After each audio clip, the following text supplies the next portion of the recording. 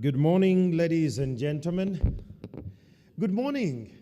Okay, just stand to your neighbor, tell them good morning. Just stand to your neighbor, tell them good morning. We're so much on our phones. It's a Saturday, and we're in a little bit of a lazy mode. It's a Saturday. We're calm and polite.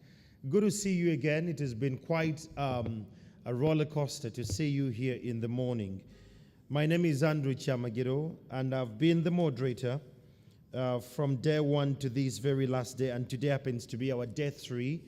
And I want to thank those who have been in the different thematic areas who have been discussing strongly about renewable energy. The conference today comes to an end, but today, just to remind you that we are having an awards ceremony. The couple of people who have stood out at the different layers, and we need to recognize them with awarding in one way or the other. It could be in innovation, it could be in implementation strategies, or it could be in partnering. They have been super impactful when it gets to that. So today we are going to have an award ceremony. By God's grace, I pray that by 2 p.m. we are done and we can all retire back home, or we meet our children and wives and husbands, or we go for more weddings, because we are Ugandans and we love to merry-make over the weekend. Just to bring you to speed, yesterday a lot happened, and we're going to be having an overview of the last 2 days, the sessions that were happening, and that is coming in a few. But for now, I want us to have a look at a documentary for Uganda Energy Credit Capitalization Company, which happens to be one of our key partners in escalating this conversation to the best impactful people at the person at the pyramid, at the bottom of the pyramid. And thereafter, we shall have a whole roundup of how the 2 days have been in terms of innovation at the exhibition side, but in terms of deliberations. Yesterday, I attended another session here that was about waste management. My God, the team from NAMA, the team from National Water, the team from KCCA, the submissions were super. So again, I want to encourage you, please go to these breakout sessions. There is a lot more knowledge you can pick from there. For now, let's have a look at this documentary, and as and when it's done, I shall return, and then we have a conversation. Please note a couple of things you learned from it. Maybe you can share later. Thank you.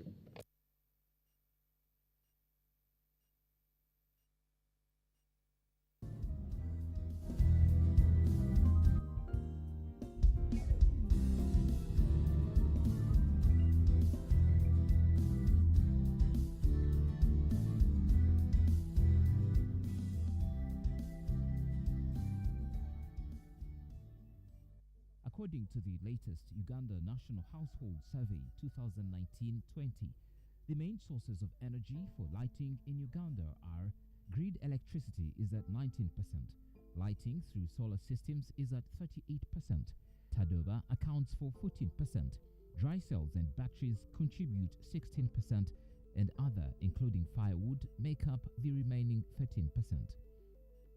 But how can these statistics be managed and revised accordingly? The mentioned statistics therefore call for deliberate action to convert those households using Tadoba, the dry batteries and firewood, to use of renewable energies for lighting purposes. The Uganda Energy Credit Capitalization Company is a government institution set up under the Companies Act as a company limited by guarantee and not having share capital. Accordingly, the objectives of UECC are to serve as a credit support institution and to promote private sector-led renewable energy infrastructure development. So Uganda Energy Credit Capitalization Company came on board in 2009, basically to help private sector prepare itself to partake of the opportunity that had been created. But they had to be helped to build capacity so that they are able to get finances which are affordable at concessional level. They've helped us, they've reached out to rural areas, Soroti, down in Chisoro, in Hoima. They are covering the whole country by identifying those small private financing institutions to help them prepare themselves to be able to get money and then purchase, help other consumers purchase the gadgets that they want to make sure that they are connected. But Uganda has areas which are very remote, which will require other means of getting connected. And I am happy that UECC is concentrating on that to bridge the gap. Ngara kintinge sola e poire some Bible idua shumanita bono oreda nene tosoma ngi kwara lo sio choloni apesi jamu kedi chia kirokere. I got this solar from Nile Microfinance alone. And the reason is because thieves used to disturb me a lot because I had no light. Yeah, they used to come at night, they disturb us, and I have my son who is studying in Kampala. He needs to read his book. That is the reason why I went for this solar. And it is helping me a lot. I'm watching TV, news. It is helping me, giving me security light in the balcony, in the rooms, all I have my light there. The Uganda Energy Credit Capitalization Company Limited has a mandate which is running around, number one, ensuring increased access to clean energy. This is especially for those rural, hard to reach areas or the hard to serve areas, so that we can also get them access our clean energy, but also most importantly to facilitate the financing of renewable energy development, particularly for those private sector companies which could be with interest in investing in clean energy. So we are mainly a company that wanted to bridge that gap between what is happening with the national grid and those who are left out, especially at the grassroots, by having them access clean energy and access it at affordable cost by modeling a way of bringing in private sector participation so that we can be able to reach those areas.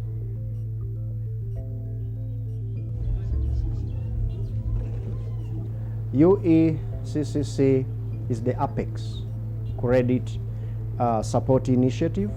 So it's an institution which is at the top, trying to mobilize this financing. It works with the financial institutions, then the private sector energy companies, as well as the development partners, to try to mobilize them and mobilize resources through innovative ways to finance this production and distribution of clean, renewable energy. So in a way, it's a special purpose vehicle. It's a company that works as a special purpose vehicle to link the private sector players, especially those who are in energy, to provide the renewable energy and access.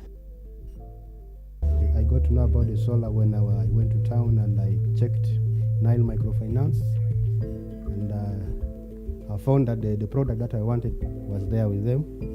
So when I went to them and inquired how I could acquire it, they told me, well, there are two methods of acquiring it. You can get it in form of cash, or else you acquire it in form of loan. So because I never had enough money, I went in form of loan.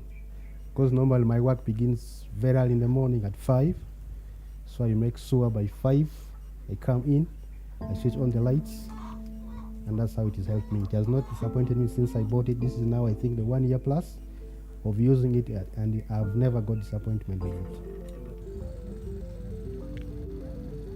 Through our partnership with Uganda Energy Credit Capitalization Company, we are able to reach a large number of people. The ordinary poor, not less than 2,000 people we have connected. This is line with our vision, and this partnership, without this partnership, it would have been very difficult for Nile Microfinance to make this penetration. Nile is now well known for providing sustainable clean energy. We appreciate your intervention. And what are some of the current strategies being deployed within the mandate of key actors in the renewable energy subsector to improve these scenarios? So UECC is at the forefront to really drive the government's agenda in ensuring we are using clean energy, but also energy efficient technologies. We really want to implore as many stakeholders as possible to benefit from the facilities that the UECC is supporting through different financiers or financing institutions and private energy companies. The team at UECC walks the journey with you when you want to access funding, even if it meant getting a transaction advisor to package a solution for the entity that intends to benefit from the facility. They are available to provide that kind of support. We have a menu of credit support instruments, including concessional funding to partner financial institutions, partial credit risk guarantees, and technical assistance to private sector players to facilitate provision of credit for clean energy projects. Since our operationalization, we have developed and implemented innovative, scalable financing solutions that demonstrate actual impact on the ground. We have facilitated financial institutions to take on energy lending as part of their day-to-day lending business with the standalone energy loan products such as the Sente Solar at Centenary Bank, Equi-Green Loan at Equity Bank, and Biogas Loan Facility at Able Circle. These clean energy loan products address the affordability barrier arising from the upfront cost of acquiring clean energy technologies. We have also facilitated financial institutions to provide working capital loans to clean energy companies. Through the various financing programs, UECC has enabled 1.2 million Ugandans to access clean energy, including solar, biogas, and on-grid connections. Under our technical assistance program, UECC has enabled local developers to package bankable renewable energy projects through provision of early-stage funding. Through this program, we have so far provided early-stage technical assistance to 8 local independent producers with a generation capacity of 76.7 megawatts. This enabled the local developers to finish early-stage studies and secure equity investors. Sun King is one of the partners with Uganda Energy Credit Capitalization Company, and together with them, we have been able to get working capital loans, end-user financing for individuals and enterprises that has enabled them acquire solar solutions. So we have partnered with a number of microfinance institutions in Uganda, including the banks, and at these different at their locations there is visibility of Sun King products. There is also knowledge on how to guide any customers, whether it's the bank customers or customers walking by, to be able to acquire products. So I do appeal to Uganda Energy Credit Capitalization Company to not to let go on the investment.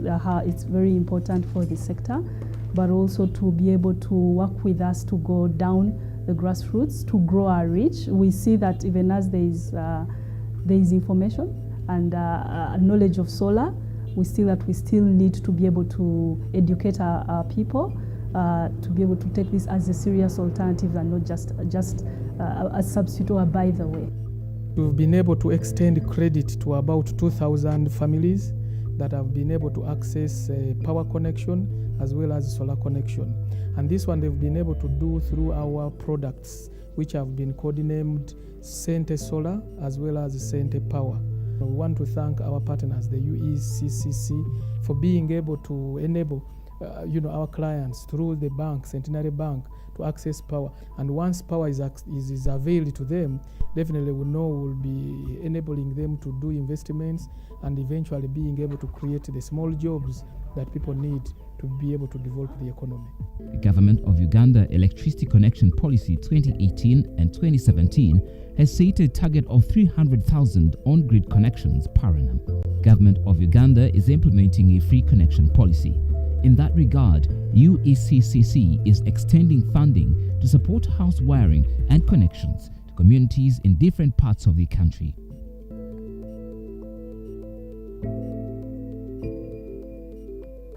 I've benefited from this electrical loan very much. When the program came in, they sensitized it about the program. I just took interest straight away. At home here, I'm trying to look for things, the way of opening something like also we selling some of these cold drinks and so on.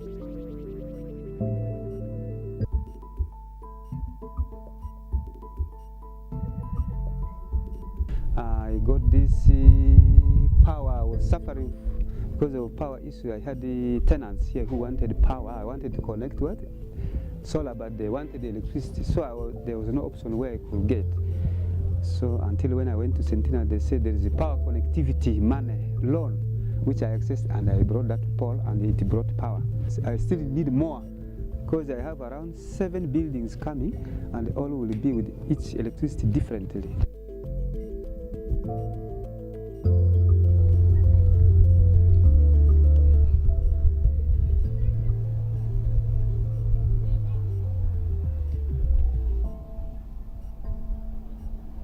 A friend tipped me from Wenreko that Centenary is up with a program. We applied for the loan. Immediately, the program was rolling to the school. We were given a pole, so we powered our administration block, and it is from the administration block that we fitted the computer lab. And we are so grateful to the Tujijenge. The solars have helped us a lot, mostly for me here.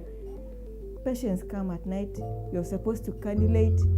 So without this solar, I wouldn't have managed it. 5 years ago, we got into partnership with UECC. With that partnership, we were able to raise to another level of professionalism in the provision of solar. We were providing solar, very small pico units, light only, light and phone charging. But when we partnered with UECC, they introduced us to a network of professionally trained technicians who were able to then service a clientele that we were avoiding to service before. People who wanted systems, for example, for their hospitals, systems for their schools that we weren't able to do before. And as a result, they have transformed the communities they work in. How I came to get this solar was through those people who are under Tujijenge company. They came advertising the solar system. So when I looked at it, I got interested. So when I bought it, I saw how useful it was, because I could even light it throughout the night. This is the one my wife uses. She uses it throughout the night for baking her cakes when she is at home here. So this thing has helped me so much, and even the family at large, very much. And they have appreciated. They just loaned me this solar here.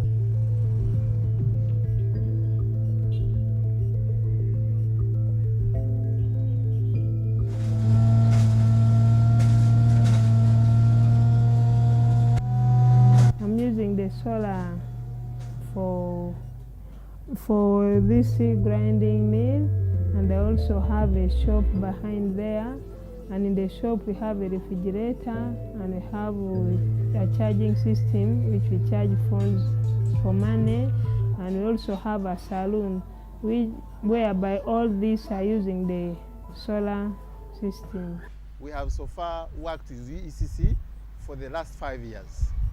and they have supported us in different categories. One, last 3 years, they provided us guarantees to acquire working capital from Centenary Bank. And by that time, we had challenges of collateral. We couldn't go to the bank because they needed land title, so couldn't access the facility. And that guarantee helped us to access the loan facility in Centenary Bank, and which has helped us to increase importation. And also it has helped us to grow our market because like Northern Uganda, we just started 2 years back. So it means out of having this working capital, we had to grow and expand. Before UCC came in, we had not focused much on these renewable energy products, biogas and solar. But when we came, that's when we developed these products, and actually now they are picking up. And this partnership has actually increased our visibility in the whole region.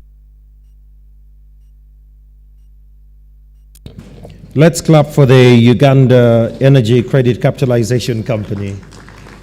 Well done. You've done yourselves quite really great there, and you've impacted lives. I love when I see that.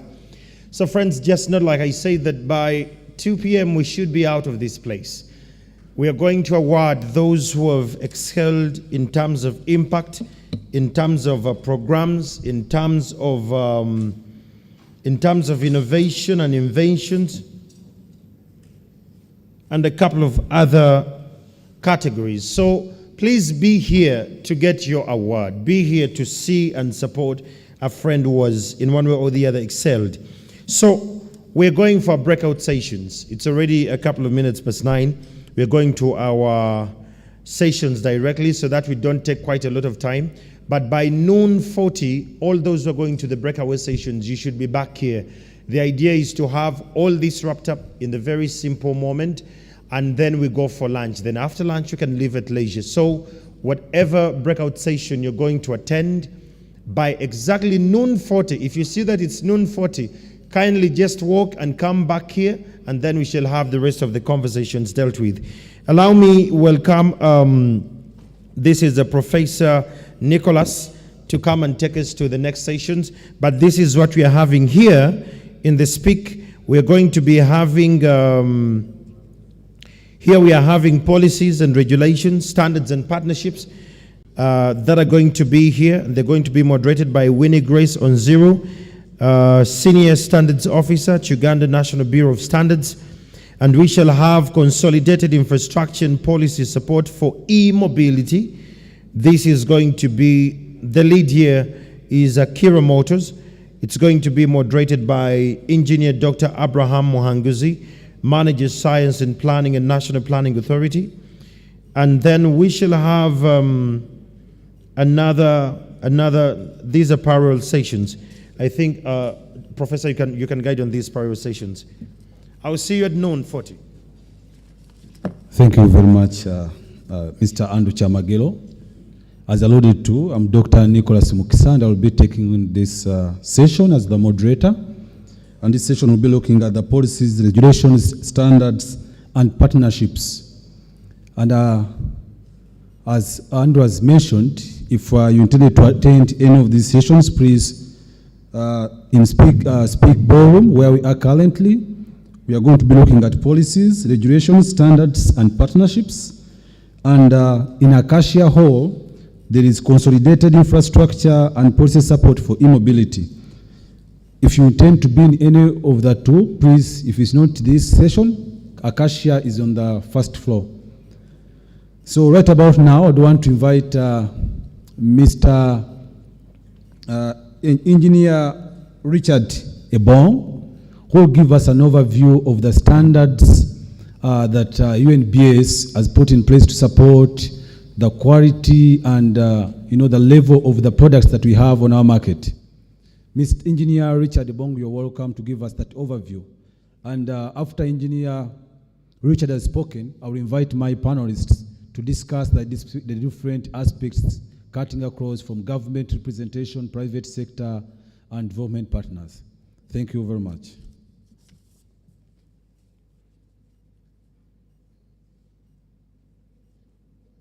Yes, thank you, Doctor, for that introduction, and good morning, everybody. My name is Richard Ebong, and I work for Uganda National Bureau of Standards. As you might have actually noticed, you changed a bit of what was in the program. I was supposed to be in the panel and do what I love most, to discuss about standards. I have worked with Uganda National Bureau of Standards I'll be making 25 years actually, next year, May 4th. So I think I have got some good experience in that area. I also privileged to chair ISO TC 285, which is responsible for clean cookstoves and clean cooking solutions. That is addressing about 11 sustainable development goals out of the 17 development goals. I would have actually loved to be on the panel, but because of other issues, all of you are aware that beginning again tomorrow, we will be having a science week that will be running up to the 10th, and it is going to discuss innovations and many other things, and I will be there, and because of those commitments, I have asked to get an early leave so that we go and finalize on the issues there. But I would want to begin my discussion about, of course, I work with UNBS, and all of you are well aware that UNBS is the government statutory body that is responsible for standards and conformity assessment. That includes inspection, testing, certification, and surveillance to ensure that the cycle of quality is attained. It also implements the Weights and Measures Act, which is the Metrology Act that should be coming to force. My role this morning is to talk about the standards, but I would want to say that, standard just sits in what I would want to put it as policy deployment, because there are very many things, and to bring the linkage very well, we know that there are many things. We have the broad document is the Constitution that will say, you have a right to health and safety, clean environment. It's a very huge thing. This thing comes down to the act, which creates now authorities that is responsible to see that instruments are being put in place to ensure that Ugandans have got good health, they have access to energy, they have all those that have been put in broad terms in the Constitution. Then the Act now says Minister of Energy is responsible for the provision of energy and all that, because the Constitution says we have the right to clean environment, energy, and all that. Now there is someone who should handle that issue. Then it comes down to energy. And then energy creates policies. And policies, we have regulations that are actually delegated responsibilities from the Parliament that is given to the minister from late. But in order to realize that these things are operationalized, we then come down to standards that will provide you the parameters that will help you to evaluate and to ensure that, yes, we do have all this in place. So, going back to UNBS, as I said, its key mandate, because it's created under the Act of the Parliament, that's the apex body that is responsible to put in place the standards, the national standards that will be used to put in place formulation and promotion of the use of standards, to enforce the use of standards, to promote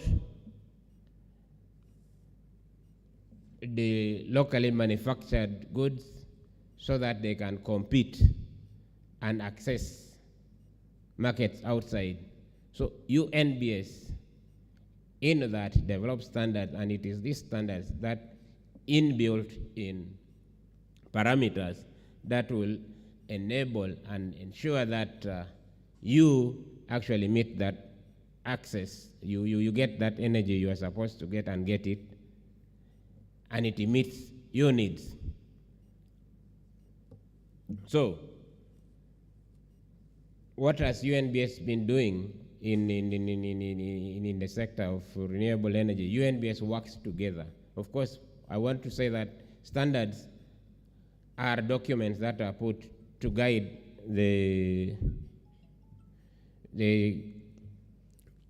to provide solutions to repeated problems, or is a formula that would enable you to do things the right way, simply put. Because it has a long definition, a document approved by a recognized body and all that, but simply it provides you a formula, a method of evaluating and producing. There are different types of standards. There are process standards, there are product standards, there are management standards. All this put together should enable you to ensure that you put system standards provides you a mechanism of having a systems of documented record that you can use and having process to manage and produce a product that is of quality. So UNBS in its process has got structures for development of standards that has been agreed internationally because of the World Trade Organization to trade. That ensures that the process should be done in a transparent manner. There are 6 principles that is used in the development of policy that was agreed by the World Trade Organization members to avoid creating what is called technical barriers to trade. And those principles include the principle of consensus, principles of openness, principle of balance of interest, transparency, and technical coherence. And this will make sure that all the documents that you have, the standards will not contradict the regulations, will not contradict the laws of any country. And therefore, UNBS puts in place mechanisms and a secretariat that brings together all the key stakeholders in the sector to develop the standard for that sector or for a particular product. And in the energy sector, UNBS has been coordinating and cooperating with the key stakeholders in this sector. Most importantly, Ministry of Energy, together with the industries, with the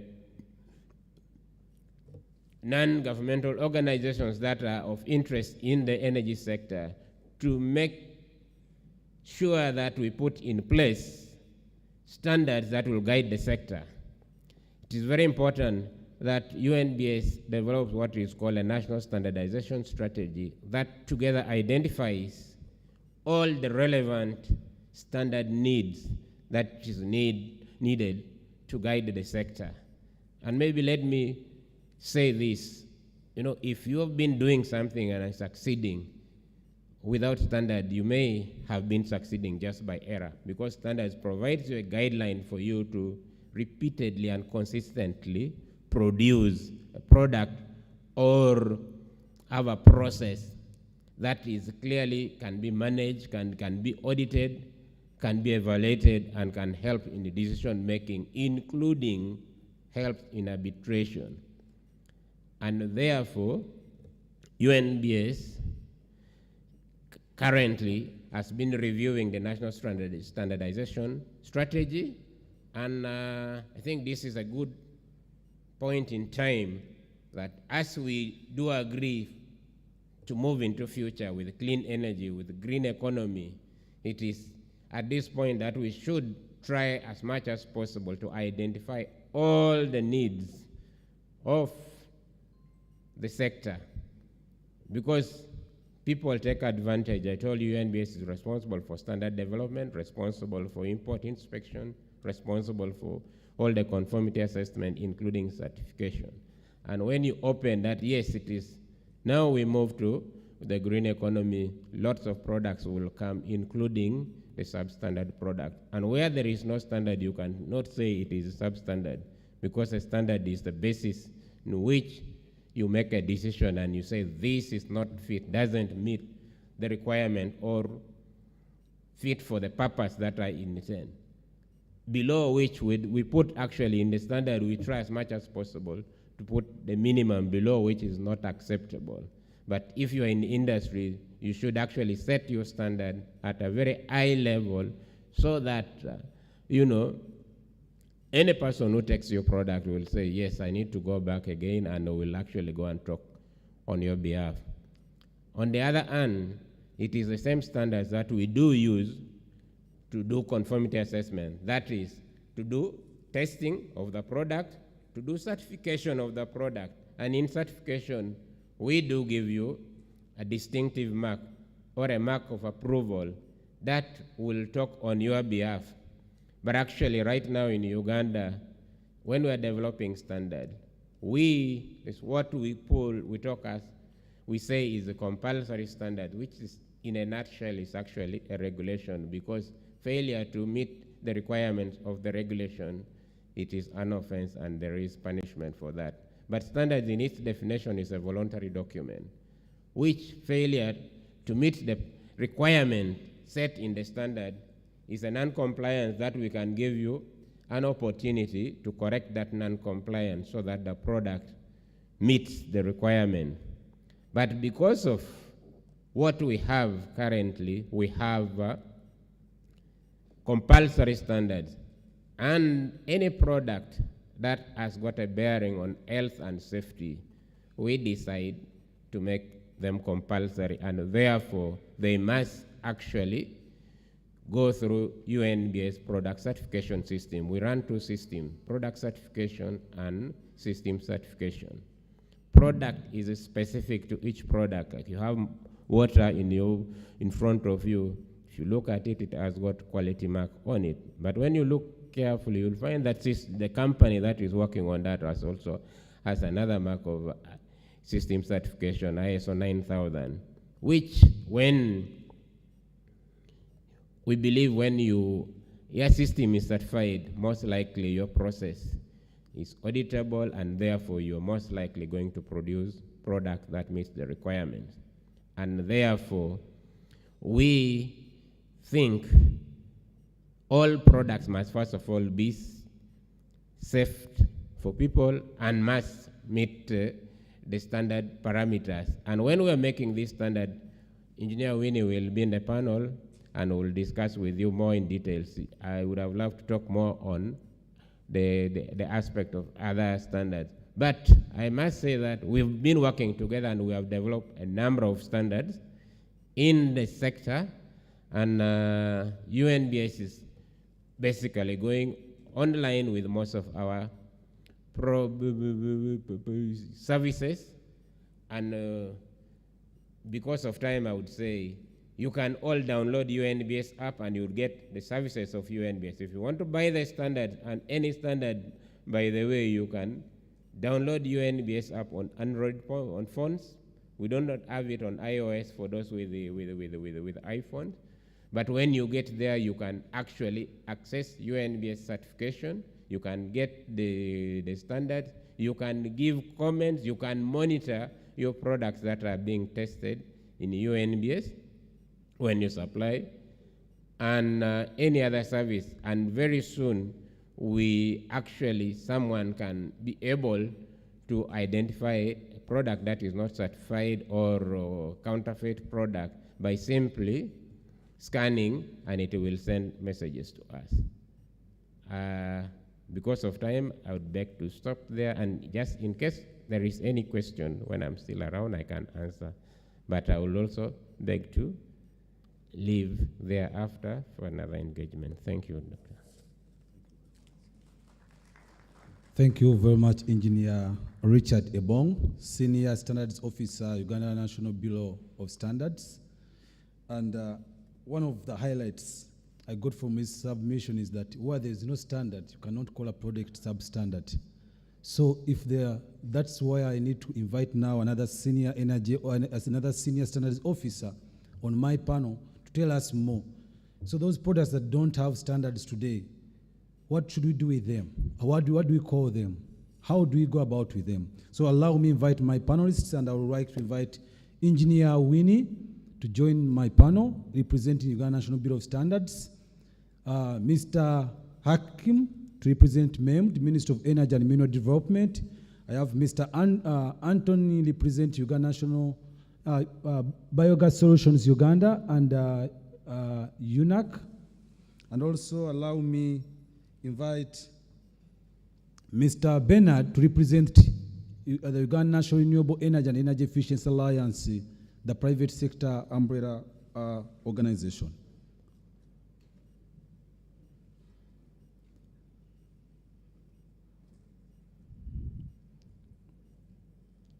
Madam Win, I would have requested that Bernard, could you please sit here? Madam Win should sit there so that she's not so far away from the questions.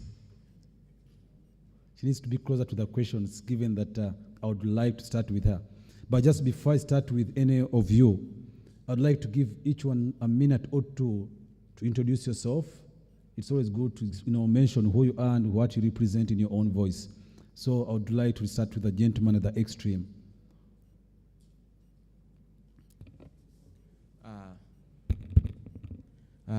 Thank you very much. Good morning, everyone. My name is Anton Akatchungura. I work with Biogas Solutions Uganda.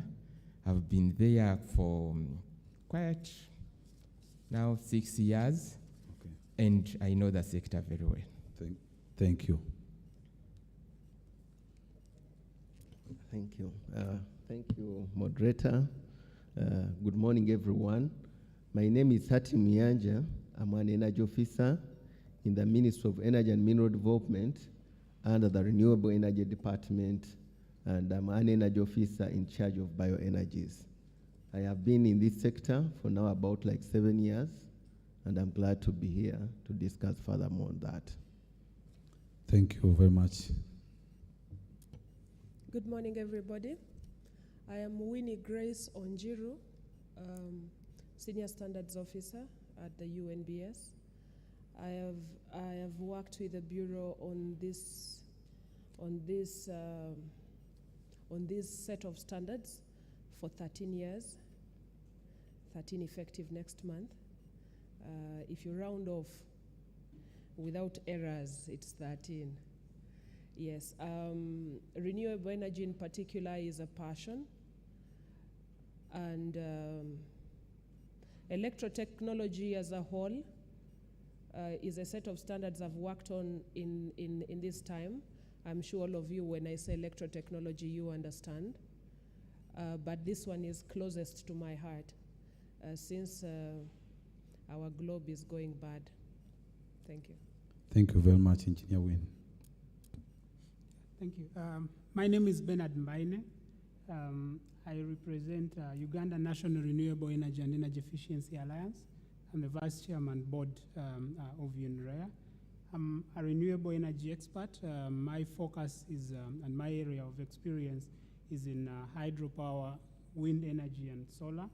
I've been in the sector for close to 8 years now. So yeah, I have, I think, experience that is good enough to discuss renewable energy today. Thank you. Thank you very much. And this gives me a good understanding and a rich wealth of experience on my panel, given that everyone has at minimum 6 years of the sector. I believe you understand the standards, policies, regulations, and of course the partnerships that guide and drive our sector. I would want lady to start with the lady on the panel, but before I invite the lady on the panel, we had invited someone from the Uganda Investment Authority. If we're in the house, please, or any representation from the Uganda Investment Authority.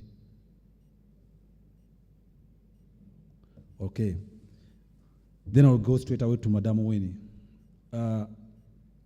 as Engineer Richard was giving his submission, he mentioned something that where there is no standard, a product cannot be referred to as substandard. Could you please guide on that? Thank you very much. I would just like to give a synonym. If there is no pass mark, how will you say somebody passed to the next class or not? There has to clearly be a standard to be able to say if a product is safe for use or not. Probably I then can add that we have two words that are normally confused. We have the counterfeit and substandard. Many people think a counterfeit is a substandard. Not always. Many counterfeiters observe the shortcomings of the original, correct them, and produce a better product, such that you'll get a counterfeit and test it against the standard, and it performs excellent. So counterfeit and substandard are two different words. Thank you. Thank you very much. Now, you've brought in a new terminology, counterfeit. I always thought if something is counterfeit, it's not even worth looking at. But now you're telling me that it could be counterfeit, but still meet the standards. So, as UNBS, we understand you've been putting in place a couple of several standards for the different technologies, ranging from solar, hydro components, and biomass, clean cooking components.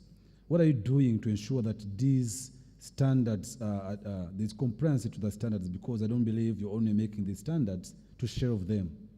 So what are you doing, and how are you going about assurance of adherence to these standards? Thank you very much, Doctor. When we talk about standardization, we talk about standards development and conformity assessment. Actually, if you are to make a mathematical statement, standardization is equal to standards development plus conformity assessment. Now, the standardization seems to have been more smooth than the conformity assessment because of the challenges involved. What the Bureau of Standards is doing is ensuring that we get partnerships to help us. Like I said, if you do not have a standard, you cannot say it is substandard. And if you cannot test against a standard, you still can't say it's substandard. If I got this water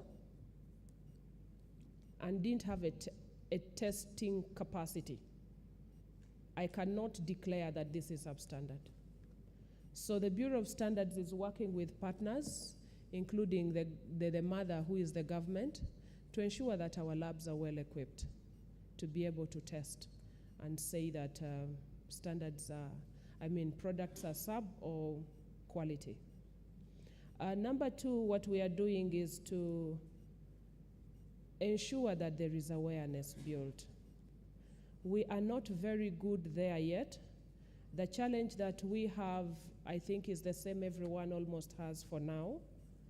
We just learned yesterday, I learned from Engineer Sebowa yesterday, that we can actually do better if we went lower to the religious bodies, to the local communities, the LCs, to promote these standards. Many times we promote these standards in boardrooms like this, yet the actual people who are affected most are at the grassroots. The Bureau is willing to take that up and add to what we are doing so far. The numbers, you remember we have been singing about our workforce being lean. The workforce has gained a bit of weight. If it was 45 kilos, I think we are at around 55 now. We hope we shall reach my weight or even higher with And which time. one is that? In numbers. The weight? My weight? Yes. Over 100 Okay. kgs, yeah. So Thank you. we are hoping to get there as time goes by.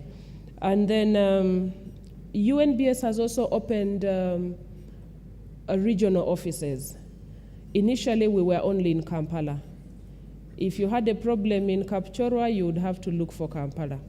If you had issues in Arua, where I come from, you would have to locate Kampala if you had an issue with UNBS. But now we have offices in Gulu, in Lira, in Barara, and in Mbale. Hopefully, we shall have more in other districts very soon. Then we have the PVOC program. I'm sure a number of you have heard of PVOC. Anyone has not heard of PVOC? You've not heard of PVOC? Okay. It is a program. It is a pre-shipment verification for conformity from the country of origin. Since we have acknowledged that we have a testing gap in our country, third-party labs have been contracted to test on our behalf from the countries of origin against our standards. So we provide standards, and tests are done from the country of origin to try and minimize the inflow of substandard products into the country. So far, that is what we are doing. Yeah. And we are working with partners within USEA. I'm talking for this particular sector now. We are talking to the few manufacturers in this sector, those assembling, everyone in this sector we are trying to engage to join efforts and see how far we can go in cleaning up our market. Thank you. Yeah, thank you very much, Engineer Winnie. And just as you concluded your submission, you alluded to the fact that you're working closely with associations like USEA, and that brings me to UNREA, because UNREA is the mother of all these other associations. And as Engineer Winnie was giving a submission, she alluded to the fact that conformity to the standards and awareness of the standards is still wanting in this country. And I also understand that one of UNREA's focal areas is addressing matters of standards awareness as well as conformity or quality assurance. Could you speak to that, Mr. Bernard, in regards to what UNREA is doing in that line of work to ensure that standards are well adherent to? Thank you. Thank you, Doctor, for that. So UNREA, of course, for those who probably it's new to them, UNREA is Uganda National Renewable Energy and Energy Efficiency Alliance. We are an apex organization that represents the private sector actors within the renewable energy sector. And we bring together over 550 companies, I think, currently. And these companies are, formed into the different associations. I think you had Madam Winnie talking about the Uganda Solar Energy Association. We bring together all the other associations, those that are in clean cooking, those that are in hydropower, solar, and all the technologies.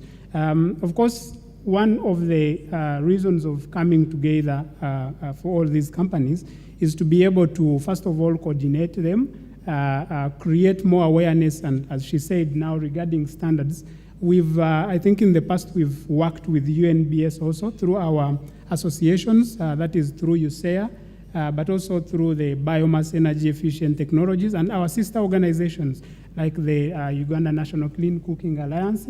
And we are looking at how do we promote these standards to the people. She talked about bringing these standards to the lower people, to the ground, because we must also understand that some of our businesses are operating informally, especially this is more common when you go to the clean cooking sector.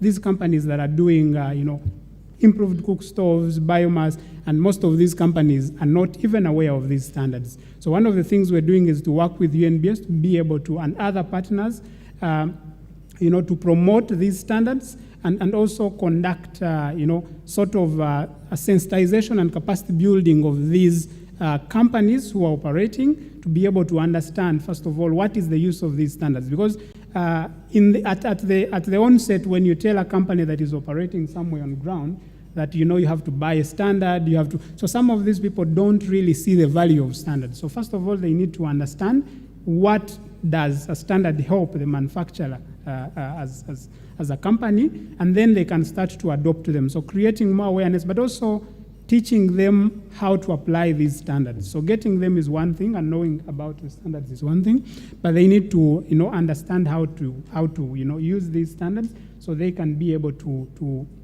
to benefit them, but also benefit the sector as a whole. Because one other aspect is empowering consumers, because we don't need to look at the supply side alone. There's also the consumer side. So if you empower a consumer, one, they are able to tell that there is standards, so I need to use a product that meets a certain requirement when it comes to standards. And then they will start to look out for, things like, quality mark on the products they are taking. And, I think with that, we're able to probably start to, the sector will start to know and appreciate the value of standards. And of course, once the market is sensitized and they are aware of standards, the consumers are empowered, then those that are not following standards will be forced to also follow, because then the market is shrinking for them. So I think we've worked closely with our partners. NDEV is doing quite a lot of work in clean cooking, UNBS and UNAC, and so we are trying to make sure we promote, create more awareness, and of course also work with UNBS to develop more standards in areas where standards are still lacking. Thank you. Thank you, Mr. Bennett. And you brought up something very crucial here. You mentioned something to do with standards mark. Products that have been produced to the required standards, and I think this is exactly where Madam Winnie and the team that work at UNBS are really coming in handy to make sure that these standards, the products are well marked for consumers to identify. And I've also mentioned that there is no consumer empowerment. This brings me to Mr. Anton, because this is now biogas. I'm imagining how are we going to mark these biogas digesters, because it's public knowledge that most biogas systems are fading before they make a turn of 5 years of existence. And if I may put a random question around the audience, maybe most people here don't even have a biogas digester in their backyard or in their family lineage. But biogas has existed as long as humanity has been here, because we all know about it, how biogas is produced. So what should we do different to ensure that biogas is one of the technologies that is adopted but also understood widely by the masses? Thank you very much, Dr. Paul. I will first, according to the survey that we did last year, functionality of biogas was at 69.2. So we are losing, I think, 30%. So where is that 30% coming, and why is that 30% there? Because it automatically is supposed not to be there. We actually want the functionality at 100%. Yeah. But of course, for those who have seen biogas, for those who doesn't know, they have not seen it anywhere, we actually have different types. We have the prefabricated, the ones that are imported. We have the fixed dome, those ones that we construct using our local materials. And we have even prefabricated, we have like the floating drum. Yeah. So functionality is actually not, it is not caused by, I cannot put it on one person or one company or one, because we all need us, the program, our constructors, the masons, the farmer. We are all, when we talk about non-functionality, it all comes back to us. Because Dr. Paul, you find when you've constructed a biogas, yeah, and someone have not fed it, it will be put in the other list of non-functional plants. Sure. And yet it was supposed to be fed by the farmer. But what can we do? We are putting, actually, we've been putting some measures in place. We are working with local communities. You call them private companies. The BEs, we call them biogas enterprises, that actually moves around to go and visit the farmers. We've trained them all over the country. such that they can carry or conduct the trainings. And because you may find that non-functional plants is due to something, actually as a result of something that is minor, that a farmer can actually control, like a broken tap. So we are putting those, the training soldiers in place to go, and we allocate, like you have like 10 in Eastern, and you tell them, you allocate them, because we get complaints. We have what we call complaint tracker. We have a toll free. We actually get complaints from all over the farmers, because after constructing, we normally give them the toll free. Because when you give them a mason's number, the mason may not, pick the call. Sure. More especially when the mason have not done something nice. So we are tracking those non-functional, and we, in our program, we have a budget reserved for repair, but it will not be there for a long time. But this budget is as a result of these systems generating the carbon credit. Sure. Because we get carbon credit, and you can't, it is difficult to share the carbon credit to the farmers with biogas. Like I call Dr. Paul and I say, you come and pick your 70,000 because it was a result of carbon credit.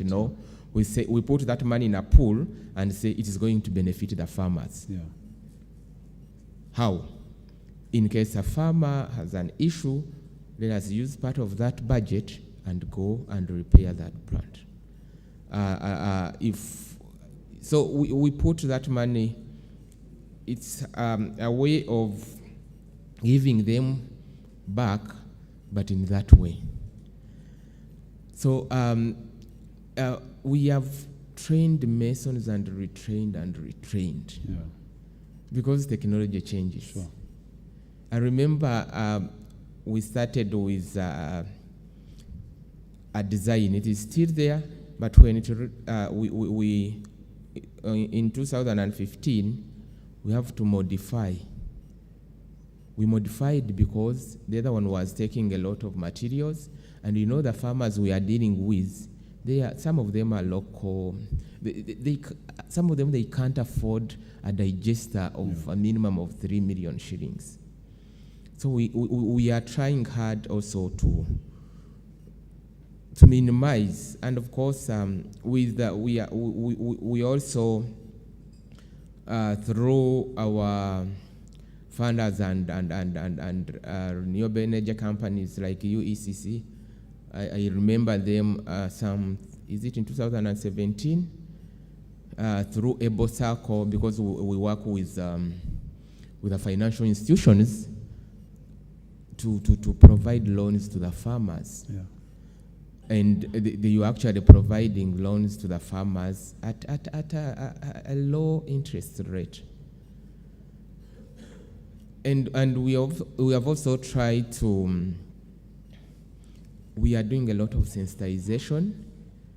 We do after sales, because when you construct a plant, a digester at a farmer, and you don't teach that farmer, that automatically that one will be a non-functional plant when you come after 2 years. Okay. So we do 4 routine visits after construction. Within that first year, our quality supervisor have to allocate some masons to go and visit a farmer 4 times, such that you know how to, from the day one gas was generated, when silage started coming, how to apply biosilage to your plantation, and then after 1 year you say, okay, now this farmer is good to go. Yeah. But of course, amidst this, the other 30% will always come. Why? You can put it on, we have seen where a plant is abandoned. Someone shifted and sold the land to someone, and that person is not interested. They stole someone's animals, so the feedstocks are no longer there. Of course, there is also quality issues, and those small issues where you find that maybe someone, the mason sighted near a bigger tree, and maybe the root, and also these other prefabricated digesters, they are always on top of ground. Maliciously, someone can come and cut. Yeah. So that's where you find now the other percentage. At times it can't be achieved fully, but we are trying hard to also achieve that percentage. Thank you very much, Anthony. And I want to ask a question. So myself as Dr. Nicholas, I want to, convince my mom to, take up biogas. And I'm wondering, how do I convince this dear old lady to, accept to have a biogas digester set up in her backyard? Don't you think, how can I convince her easily? Because I know most of our audience here, they don't understand much about biogas, but for us to believe that biogas is good, based on your submissions. So how can I easily convince someone, because many people have animals, especially if you look at the cattle corridor, most people already have animals. I also understand that agricultural waste could also be used as feedstock. And we know that as a country, we pride in being an agricultural-based country. So how easily can we convince people? Because like I mentioned, biogas has been here for life. But it's one of those technologies that has been least, adopted in this country. Thank you very much. If you know the benefits, if I come and tell you the benefits, because I can't come here and say biogas, and if I preach you on the benefits of biogas, surely I think someone can be convinced. Because in this Uganda where we are and where we are heading, surely we all know. Yeah. We all know that in 2, 3, 4 years' time, we will not be affording even a sack of charcoal. You can go you do a cost-benefit analysis for someone who is using firewood or charcoal. A bag is now at close to 100,000. Mm. But a system of biogas, a small one of 6 cubic, you can construct between 2.5 or 3, depending on where you are, because it's all about the cost of materials. Sure. But this system will be knowing that your mom, for example, is not going to wake up very early to enter the kitchen, the other outside kitchen, because this is a smoke-free. Sure. Even if it is installed here, you can cook from here, and this room will remain clean. You will not be waking up very early. You will not be, struggling when it's raining to go and look for firewood or charcoal. This is a one-time investment that when you try to calculate it vis-a-vis you using biogas, investing in biogas one time, and buying charcoal every month or even every 2 weeks, you'll find that maybe if we invest it,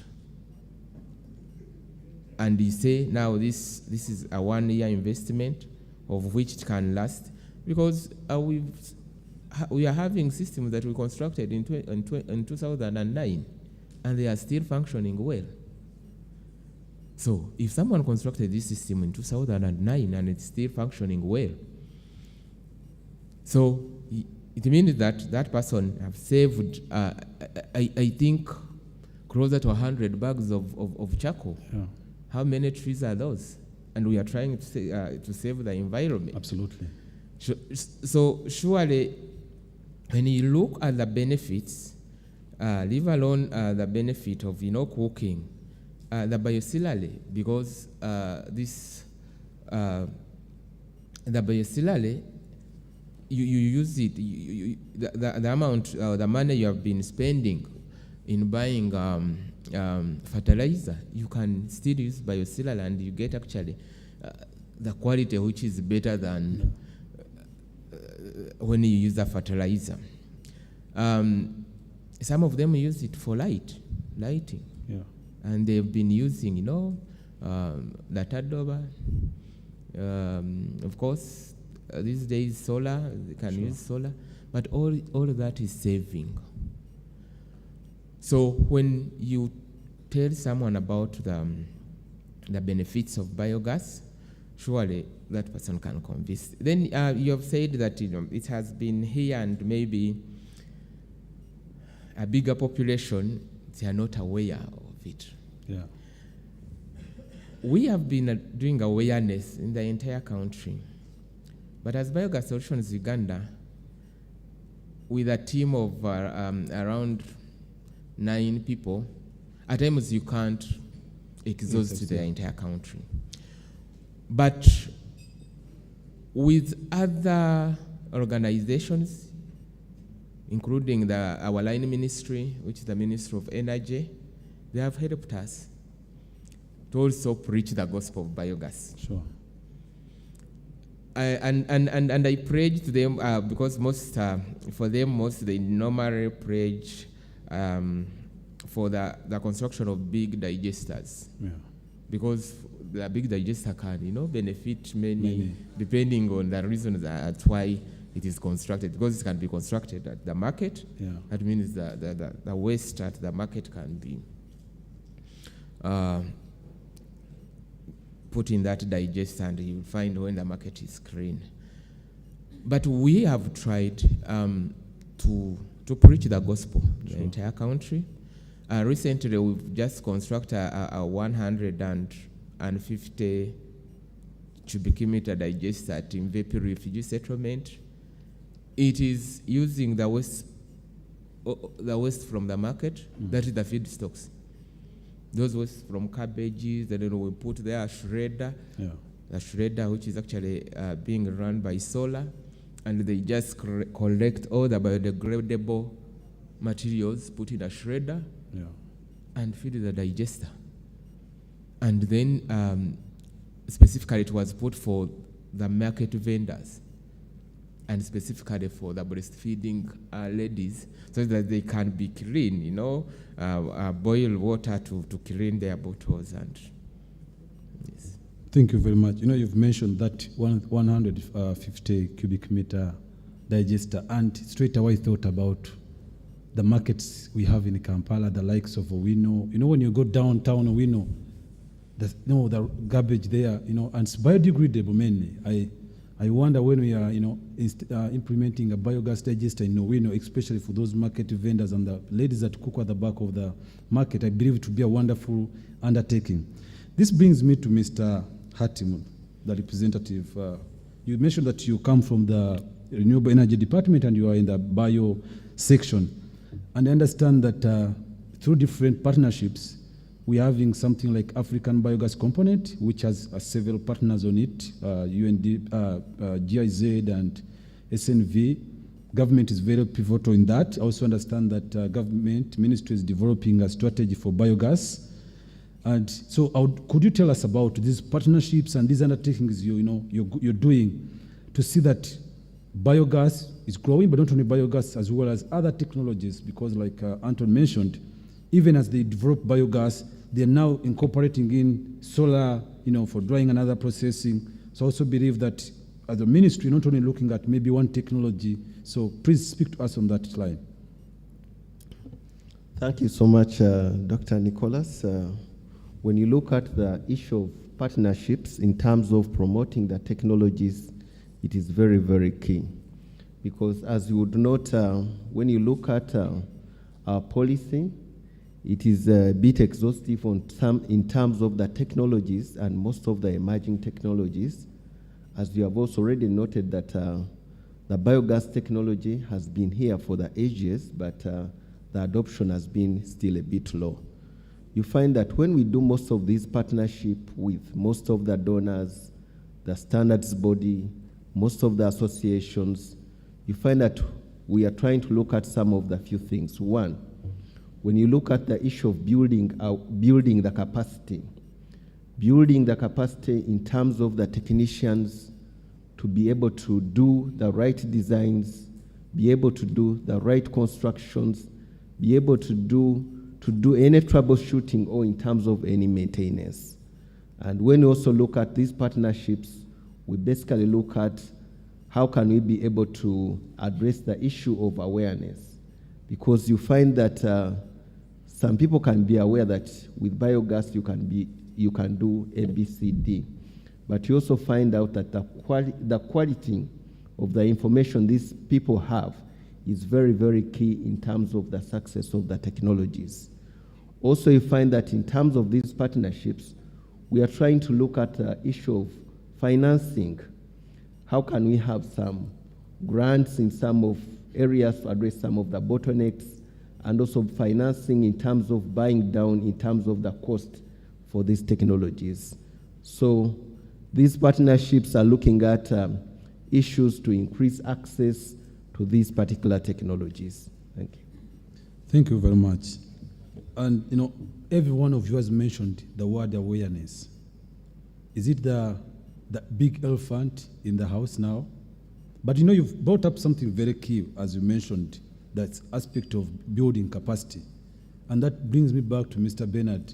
I understand UNREA is also supporting the private sector to make sure that there is enough capacity. Artisans, technicians, sales at all levels of the value chain, of the energy value chain. What do you have to say to that?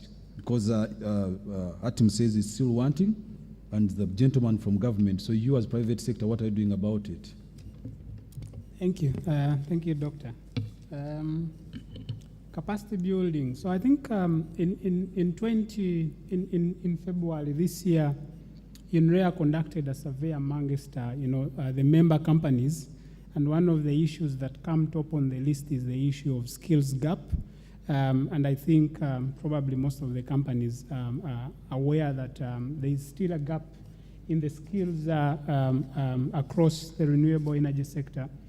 And UNREA, working together with the different partners, we implement capacity building programs. Of course, we look at the entire spectrum. We look at the technical skills, but the survey showed that there is even quite a big need in the skills, in the other soft skills.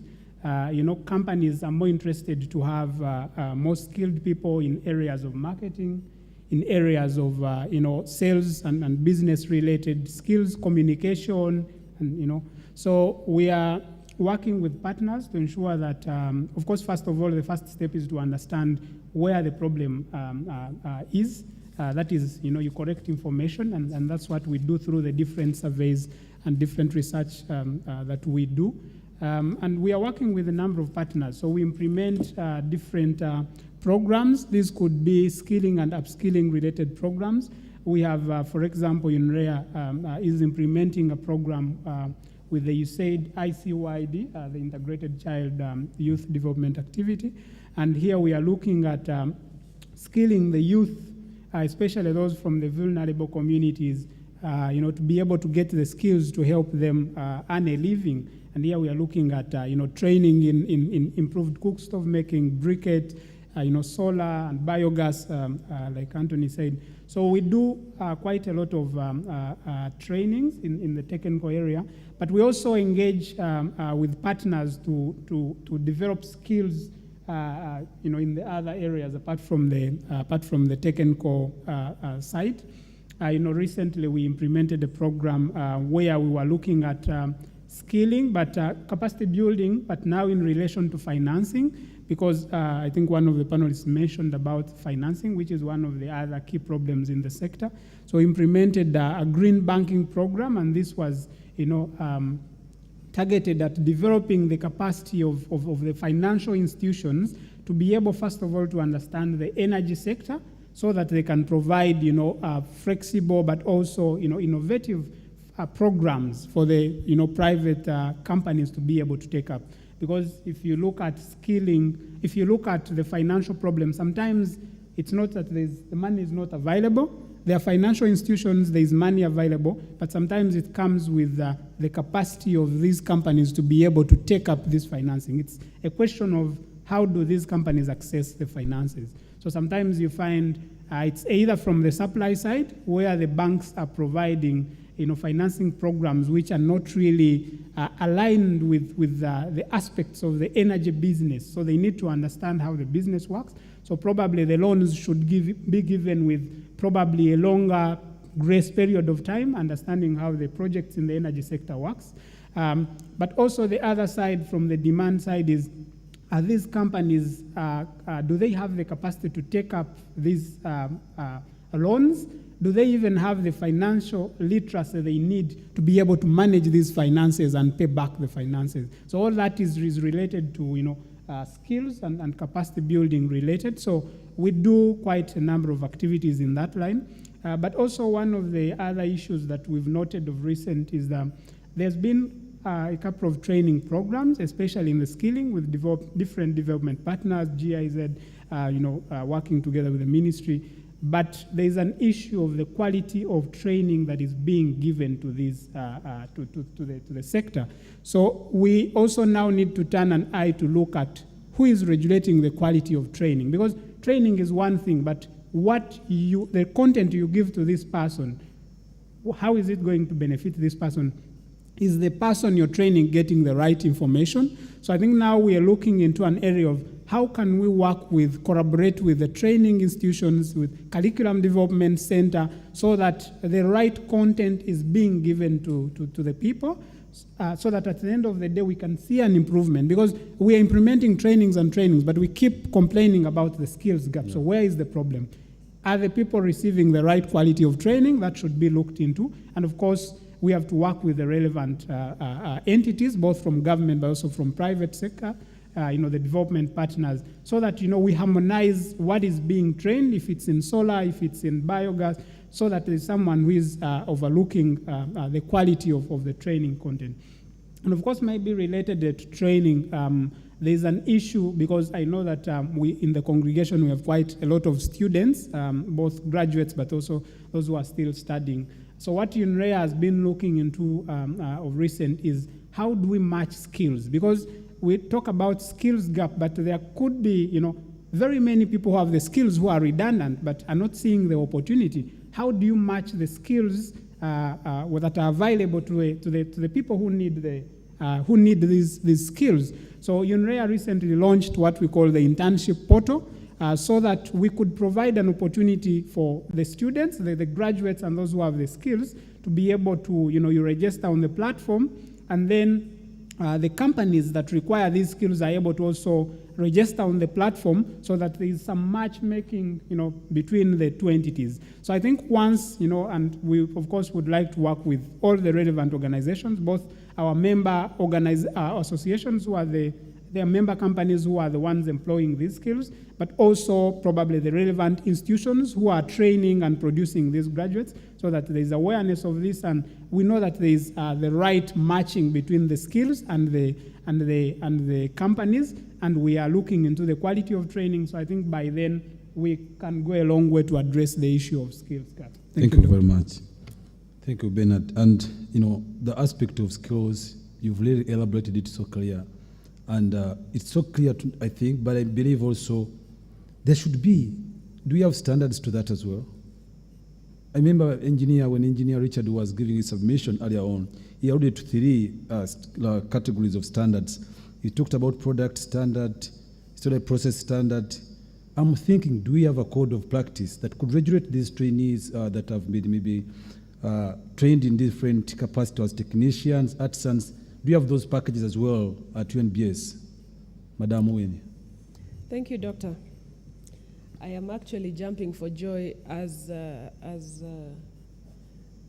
my colleague here spoke. I was practically dancing, just that you couldn't see. It was latent, yes. We have also at the Bureau of Standards discovered that we have been making a lot of noise about the quality of the products. Especially in the solar sector, it has been very clear that certain systems are failing, not because the products are bad. You can get the top of the range products, You'll have the best panel, the best battery, the best everything. Last week on Friday, I was requested by a colleague who had a solar system installed at his place not 2 years ago, less than 2 years, and it could hardly serve for 4 hours.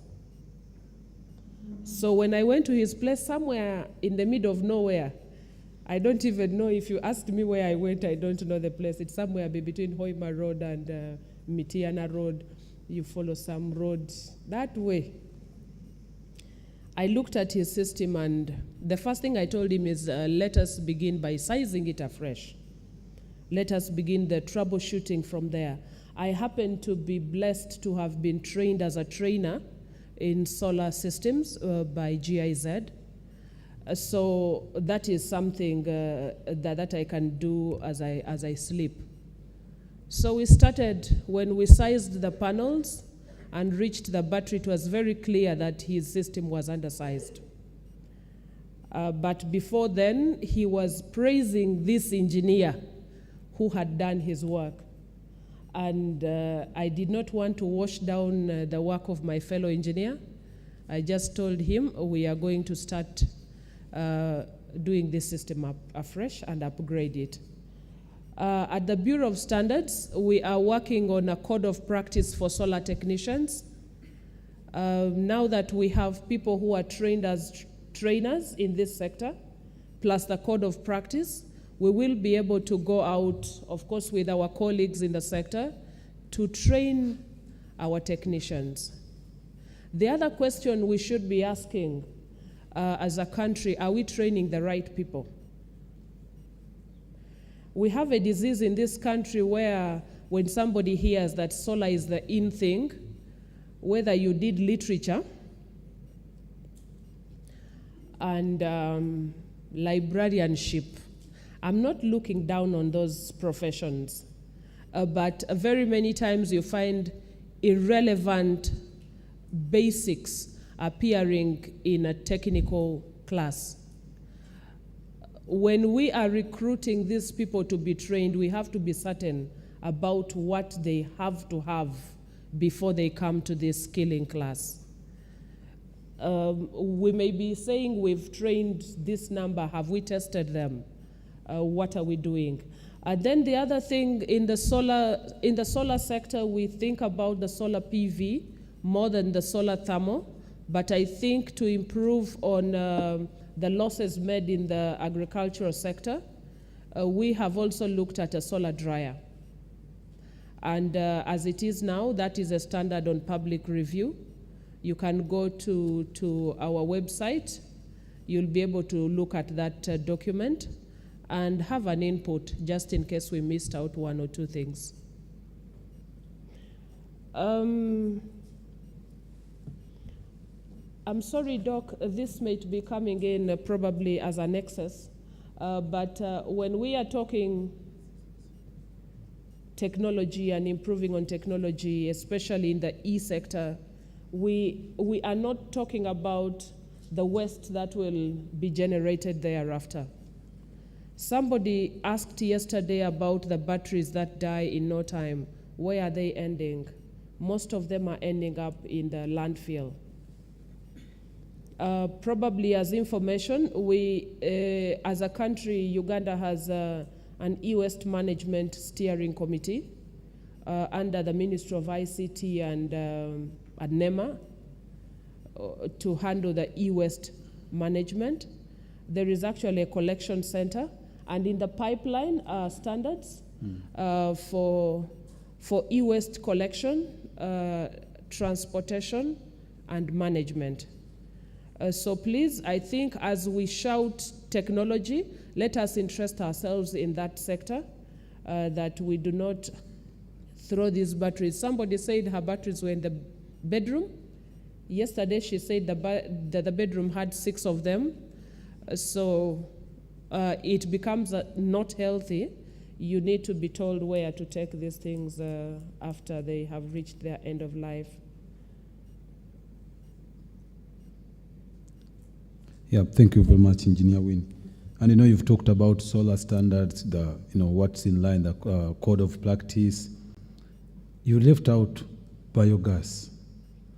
And let me bring it to the Biogas Solutions Uganda. Do you also need a code of practice to regulate your artisans? Or it's not necessary, your guys know how to construct these digesters. That's all they need to know. Thank you, Doctor. Automatically, yes. Like the engineer has just mentioned, when we are recruiting for masons, we recruit masons who have actually been trained to construct other buildings. Yeah. Such that by us imparting new knowledge of constructing a biogas, it is something simple. It's just to change on what you've been making, but now change in design, and that one is easier for someone with the knowledge, not anyone like you pick from somewhere and you start saying, now you are going to do this. We are going to, I am traveling to Kapchorwa on Sunday tomorrow for certify some masons who have been trained. And the standard is there at times. Of course, you must follow the plan. Mm. And that plan is there, and when you are constructing, there are always those people, that trained people that can come and visit and measure. Because if you don't follow the plan, you will have a digester there, you put cow dung, you feed it, and at times it fails to produce gas.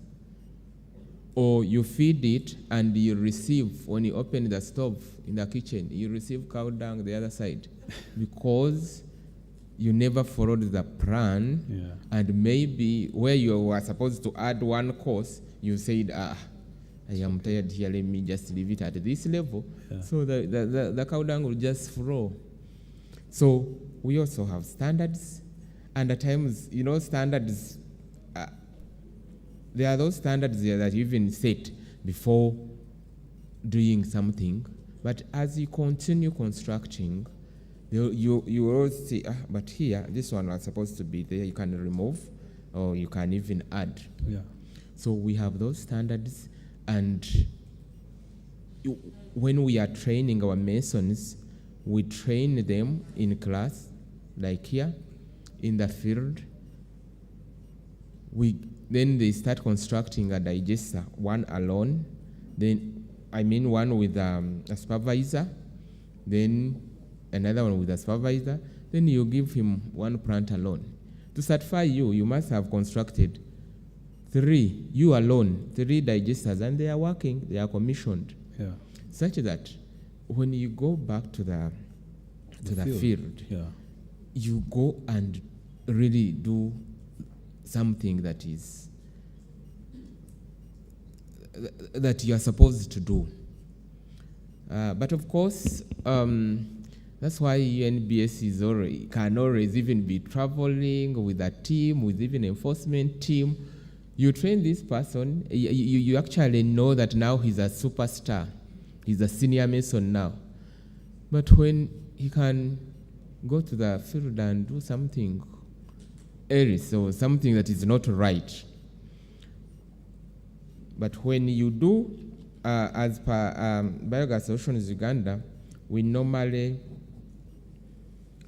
follow up with these masons. If it's me, Anton, I'm a mason, and in our database, you have 5 plants and are not functioning, and they are constructed by you, you have to come for a refresher course, or we just cut you from being our from the list of our masons. Yeah.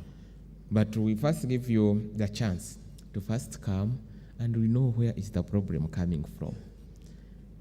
Then if you really can't come, then we cut you from the list of our masons. Wow. I was thinking of coming to be trained, but now I'm a bit scared. What if I fail on the 3rd undertaking and put out Won't I lose my fees that I've committed to the training? No, but thank you very much. Actually, we don't ask for fees to train. Oh. No, we have partners. Like now, these people in Kapchorwa, it's a partnership with GIZ. Wow. And they are looking at gender issues because we looked at our masons. Out of 100, they are like 7 female. So we said, no, we need these people also to be. Yeah. So we looked for where we can get maybe like, because they are 10 in number. Yeah. But of course, when you 50% is a female number, so we can also recruit some ladies here to be Masons, right? Absolutely. We have some. Anyone interested in training in biogas? We have an open door to the ladies. So please don't let him go away of here before he registers you for the next round of training. But thank you very much, Mr. Anton. And I just want to come to Mr. Hatim. When Anton was speaking, he talked about enforcement teams and certifying. That also speaks to what Madam Wynne mentioned about code of practice. Do you think we need something like a certificate of compliance in this sector to regulate and look at how things are done, look at the business players in private sector to ensure that products on market adhere to the standards, but also even the practitioners, the artisans and technicians have the required skills. Should we really go for that kind of line of work that everyone to practice or to do business in this space, you need a certificate of compliance? This is common with the law fraternity. Even though you're a senior lawyer, you must have a certificate issued to you every year, regardless of how many years you've practiced.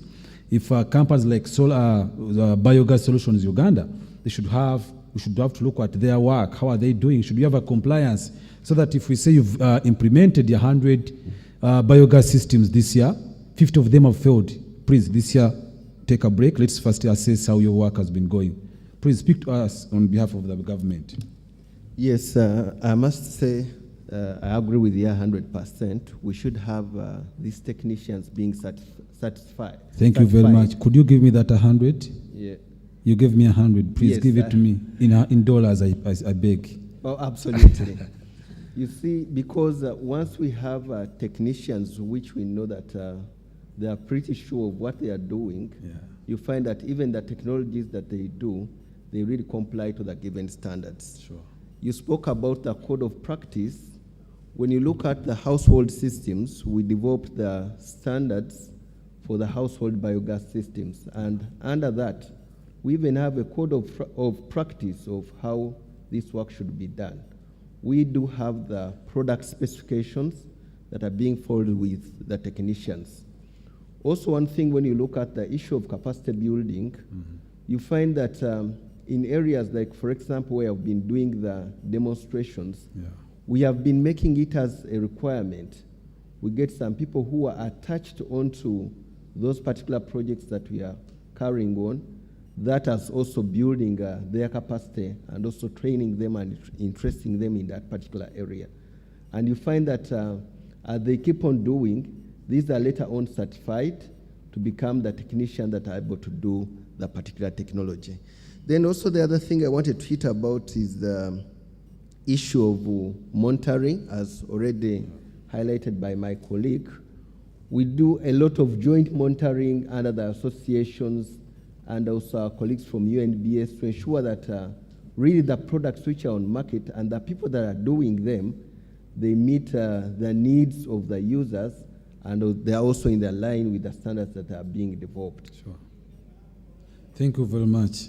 And since now government ministry is endorsing that we should go for certificate of compliance, then I think UNBS and private sector players here, it's your part now to take it on and support ministry to see how best we can frame and structure this compliance to ensure that quality is upheld and we have good products on market. Thank you very much, my panelists. I would want now to invite the audience. I know you also have questions. I still have many, but I would want to give my audience an opportunity to hear out their questions, and I'll take about 4 questions because we have to be out for a break at 10:45. So I'll take 4 questions, but in case you have a personal question there after feel free to approach any of these 4 panelists as we go out for our break time to further digest what they've submitted. Someone told me, move around the microphone. Yes, I have a gentleman here in the Cape. There is a Dr. Mary at the back, another gentleman here from Zambia, Shadrach. Those are 3. And I want to do a bit of gender balance. We've talked about inclusivity here. Could I have a lady? Yeah, perfect. We have another lady here. Yes.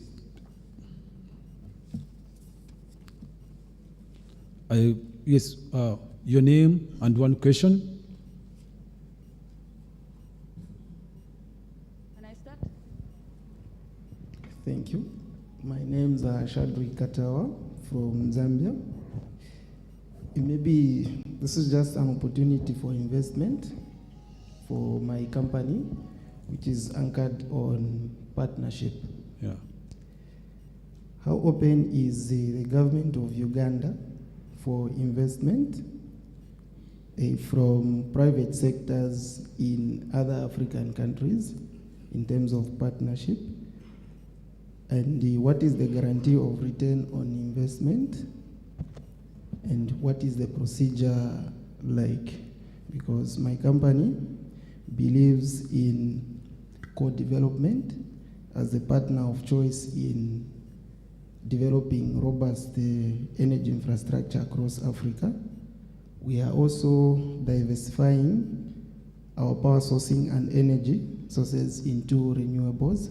So my understanding and my question would be, how open is the Ugandan government through the Ministry of Energy for investment from private sectors from other African countries, and how complex is the process of diving into that investment portfolio, and who might be the contact person, so that before I leave here, we can share notes, so that if my company gets interested, we can dive into this to partner with you, so that we can move together in terms of partnership. Thank you. Thank you very much. I think that will be going to Mehmet, but let's first take all the 4 questions and we briefly answer them. I would want to call Dr. Miria, and there's a lady here, excuse me. Yes, Dr. Miria. Thank you. All the panelists have alluded to aspects of quality and basically quality assurance and the like. I'm interested in finding out what measures you can propose that we look into when we are now considering the aspects of our professionals in the country. Winnie, you talked about resizing an entire system. Biogas solutions, you talked about you've trained trainers and trained, and we still have that gap. Mr. Hatim has also talked about what the ministry is doing, and so has UNREA. So it looks to me like we have a big issue that may be one that we have to attack from different sides of it. What measures could you probably propose that we consider? Would it be something like having an entity that vets all our professionals? Should we look at the carrot and stick? I mean, what measures have you seen over time that we can consider so that we can work towards this, especially under the National Renewable Energy Platform, which is one of the sponsors of this event, because that tries to bring all the actors together. Thank you. Thank you, Dr. Miria. There is a gentleman here in the Cape. Is the number, that's the 3rd question, and there's a lady here. You already have the microphone? Yeah, sure.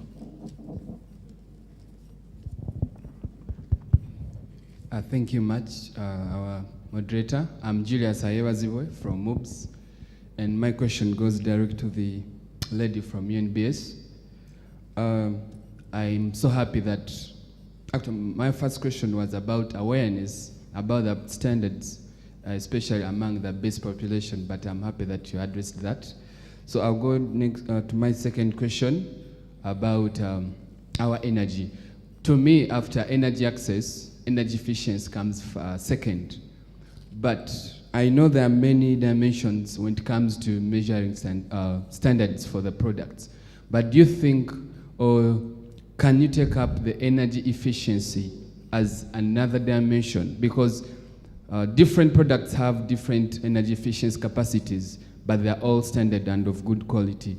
But as Ugandans, we would prefer products that take less power or energy to do the same activities or purposes. So, do you think you can take it up? And if so, in case there is a movement, which people are you involving? Thank you. Yes, the lady over here. Thank you, moderator. Good morning, ladies and gentlemen.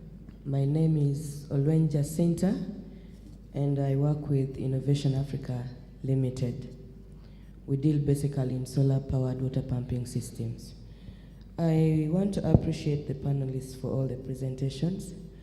My keen interest at the moment is on the issue of biogas, especially the training aspect. You said you will consider people with at least a certain skill in masonry work. If you really want to close the gender gap, I don't think the majority of the female have that background. And looking at the rate of school dropouts, for example, I'll take the eastern region where I come from, Tororo in particular, would want to engage some of these dropouts in certain activities of that kind. If that is one of the main limiting factors, how then will they benefit? Because I look at that area as one that still has great potential for us to grow. Thank you. Thank you very much. Those are the 4 questions. And I think I should start with the last question, going to Mr. Anton. We could use like a minute and 30 seconds. Thank you very much. I talked about training that we consider those people with the knowledge, already having the knowledge. That is when we are doing trainings for, you see, our partners and organizations at times when they say, Biogas Solutions Uganda, you are going to do these trainings. And at times we don't have like time to groom someone without that knowledge of, putting a brick and, but we've been attaching those people that want to train to our masons. We tell you, say, you look here, this is our masons, you can go work with him as you are being trained. So with time, then you can come and we give you 2, 1, 2, 3 plans for certification. So this, when I mentioned of the certain skill, it's when we are like us, Biogas Solutions Solutions Uganda on ground to train. But we've been like when we are doing this sensitization, we would tell people, in case you want to be trained, these are our masons, come and be attached to different masons, such that by the time you move with that mason to 1, 2, 3, 4 household, now you actually know how to train. Thank you. Thank you very much. And there's a question going out to, the question from Shadrach. I think it was going to ministry. So to saying, how open is the government of Uganda open to investment from private sector, from other private, coming in from other African countries? Yeah, thank you, Shadrach, for that question. I would say that Uganda is open to investment from other people from the different countries. And you would find that one of the objectives of even such a conference and expo is we are looking at how can you seek partnership with people from other outside countries to partner with the local people to have the investment, but also just to let you know that we have the Uganda Investment Authority, of which one of the big objectives is to look at how can we attract investment back in the country. So also under our ministry, we have the guidelines on our website, which whereby you can get some more information on how to invest within the energy sector in Uganda, and also available and open for further discussion to help you out in any given area if you want to invest here in Uganda. Thank you. Thank you very much, Mr. Hatim. I'll come to Mr. Bernard. There was a question I feel that should have come to you. It talks about what measures do you propose to look into when training and equipping technicians? I think this comes also to your private sector, because we don't want a sector of only people who do not have the skills that are necessary. So what do you think should be really looked out for? That was a question from Dr. Media, but I think you can give an answer. Thank you, Doctor. Thank you so much. And I think the discussion, I think Dr. Media summarized the whole discussion. And if you see what we are talking about is who is looking into the quality, both from the professional side, from the trainings, and what is happening to be able to close this gap. So one of the probable, one of the suggestions that I think we need to take on, probably discuss further, is how can we regulate this area. I know that there's been now a certification on energy managers under the Energy Efficiency Association. So there has been some great work in regards to certification of energy managers, but there is a need to also look at these other areas.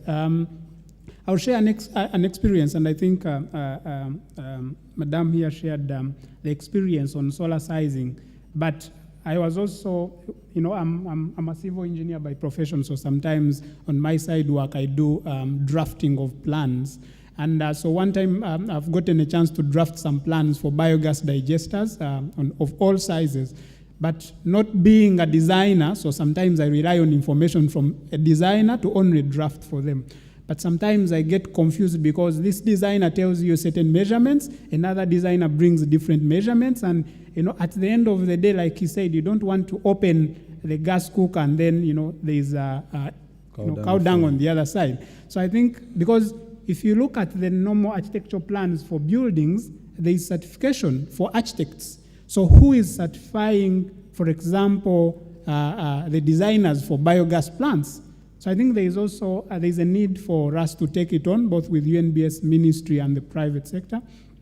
Probably a body or a committee could be put in place that is fully composed of government representatives, maybe UNBS, but most importantly, the private sector actors, because they have the skills. Some of them may be having the skills which they probably use informally, but they have the skills and they have been on ground and they know the issues. So I think they should also take a lead part in that kind of arrangement to be able to see how do we regulate. And National Curriculum Development Center, I think, is also a key member on that, because they are looking into the curriculum issues. How do we ensure that the content that goes out, how do we regulate it? How do we ensure that it's the right content? But also, how do we ensure that the people who are training are the right people to train? But also, lastly, that we are training the right people, because that has come out quite often. Maybe just also to add on the question that Madame asked here. Why probably the biogas gentleman is talking about, whenever they are training, they look at a certain skill like a mansion to be able to build on that skill. Because, building a digester does not only look at how do you follow a plan, but it comes with the basics of civil engineering. You should be aware, you should know what is the impact of putting one bag of cement instead of two. You should know the basics. So what does that mean? That it takes a bit longer for you to be able to be taken through that entire journey. And usually most of these training are short courses. They are looking at upskilling someone who already has basics. So I think there should be a way that we can probably, if you have such people, refer them to a longer sort of course where they can be taken through all the basics, because you should be aware of the impact of whatever mistake you make on a biogas digester, be it on the plan, be it on the workmanship, be it on the material quality itself. So I think there is a need, and that is why probably they look at someone who already has skills and knows the basics, and they upgrade. But I think it's possible we can have some longer sort of courses where someone is taken through the entire process. But maybe also to array fears of the women is that there is more to do with the biogas digester or the biogas business beyond only being a mansion. You could probably work in the other areas within the, the whole value chain of biogas. So don't shy away. There's quite, opportunities within the same sector. Thank you very much, Bernard. And this comes to you, Madam Winnie. It came from Julius. How can we have energy efficiency as one of another dimension? I think you noted that question as well. It was talking about considering energy efficiency. So what do you have to say on that line? Thank you very much, Doc. Before I delve into that, I would like to add to what he has just talked about, responding to Dr. Miria. The Electricity Regulatory Authority is already checking on the solar installers, at least. There is the certification Z for that group of people. So at least in that sector, that bit is covered. Energy efficiency has been here for a bit. When I just joined the institution, there was a pilot project going on for 5 appliances. And the standards were published in 2011. We have standards for energy efficient lamps. We have standards for motors, for air conditioners, for refrigerators. Those we have. Then last month, after a long process, of course, we harmonized the standard for lighting, or the standards. One was for the lamps and one was for luminaires in the East African region. So we are big on energy efficiency, because we can't be talking renewable energy. Like we are saying, a solar system, you can't, if you are going to use an incandescent lamp in your house, I don't know what a household, the size of panels on your house are going to be for only lighting in your house. So energy efficiency cannot be left out when we are talking renewable energy. So we are working on that. Thank you very much. I would want to appreciate my panelists for making time to discuss with us. Thank you very, very much for making time and sharing your skills and knowledge about this sector, aspects of policy, standards, regulations, and partnerships. I know we still have very many questions, but time cannot allow us to have everyone speak to us on this line. But please feel free. You can approach our panelists as we move out for our break moment. But I want to make an announcement. So we are going right out for our break. It's now 10:45. We expect to take a short time, about 15 to 20 minutes, to be done with our break, so that our next session can start exactly at 11. We're trying to finish early, given that it's a weekend, to give people some time to go out in the evening. So please, after your break time, make your way back to any of the sessions. At 11, we'll have these sessions. We have a session on essential minerals dialogue. If you're interested in minerals, that will be in Mahogany Hall.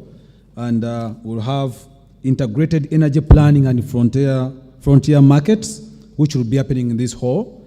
And the last session will be energy advancement, which will be looking at modern charcoal and biofuels. So if you're interested in any of these after break, please find your way in the different halls. We'll be using Acacia for energy advancement, modern charcoal and biofuels. We'll be using this very hall, the Speak Ballroom, for integrated energy planning and frontier markets, while Mahogany will be used for essential minerals dialogue. Thank you very much, and please enjoy your break.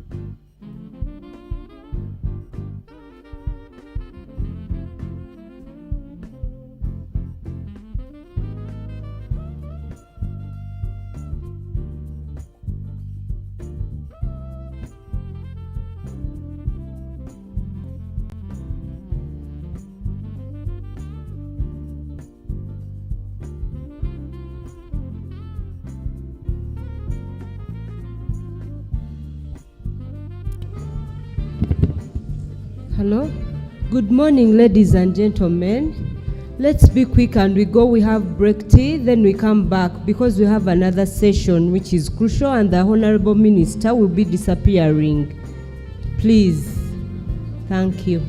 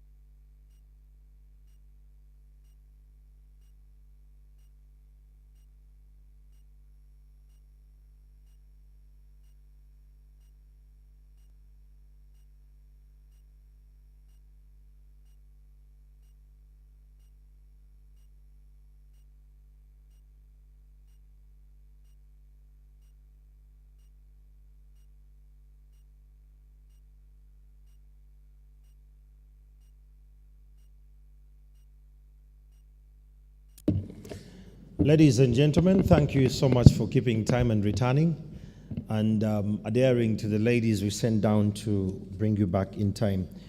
To those who started with us, we alluded that we want to have this done by lunchtime, and after lunch we can all sail back home safe and sound.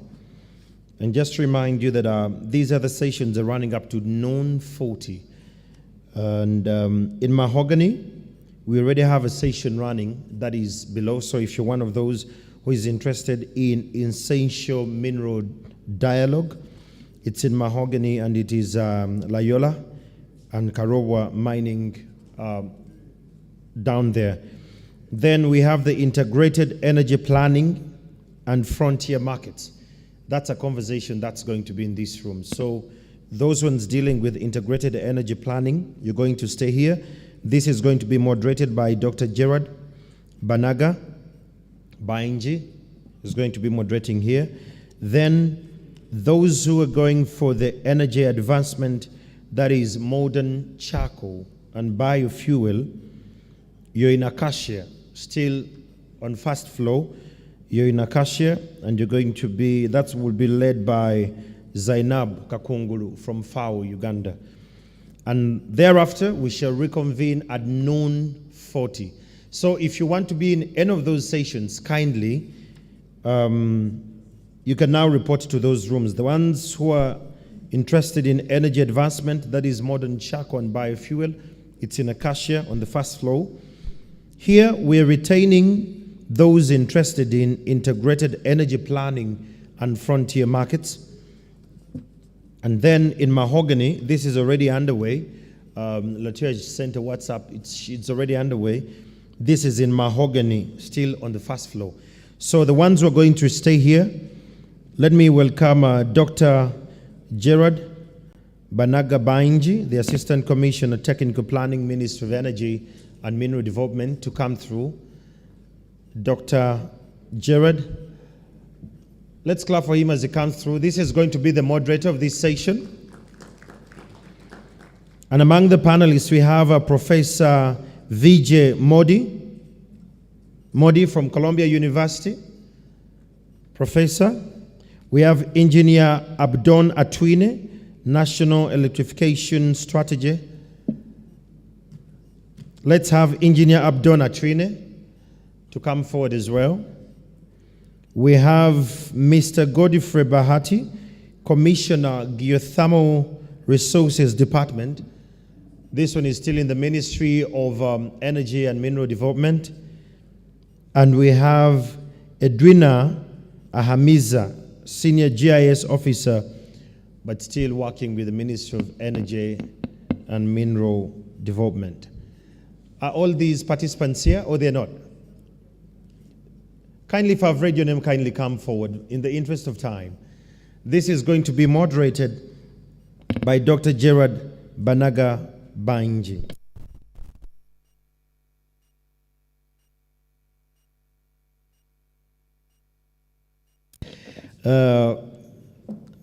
Vincent Kato will replace Godfrey Bahati. Okay, so I have Edwina Ahamiza, that is a Senior GIS Officer from EMMD. Then we have Baguma Sabit. Is Baguma here with us? Baguma Sabit? Okay. Professor Vijay Modi from the Columbia University. I think he will find us as and when he comes through. Possibly could be having breakfast and getting done with it.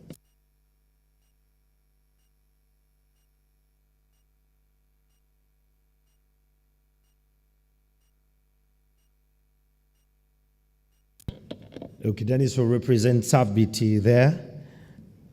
And I think it's good, Dr. Gerard. You can take it from here. So until noon 40, that's when we shall be winding up. Wherever you wish. Thank you.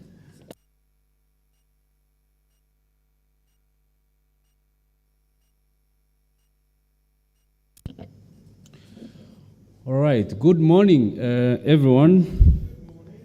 The English, I think the French, they say bonjour. Do we have some Germans? Good morning. We should have our nationals here. So, you are going to try to see how you accommodate me for the next 1 hour, at least as we try to deal with this topic. They have told you my name, Gerard, and I happen to head the technical planning, looking at energy, looking at minerals, looking at petroleum at the Ministry of Energy and Mineral Development, where I've spent not so much time, but just a few years, maybe 22 or something like that. So now we are looking at integrated energy planning in frontier markets. Just to dissect it for you, you see, when we talk of markets, we intend to classify them. We have the most developed market, talk of in the developed countries, the Western world. If you look at, for instance, energy systems in Europe, in the North America, those are really first-class markets. The way you do planning there is quite different. Then you have emerging markets. You can think of the good examples, the BRICS, Brazil, Russia, China, India, and South Africa. Those are the emerging markets. Their kind of dynamics are also specific. Then you have the least developing countries, least meaning you're at the bottom. And I don't want to give examples for those, but you can find examples yourselves. Write them down, the ones you think are really not so well, okay? Then there are others who are between emerging and least. They are too small, slightly risky, but not a little bit illiquid, not to be in the class of emerging markets. Those who are still in the middle trying to go to emerging markets. And Uganda and most of the sub-Saharan African countries whose GDP growth rates are above 4% tend to be classified in that class of frontier markets. Now, with the way there we do energy planning in those areas is quite different because we have peculiar characteristics and therefore dynamics. So you will find that things will try to be different in terms of the systems, in terms of the structure, in terms of the policies, and in terms of levels of industrialization, and therefore in terms of levels of market development. Now, when you talk of integrated energy planning, you're looking at how you combine the different sources of energy. How do we combine the different sources of energy? And then direct them on direct investments to where it is needed. So you'll combine mobility energy sectors, you will have individual electricity, you have, and I think throughout the 2-3 days, you've covered through so many sources of this energy. And so we see, how do you put them together from the energy requirement of the country? Look at the various sources, and how do you direct the investments to make sure those resources are harnessed in the most optimized manner. You know very well, energy investment, energy sector is a large capital sector, very intensive with long gestation periods. We don't normally get projects of 1 year or 2 years. If you normally have a project, it will be going for 15, 20 years. It means that the perspective of investors on an investment of a duration of 15, 20 years is quite different from the one where you get your return in 1 to 3 years. In fact, one of the most complex projects we did, I remember designing a huge one, said it could give us a return in 4 years. That was astronomical. No one could believe it. But that's the kind of session that we are dealing in. So we are trying to do now what we call the Integrated Energy Long-Term Master Plan. We have finished the concept. We'll be planning for the energy systems for this country for the next foreseeable future, talk about 20 to 30 years. Of course, with the breaks of medium and terms. Some of the important things that you have to know there, that the organization of the sector is quite important for integrated energy planning. How is the system organized? You need data, and in that regard, GIS or geospatial data is quite important. It's unfortunate, I don't know if my friend Vijay, Professor Vijay from Columbia University will be joining us. We have had extensive discussions along this, but also plus some partners, I think you said, open source. We are kind of mapping this data, this country, from village, from household. The whole of this week, we just finished this exercise and we have finished conceptualizing. We will be able to tell at every household level who has got or who needs to use energy in the farm, in the cooking, in agribusiness, cold chain, chicken or eggs keeping, animals on the farm, livestock, piggery, growing. And some farms, some people actually are in the countryside, they have farms. Maybe you know them. They grow cabbages, they grow vegetables, and they have like 10 people who wake up every morning and they carry water and they do irrigation manually. When I compute that, I find the average cost about $9 kilowatt, manpower of energy. When you provide a good system, it's 1.2. You see? So we'll have to bring them into the system and see then, once you generate that data, which is a geospatial data. Do we have someone of GIS? Yes. That's the kind of data we are going to be engaged in the next 1 or 2 years, so that we can be able to do a bottom-up energy demand.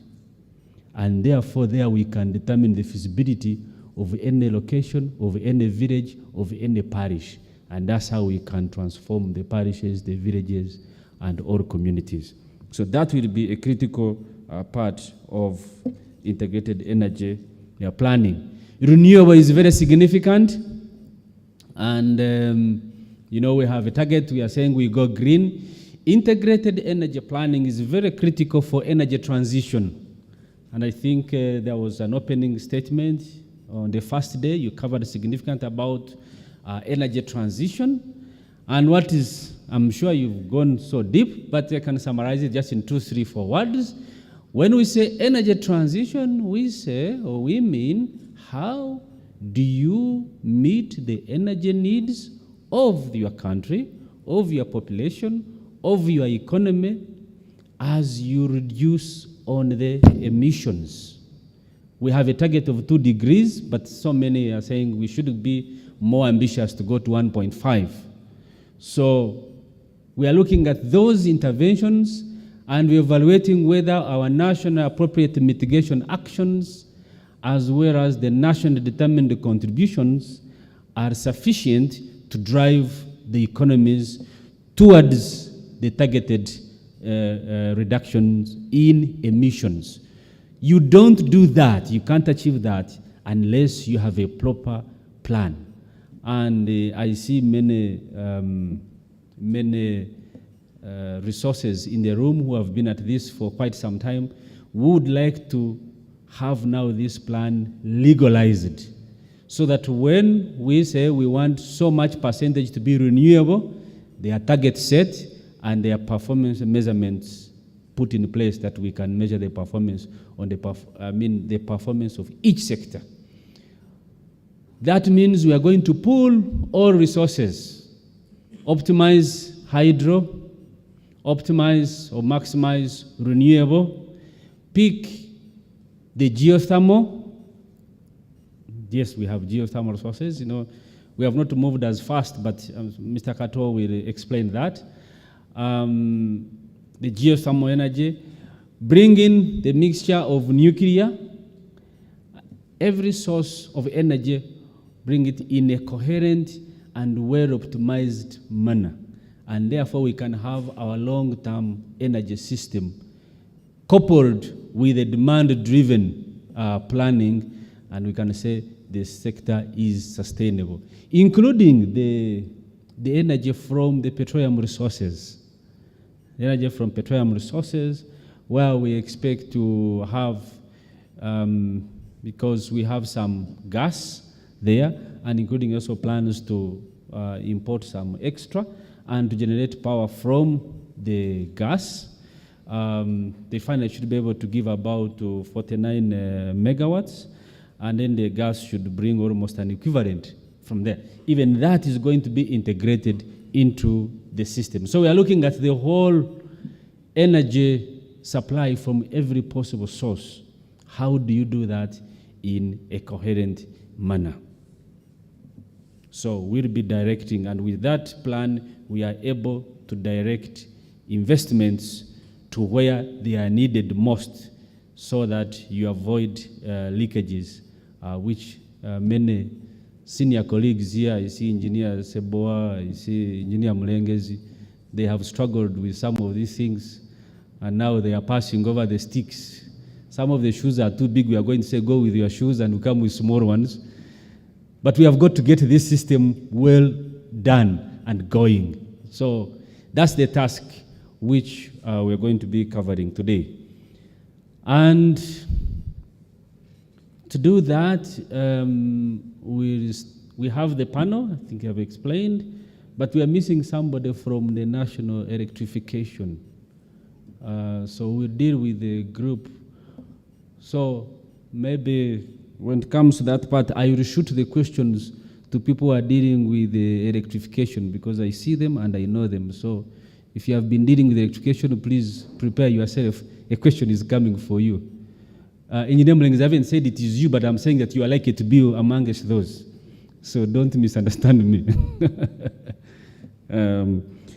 Okay, so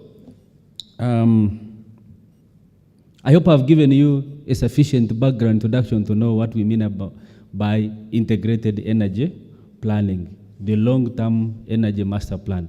Please don't ask for us where it is. We are working on it, but these are the different sources, and by the end of the year it will be there. We are now having all the inputs and the requirements, including the one of transition. You have seen the debate on transition. Transition is now a very serious matter, especially given the progress in the upstream sector. So after a year, we head to COP, we get more commitments, then we put them in the plan. Okay, now I know I'm going to take the order of, I can now turn to the panel. Let's start with the most familiar. Let's start with the less familiar things, because most of you are dealing with electricity. You know how electricity is on, how it goes off, when it comes, when it doesn't come, you know how much you pay. You are very experienced in that. You are better placed to explain it. But that's not all. I think for you see electricity when it is with you. But there are other forms of electricity that you may not see or you have not known that we are planning. So let's first be abstract. One of those we are planning is nuclear energy. Nuclear for peaceful what? For peaceful means. Now, and to discuss that, we have Dennis Tungotio. You see, when we started to think about nuclear, we got some several Ugandans who have been trained as experts in nuclear. In these things, you don't go in if you are not an expert, otherwise you'll be run down. So we have some experts of nuclear. I see Dennis. Are there some others who are from nuclear here? Where ahead are you? I think we have Dennis representing them. So Dennis Tungotio is a nuclear, how do you call yourself? Nuclear specialist, nuclear expert, nuclear what? Nuclear engineer, engineering nuclear. So nuclear will be one form of energy which we project that it should come into the system in 2031. You start thinking that we are looking far. 2031. So tomorrow, don't say tomorrow we're going to get to nuclear. No, we are saying 2031. Now, so Dennis, just briefly, first tell people about nuclear, just 3 minutes, so they understand what engineering are you doing there. Thank you very much, Doctor. And well, it's still a good morning. My name is Dennis Tusime Tungotio, a nuclear engineer with the Nuclear Energy Department in the Ministry of Energy and Mineral Development. As he has explained, nuclear is one of those forms of energy that the country is looking at in terms of having a rich mix. And as part of our policy objectives and plans, we as a department are looking towards promotion and development of nuclear energy for peaceful purposes, because nuclear energy has a various range of purposes, from electricity generation, other applications in industry, in medicine, and the like. So I'm happy to be here, and we shall be discussing more on the subject of nuclear power. Thank you very much. Good. And after you have gone through that, then I try to shoot you some very few questions. Now, you see we have hydro at the, okay, they are varying, but let's say average about 4.2 something cents a kilowatt. You have thermal, which is still very expensive, but we are pulling that one down. How will nuclear come and compete within this energy mix? Looking at your development plan, the costing, the structure. You are now doing a feasibility study, right? Yeah. Yes, doing a feasibility study for a possible site in, is it around Mukono? Where is it? Buyende. Buyende. Yeah. But when you have to go through what it takes to go through nuclear, how will you come and compete with the other sources in the energy mix? Thank you very much. This is quite a very interesting question, because what really informs the question is mainly based on the cost and the other factors you've talked about in terms of planning, the long planning periods, and also the long lead time in terms of construction, operation, and the like.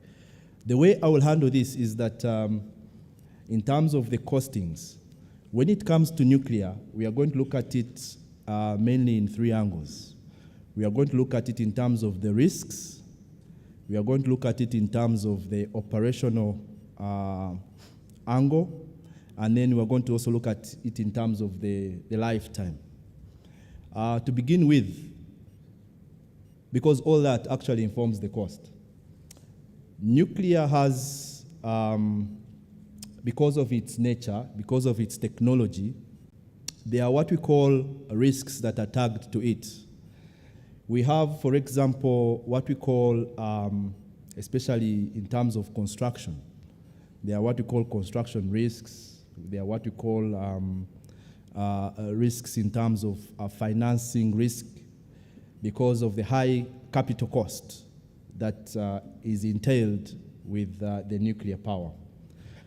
True, nuclear is expensive at the onset, because you have got to train people, you have got to look at the technology, you have got to look at the safety aspects and the like.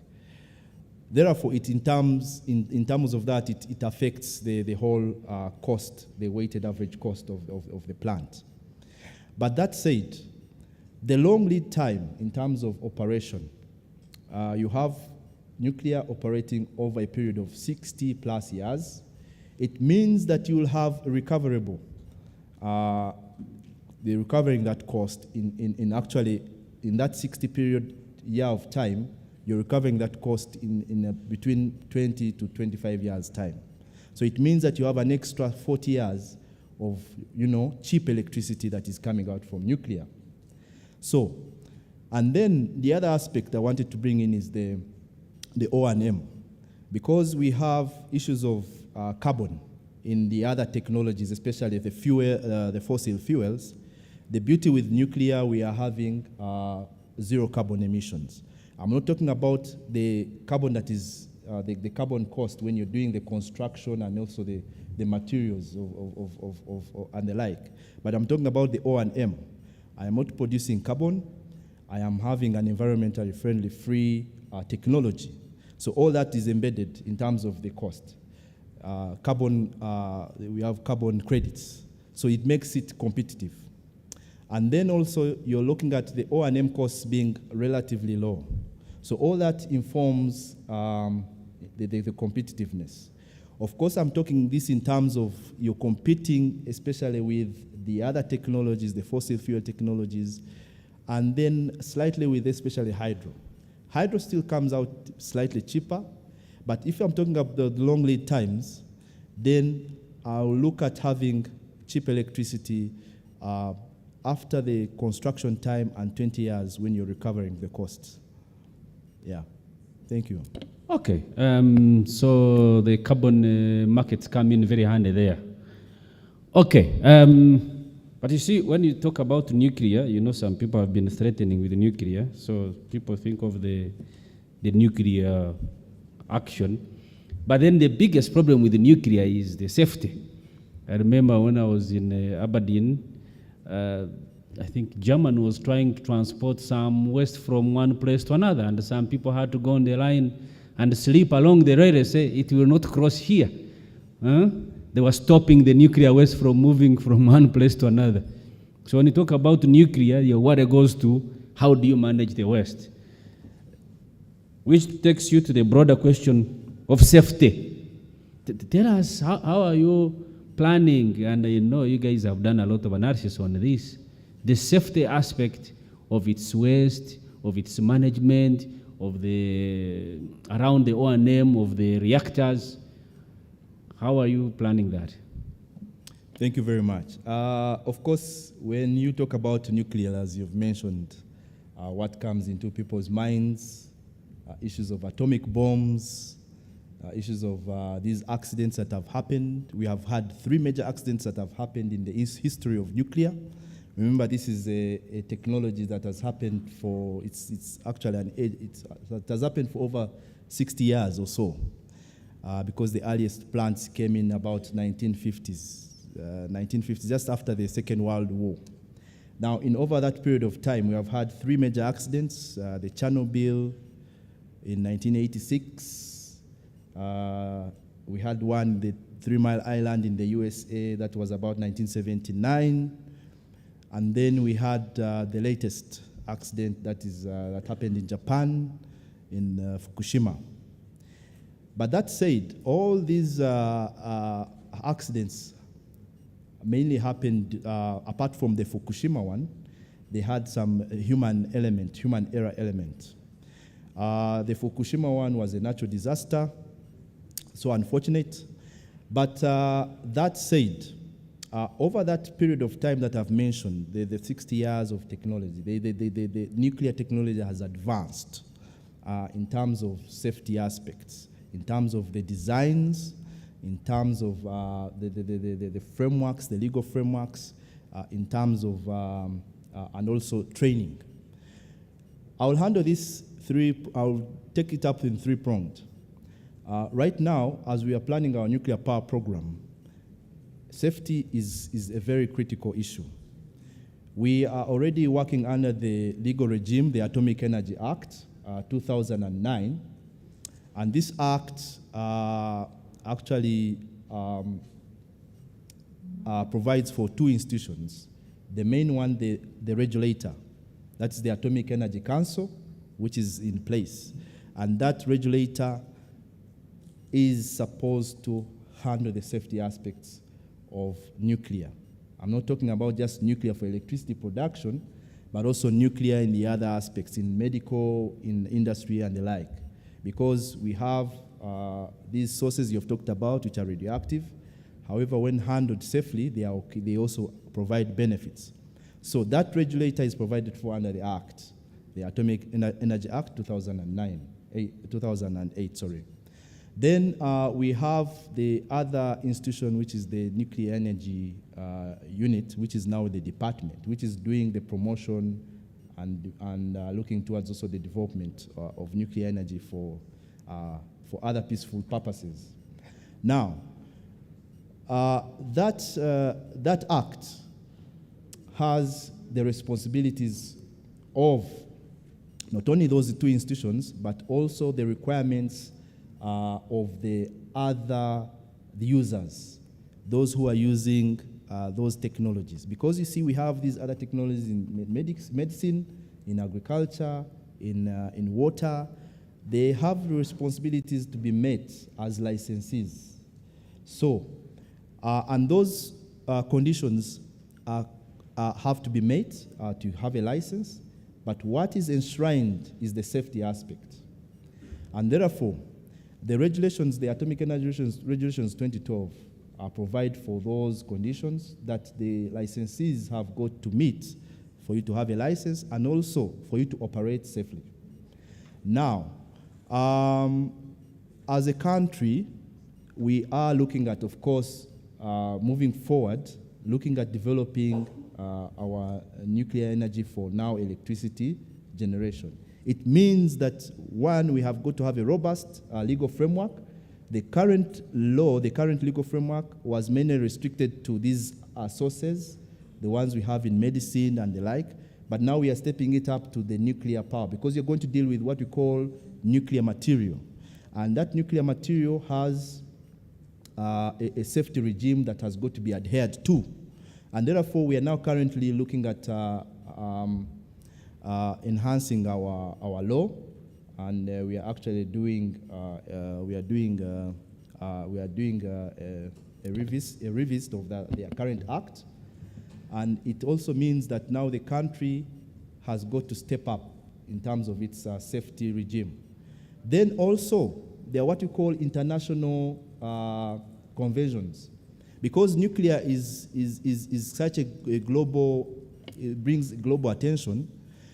A country like Uganda has got to adhere to international safety conventions that are enshrined for nuclear power. So conventions like conventions of nuclear safety, a country like Uganda has got to adhere to those and has got to have an international regime that you're part of. So you're dealing with nuclear in an international regime which is safe, with safeguards. And that's why we work with the International Atomic Energy Agency, the IAEA, in all the work that we do. Good. So that is why we are looking at the safety aspects. So you are saying you have put in place the local environment to regulate that properly? Yes. As well as the international spectrum is covered? There. Fantastic. Yeah. I think that's, right, you know, most of you are saying now this is nuclear is very far. But let's first bring it home so that you don't speak. By show of hands, how many of you have been to a hospital? A hospital. Hospital, if you are going to a hospital. And if you have not been to a hospital, you're also strange. Okay, how many of you have gone through a scan? I expect all ladies to put their hands up. If you don't know, ask your mother. Most likely, you had an application of nuclear. Except that now we are pushing it to energy, okay? Those are peaceful means, but also if they are not regulated, then many of you will come back with lots and lots of problems, okay? Good, so thank you, Dennis. Let's go to now, I said we go with the most, the abstract ones. Geothermal, I think maybe most of you have not heard geothermal, but you know geothermal. Do you know the hot springs? Who has visited a hot spring? Hot spring. But you, man, for you don't go anywhere. These guys, you don't go, you don't visit, you don't go to club, you don't go to a hot spring. There should be a census of those Ugandans who don't want to see good things. Eh? We put them aside. Now, those hot springs are the ones that we are talking about next. You see there is always water boiling. I see some people go there seated naked, they think they are going to get some medicine out of it because of the minerals. At least they have some idea. Now, that's where our brother comes in, and I will be very specific. I wrote these questions and I sent them, Are. I don't know if you had a chance of looking at it, the question, but I can read it for every one of you, because I took my time, almost an hour, to write questions to give this guy. Aided by advances in deep drilling technology for fracking, engineers are developing new methods of tapping into the Earth's limitless underground supplies of heat and steam. But the costs of accessing deep geothermal energy are high, and initial government support is certainly very critical. What role can geothermal play in Uganda's energy mix? And you can also just quickly give us an update on what we have done on those various sites. Mr. Kato. Thank you, moderator. I'm called Vincent Kato. I'm an assistant commissioner, Minister of Energy, in charge of geology and geochemistry in the geothermal department. Just take you briefly, as he has said, geothermal is just coined from two words, geo, which means earth, and the thermal, which means heat. So this is the heat from the earth, and it manifests in the form of hot springs. So if you have visited hot springs in Uganda, right from Chisoro up to Arua, the whole of the Rift Valley is littered with hot springs. So this is just a manifestation to show you that down there is heat. What can geothermal play in Uganda's geothermal energy mix? We are looking at a secure, stable, and sustainable energy mix. Geothermal can play a critical role in Uganda's energy mix. First of all, let me take you through the advantages of geothermal. People are hearing about geothermal, they think it's a new technology. It's more than 100 years.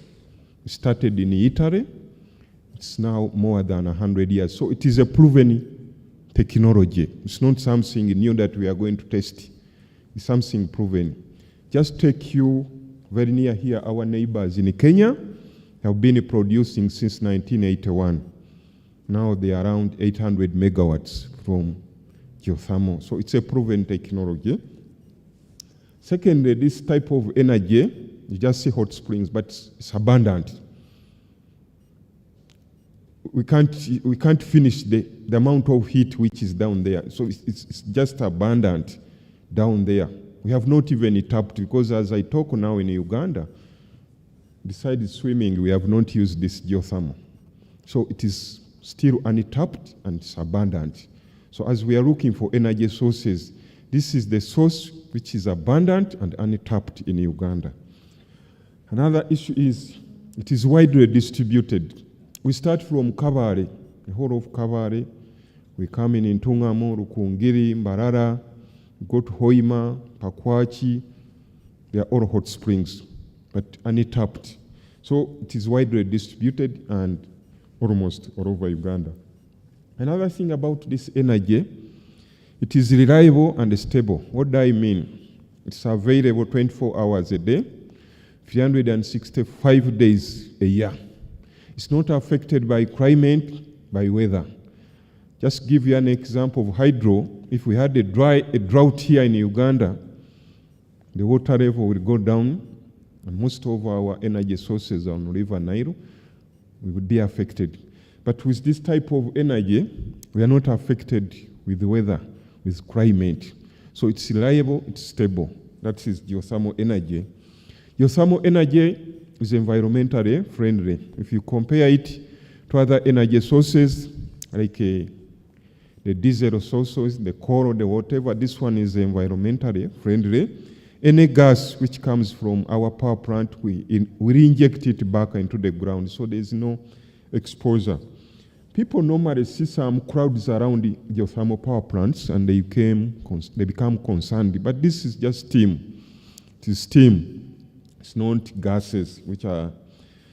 This type of energy is indigenous. It is here. Some energy sources can be interrupted by fuel sources from maybe Arab countries, but this one, since we mine it from within Uganda, it's not affected by those global whatever, because it is here in Uganda, we mine it here in Uganda, so it is... But Mr. Kato, you are talking about geothermal as if it is something so nice, right? You are saying it is here, it is indigenous, it is stable, right? I hope I will be able to put it in the plan if it is competitive. Where are we now on That's where I'm coming very... You know, be fast, you know, Isaiah proclaimed the coming of Jesus 700 years before Jesus came. I'm coming there. Now, when are we coming here? Now we want to... Is it this government or the next one? This government. When? I'm coming there. Let's give me. Another thing I want to tell you about this type of energy, once we get our energy from the power plant, the wastewater has about 50 uses. So if we go to Kenya here, the wastewater is used about 20 uses. So you can imagine we have a power plant and then other economic activities around there. Then it is modular. We start off with 5 megawatts, 10 megawatts. We continue as we develop. We continue. So I'm coming there. Please come, I'm waiting. Please. The reason everybody would be asking, why have we not been moving? Geothermal is associated with high risk and then high capital intensive. At the beginning, you have to put in money in order to exploit these advantages we have talked in. So, this high risk, who is going to come in? An investor will not come in to ward off this high risk. It must be the government to do this work. So the Kenya you are hearing, there was the government of Kenya which had to come in, not the investor. The investor has come in on board. Once you have de-risked, you have removed the risk from this prospect. So what we have done as a country, we knew about the high risk and the high capital intensive of geothermal and the long lead time. So the government came in. The government came in and established a geothermal department in the Ministry of Energy, of which I fall under. After putting in the institution, then we came about how to handle the legal and the regulatory framework. We now have the mining and the minerals bill, no act now, it's an act. We have the energy policy. Now about the technical barriers. We had support from other countries, Iceland, Japan, they came in, but this time the government of Uganda, through the Ministry of Finance, financed the studies. We have done these studies ourselves. And I can say we have been successful in Chiviro, in Hoima, in Panyamuru, in Pakwach. We have discovered the reservoir. Now what we are remaining is to get money to drill and get out the steam. We are moving on. We have also discovered the reservoir in Bundibujo. So those 3 sites and the Katwe, the first one, we have discovered the reservoir. What now we have is to mobilize money and to drill and get out the steam. You might say, why have we really taken a lot of time? Yes, I can explain it technical-wise, that the way people understood the Eastern Rift Valley, where Kenya is, Iceland, it's not the Western Rift. We had to have a workshop in Rwanda to say, why is it that we are failing? Why are all experts internationally failing in the Western Rift? Until we had to find our solution. So the solution to the Western Rift has been discovered by Ugandans. We are now an example to Rwanda, to Tanzania, who are sharing the Western Rift. Because the success story has been here. Let us interrogate the success story. Yeah. The success. So, Chiviro, I think we are going to do drilling in Panyamur, right? We have finished the... You have finished? We have finished the 8 temperature gradient wells. 8 temperature, you see in here we have some potential investors and now Ugandans have become rich. They're looking forward to invest. So, Panyamur... We have finished 8 temperature gradient wells successful in Chiviro and Panyamur. So the next step is? The deep drilling. Deep drilling. Yeah. Do you have an investor here who can do this? How much money are you looking at? I can see. You man, you look like a rich guy. You have cows or you have money? So that's Panyamur, Kiviro. The other one is which one? Bulanga, but Bulanga in Bundibujo is in the hands of a private investor. So, okay. So the next is deep drilling, and why I deal with struggling, we are trying to increase the value of minerals. So any investor, if you talk to somebody says I have money, and he claims to have a lot of money, tell him now there is money for. We are looking for investors in deep what? Drilling on those sites. I imagine you know where they are. If they don't know, please run there before they get finished. Now, maybe Mr. Kato, the final question I can have for you is this water, you said it has several uses. Direct uses, yeah. Yeah, but there is a way you must manage that water. How are you planning to manage that water? Yeah, as I said, that this technology is very old, more than 100 years. At the beginning, when they would get out the water from the ground through the power plant, they would leave it to flow. That was originally the practice, but now through environmental pressures, once we get out the water, we take it to the power plant, then we re-inject it back to sustain the pressure. If you don't do that, you over-exploit the system and it collapses.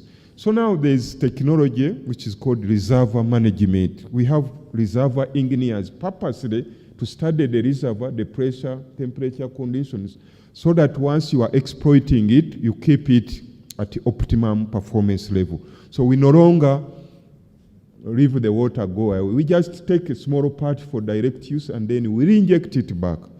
Even re-injecting, you don't just re-inject everywhere because we used to cool the system. You can re-inject it about 5 kilometers, then it comes back slowly. So this is now a proven technology. There are models, there are softwares to manage the reservoir. Otherwise, we had problems in the US, the geyser, whereby the power plant closed because it has been over-exploited. But now there are systems. It is studied or it is managed, reservoir management, sir. Very good. Yeah. Thank you very much, Mr. Kato. If you are saying why it took us so long, it is because the technology is like that. Okay? You know, if you go to Rwanda, they had methane in Lake Kivu. It took them so much time to do something with it. So finally, we are coming home. But now we are accelerating. We have a presidential directive to accelerate this segment. Now, I think we can leave the abstract ones. Let's come to the closer ones. I think most of you say, my house has no power, our farm, my father is off, then you think we have to get all your small problems on each farm. That's the data we need, and that's the geospatial data. And the nice lady here is in charge, or is looking at that GIS. So tell us GIS, what it is, and quickly, how can we have sufficient data from that GIS to effectively do energy planning? Thank you very much. My name is Edwina Ahamize, a senior GIS officer with the Ministry of Energy and Mineral Development, with a background in land surveying, remote sensing technologies, detailed neighborhood planning, and rural electrification programs. The first question is, what is GIS? Before I start, I want to say that one may call it data, GIS, and GIS. I want to say they all mean about the same. So GIS, in its simplicity, I want to refer to, it's a computerized system for data capture, storage, management, analysis, and dissemination of and visualization of geographical reference data. What do I mean? Data related to a location on the Earth's surface. And looking at the system, of course, in its composition, there were 5, but now there's a 6th component. It includes the people themselves, the data itself, the software, the hardware, the procedures or processes, the workflows, and now the 6th component being the communication and network with this whole technological advancements. And the other question Mr. Moderator asked was about the different sources of this data. From the onset of this conference, talks have been on data for this, data for this. Data in itself, of course, let's say as the Ministry of Energy, may not be able to collect all the required data that we need for our activities. Data takes 2 different forms. One is what I would call primary data, that which I go out in the field and capture myself using the different tools and methodologies myself. But then there's also data which is already available, picked by different custodians. If it is UBOS, if it is someone who is in the financial markets and everything, the secondary data. So those two form the two main sources of data. You don't have to have all the resources to capture all of it, because on any project, data collection takes 80% of the budget. And honestly, for one project, that may just clear the budget and not be able to implement a project. So that's where we source the data. I think the question was limited to that. Thank you.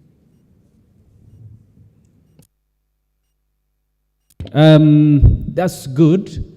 Now, everywhere, and I'm going to have a meeting with you guys this quarter as I return from Sharm el-Sheikh.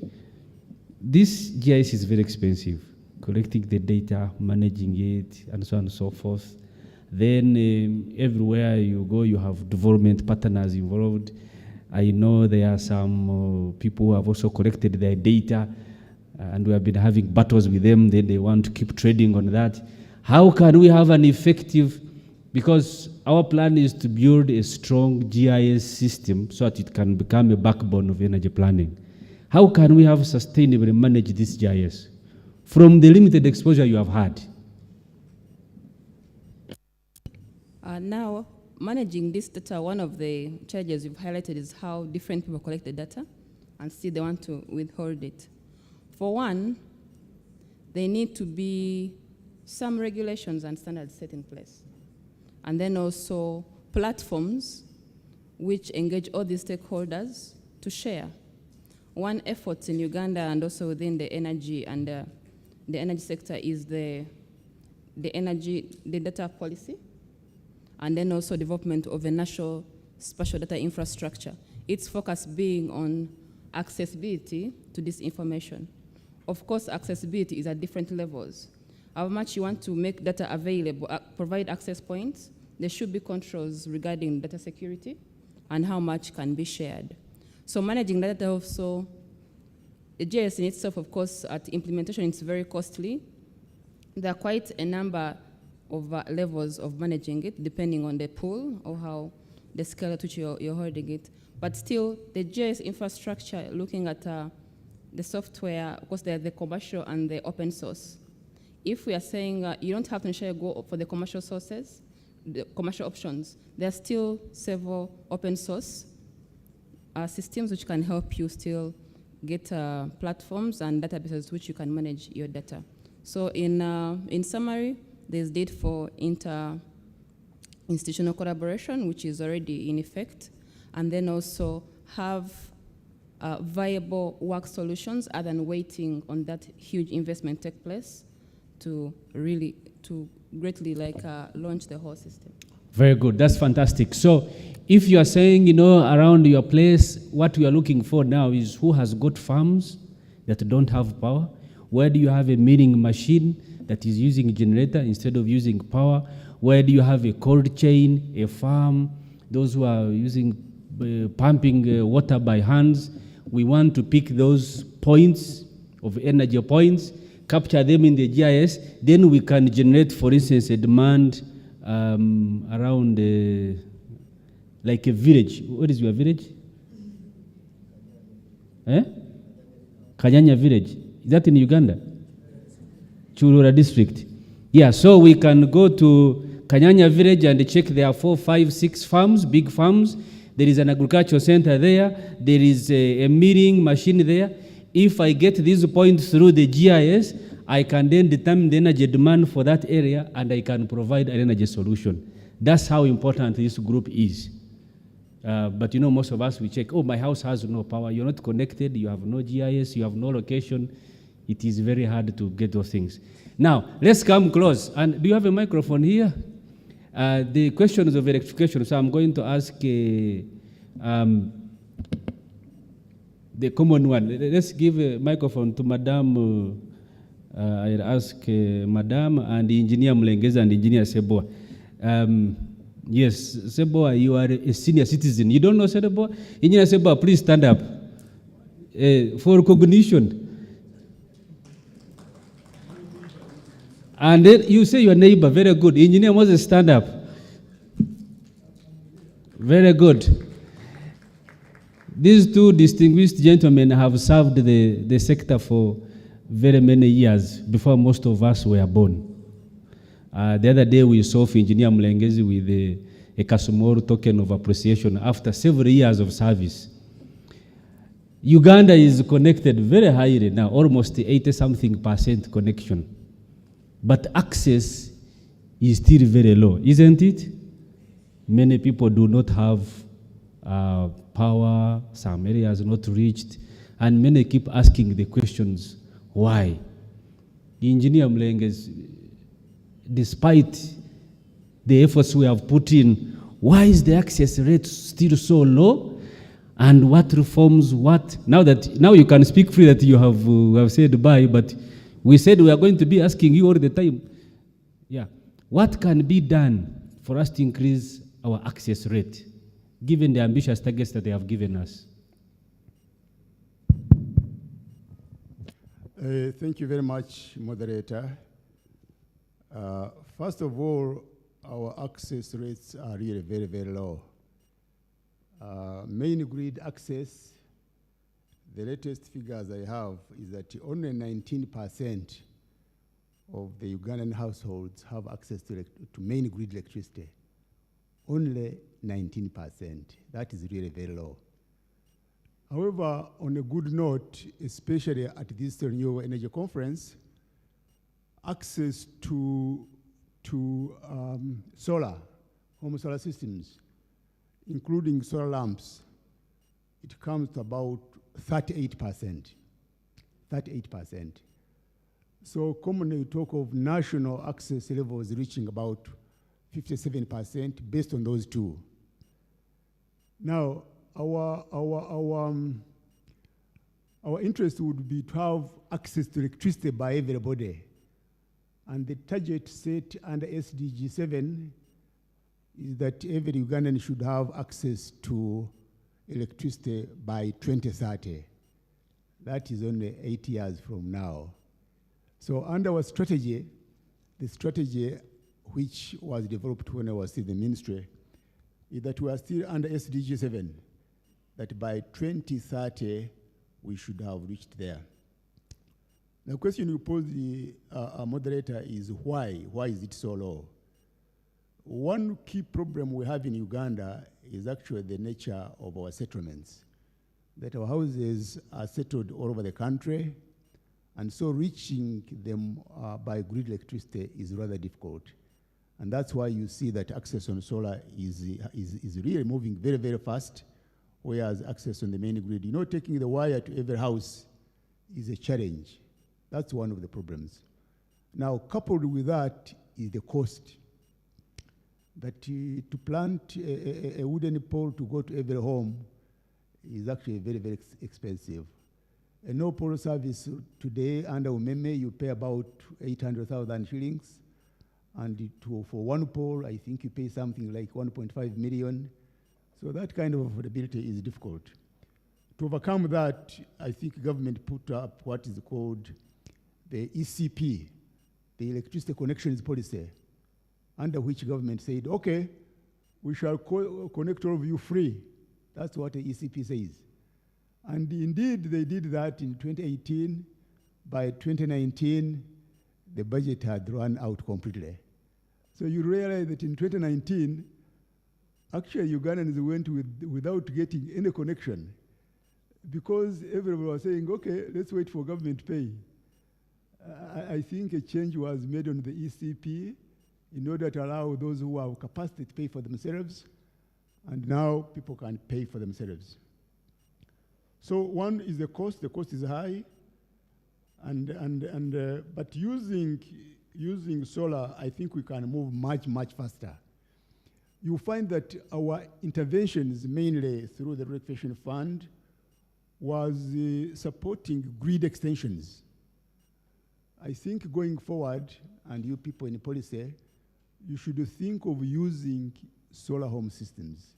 Solar home systems, if we use those, people say that solar home systems will play the role which the mobile phone played. You remember when we were still on the wire, getting a telephone was a nightmare. But when the wire was cut, today people have access to telephone like you can't believe it. Many of you in your pockets, you have 2, 3 phones on different networks. But that time getting access to a telephone. So what I'm saying is that with the solar, I think we can move very fast. But what we need to do is government should put in place mechanisms to support solar, to access solar. But of course, solar has got its own limitations. People talk of productive use of electricity. What do we mean by productive use of electricity? Productive use of electricity is, can I use this electricity to get an extra shilling into my pocket? That's what it means really. Now, if you take into account that today, the world lives in the information age. No information age drives the world today. You find many applications actually is in that area of information age. Charging your phone in order to be able to get access to internet, internet services, laptops, and so on. That area is a high utilization area. So that people, you can now use whatever gadgets you have, you sit in your home to do many things with the rest of the world. You interact with. So use of electricity for productive purposes has many, many elements. Moderator, you have just pointed out one. You were asking people, how many of you have been in a scan? You know, in these hospitals today, they cannot operate actually without electricity. That's an area in which I worked in part of my life. I was with the Ministry of Health and for about 8 years. And you can't imagine the role which electricity plays in these hospitals. You know, a hospital without water is a nightmare. It becomes a nightmare. Instead of being an area where you heal diseases, actually it becomes a source of diseases. Because, you know, you remember this issue of wash your hands everywhere, but that water must be accessed, that water must be pumped. Pumped with what? With some energy. So electricity in health, electricity in education. You know, the use of electricity in education became more self-evident during COVID-19, when people were saying, you know, you can learn from home. That was, I think, for a few people, for those village people, learning from home was a nightmare. But it shows you that with electricity, you can do a lot more. Electricity in irrigation in order to improve productivity and so on. I'll give you one example. You know, moderator, I have worked for 42 years. Now, 42 years is a long time. It's a long time. So in the 42 years, you have seen many things. One thing that I saw, and it's a case I want to explain to you, then I close. I went to a country called Vietnam. I believe very few people here have been to Vietnam. How many people have been to Vietnam by show of hands? Oh, there are a number of them. Thank you very much. But Vietnam did something. They did something very amazing. They went asking people that in order to, you choose, should we give you health centers or should we give you electricity? Amazingly, people chose electricity. Their argument was that, you know, once I have electricity in my home, I will have a TV. And from this TV, I'll be able to learn a lot of public health. Even I'll be able to get home education. So with this electricity in my home, I'll be able to get a lot more things than if you gave me a health service or a school. So that is how key electricity has come. So under the strategy, I think the strategy, Engineer Bruno should have talked about it. The current strategy, what is the strategy for Uganda? The strategy for Uganda, which I saw developed, was that let's have an access agenda, And the planning level should start with at each village. Let's look at each village in Uganda and look at the level of access, and we try to achieve access for everybody using the village as our planning area. Now, you know how many villages we have in Uganda, people? We have about 85,000 villages. Some statistics which you can internet give 58,000, but the figures I have is about 85,000. Then from the village, you aggregate to the parish. There was an argument that why don't you use the parish as a planning area as opposed to the village? But the study was done before the parish development model did come on board. So I think the strategy is to use the parish. So use the parish. Again, use a combination of elements of electricity connections policy and people's own access, and use the private sector as well as public sector. And then we hope that Uganda can achieve access to electricity for all by 2030. Thank you very much. Thank you very much. That is what is called wisdom. Eh? So make sure by the time you get white hair, make sure you have corresponding amount of what? Wisdom. If you don't have, cut it off or do some countering. But as you realize, the access has got two issues. You know, you go to village in Zombo, you start looking at the house on top of a hill, you say, how will I give power to that house? Those are decentralized systems, and the answer is actually in the renewable energy. That's where we're going, the solar, the home systems, mini grids, and so on and so forth. But also those come with the cost. Now, we have also said, how can you support enterprises, individuals, business people, investments, companies to access, to have some credit to support investments in renewable energy technology deployments. And I want to request my sister to just give us a brief on how far they have gone with this, and this is an area we want to capitalize and grow further. Thank you, moderator. My name is Specios Achimera-Ndagire, Managing Director, Uganda Energy Credit Capitalization Company. As mentioned by Engineer Murengezi, one of the key constraints that has been inhibiting increase the access to electricity is affordability. And as mentioned by Engineer, government put in place the electricity connection policy that has been providing free connection in on-grid areas. But as he mentioned, this one after 2 years already met with funding challenges. But the grid connections aside, government is also promoting use of alternative sources of energy, renewable energy sources, including solar, in off-grid areas. And that is where the Uganda Energy Credit Capitalization Company comes in. So Uganda Energy Credit Capitalization Company is a government institution. We are owned by the Ministry of Energy, the Ministry of Finance, and the Private Sector Foundation Uganda. And the government set up this institution to facilitate the private sector to come on board and complement the funding requirements in order to enable access to electricity. So our key mandate is to facilitate the private sector to come on board and support the electrification agenda of government.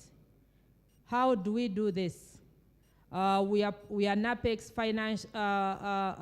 credit support institution, and we provide credit support instruments through participating financial institutions and also to energy companies to enable them provide credit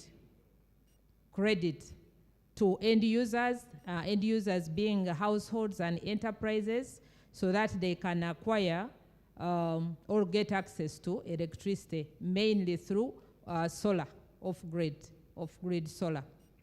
We have a number of financing programs. We have the solar financing program, and under this program, we are working with local financial institutions ranging from mainstream commercial banks to grassroots-based circles to enable access to electricity through provision of credit at affordable interest rates. So we have provided lines of credit to these financial institutions, and the financial institutions do on lend to the end users, including households and rural, enterprises that are acquiring a solar system. Interestingly, one of our experiences has been that, for instance, at the grassroots, we have people still using the turnover. But through these interventions, working with the circles that are based at the grassroots, we have institutions, financial institutions, that provide loans as low as 30,000 Uganda shillings. And these enable the people at the very grassroots that are using turnover to replace the turnover with a solar lantern, a tier 1 solar lantern. And of course, that is counted under access under the sustainable energy for all. But in addition, of course, to the solar lanterns at the grassroots, we also do support acquisition of other bigger solar systems by rural enterprises and households. And through this program, we have so far been able to enable 1.4 million Ugandans to access off-grid solar as a means of electrification. And of course, that is why, as mentioned by Engineer Mrenges, the current statistics is that 38% of Ugandans are getting access to electricity through off-grid solar. But in addition to the solar program, we also have a program for supporting on-grid connections, because the electricity connection policy is covering the no pole and one pole. And of course, there are households and enterprises beyond the one pole. So we have a power connection loan program. Again, this is also implemented in participation with the financial institutions. There is the Center Power Loan at Centenary Bank, and this one has also enabled over 1,000 institutions and households also to acquire grid electricity. And we are intending to scale this up under the upcoming electricity scale-up project. We are also going to cover 3-phase connections in partnership with the electricity service providers, and these ones are also not covered with the grid. But in addition to those ones, in the interest of time, I will not go through all the programs. We also have a biogas financing program which supports acquisition of domestic biogas the systems or digesters as a replacement or a means of clean cooking. And just also very briefly, under the electricity access project, we are going to expand our menu of instruments to also cover clean cooking. We are also going to cover productive uses of electricity, both on-grid and off-grid, just to, again, to increase or scale up access to electricity. Thank you. Very good. So, specifically, which banks give these credits? One, Centenary. We have Centenary Bank, we have Post Bank, Post we have Finance Trust Bank, we have, we are working with 18 financial institutions. Maybe my colleague here, you can elaborate the entire menu. Equity Bank? People write them down. Centenary, Post Bank, Finance Trust. Hurry up, like you are. Of recent, we have Equity Bank that Equity has launched Bank. the Green Loan that covers both solar and clean cooking, and also working capital for solar companies.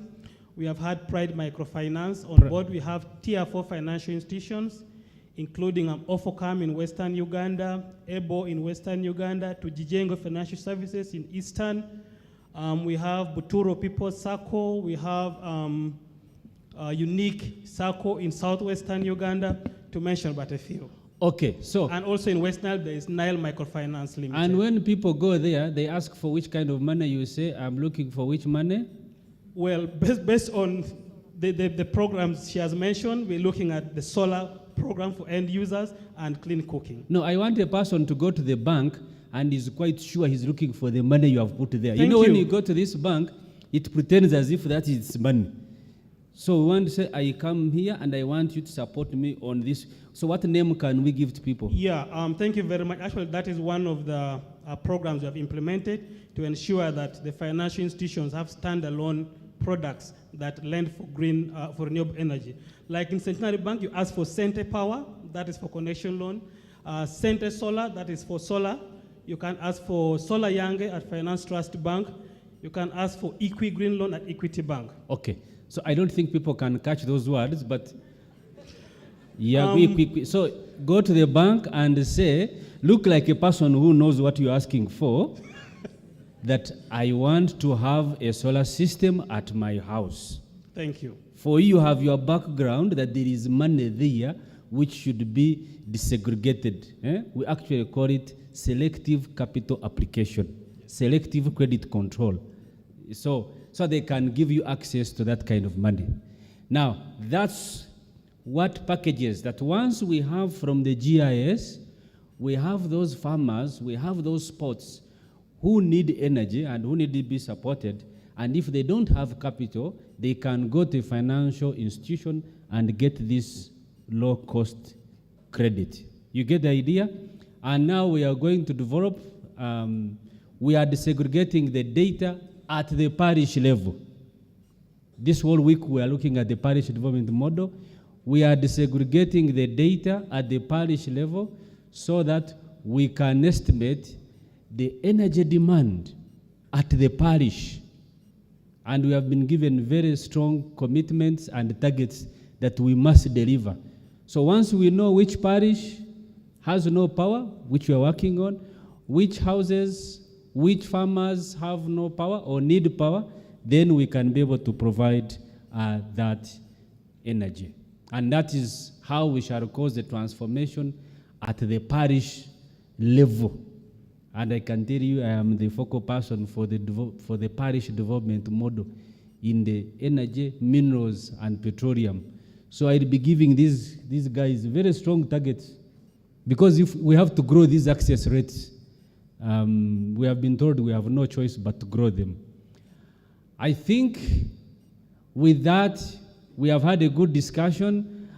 People who have just come in here, we are discussing planning for people's problems of energy, and we have solved them. So if yours is not included, write it on a paper and send it to me later on. But we have sorted out all the people's problems here, including planning for the country. I'm told we are unable to take questions, but can we give our presenters a round of applause? And with that, thank you very much, and I apologize for standing before you for 1 hour. I know it is tough, but thank you for accommodating me. Thank you very much. Thank you so much, Doctor. You did good. Let's clap for the panelists as well. That was very, very refreshing to hear them do all that. I have 3 minutes, and I don't want us to have the entertainment before we have this. So there are highlights of what exactly happened in the 2 days. But first we have a presentation from Mr. Luyombo, who is going to give us the entire overview of why we're here, renewable energy, to understand from the government perspective what is being done, what are the stages we're at as a country, and thereafter, we need to understand where do we go from here. So ladies and gentlemen, allow me to welcome Mr. Luyombo to make this presentation. Okay, let's clap for him as he comes. The technical team, I think they're trying to align with the gadgets there. His presentation is going to give us a holistic approach and understanding of the entire sector. And thereafter, we shall go into the awarding. I just can't wait to read some names here when they're being awarded. Mr. Lyombo, please.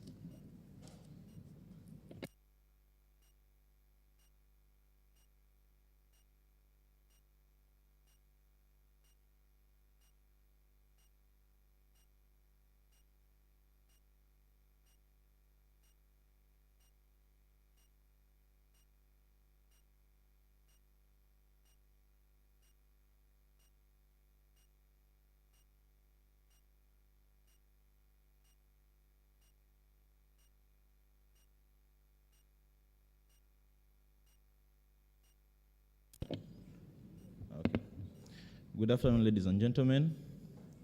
A warm welcome to the Renewable Energy Conference 2022. Just a small correction. We are actually from the Uganda Off-Grid Energy Market Accelerator, and the presentation we'll be sharing will be a status of the sector. I'm happy to, invite Dr. Frank to introduce us, and then we can get started.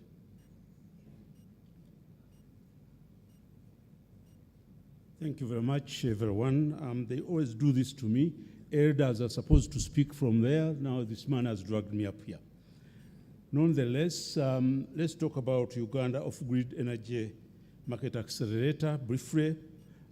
Back in 2017, there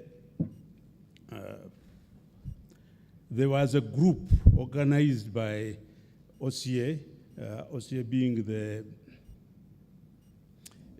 main actor. It put together Shell Foundation, USAID, DFID, and so on, several other people, to create an entity that would be an intermediary in the renewable sector.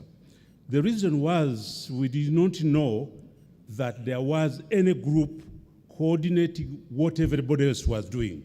We had the development agencies, we had the ministry, we had private sector, everybody working on renewable energy, except we did not have a unifying or a centralized organization where you would go to find out who is doing what. And many of these people were repeating what others were doing without knowing that others are doing it. So the UOMA is an independent intermediary, credible because it has expertise. It's funded by OCA, but it has expertise from the local area, from Uganda, as well as in Kenya, and so on and so forth. We are responsive and capacity focused. We look at what is needed or what was needed here and there, and so on and so forth. We accelerate the off-grid energy market in Uganda through research and finding out insights.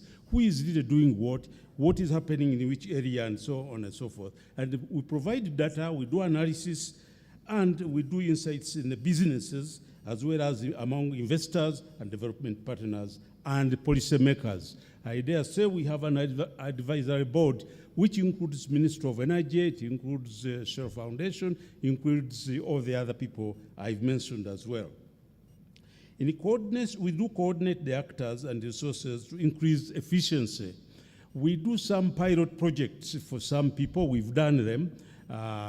Maybe you could look at renewable productive use, where we did pilots and saw the problems. We have worked with banks. Banks are nice fellows, except they didn't know how to finance the off-grid energy.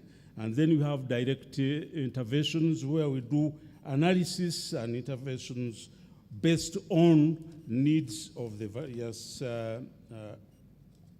actors. Over the years, over the past 5 years or so, we've done quite a lot. We've done direct interventions, 15,000+ innovations. We've managed to move certain things like new connections, which 125,000 of them plus, and then new key government papers where we participated with the Ministry of Energy to help the sector move forward on some of the things as advisors. I dare say, even on this one, some of the things, some of the aspects Moses there was asking me, are you at the center of this?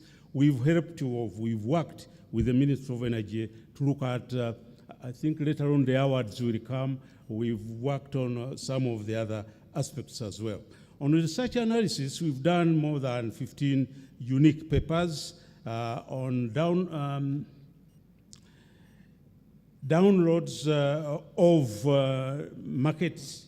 The people who check on what we do, we have close to 10,000 plus, and so on and so forth. However, I think the most important thing we do every year, we produce the market map, and that's what my colleague here will elaborate. The market map indicates who is doing what in this sector and what is happening wherever it is happening. I think, as you can see, I better leave it to the youngish man to take it forward, to show you or to tell you what the market map exactly is, what are the data for this year. We've done this since 2018. Each year we produce the market map, and actually there are stakeholders out there who look out for it. Let's see what we've achieved this year or what we've found this year. Thank you.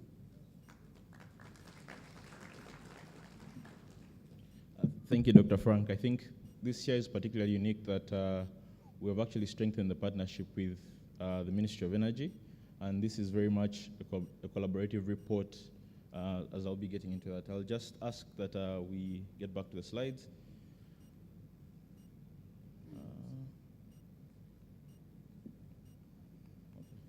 Doesn't seem to be working. Yeah, maybe perhaps as I get into a high-level summary of what we've sort of been seeing across the different subsectors in the space, I can quickly say my name is Perez Magola. I'm a senior analyst at Open Capital. I've been with the firm for about 2.5 years now, primarily focused on our practice in energy, increasing energy access, energy efficiency, and more recently, electric mobility. So to get into the presentation for today, I'll just sort of take you through a couple of highlights under specific subsectors as I've highlighted, starting with the solar home system space. I think all through the conference, a common theme or arc that has been highlighted is the fact that we are still being electrified majorly by off-grid energy sources, and solar home systems, of course, significantly contribute. In terms of what we've been seeing last year vis-a-vis this year, quick to call out here that sales have been slow to recover, especially given the impact of COVID and subsequent government lockdowns. I think that was a theme last year, but the emergence has been slower than we had actually expected.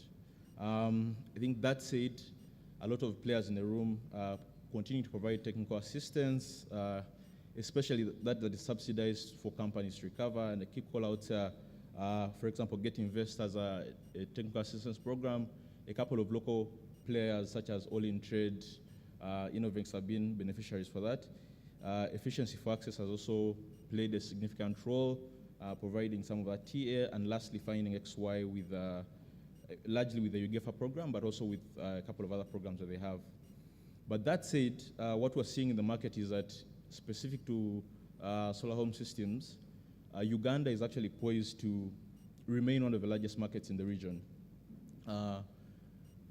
Google basically carried out some research, and they've ranked us, or ranked Uganda specifically, as one of the fifth market in terms of attractiveness. So looking at a couple of factors, including willingness to pay, looking at opportunity to scale some of the solutions, looking at what the grid is doing vis-a-vis what the off-grid prospects are. So the outlook is that Uganda will still remain one of the bigger pay-go markets.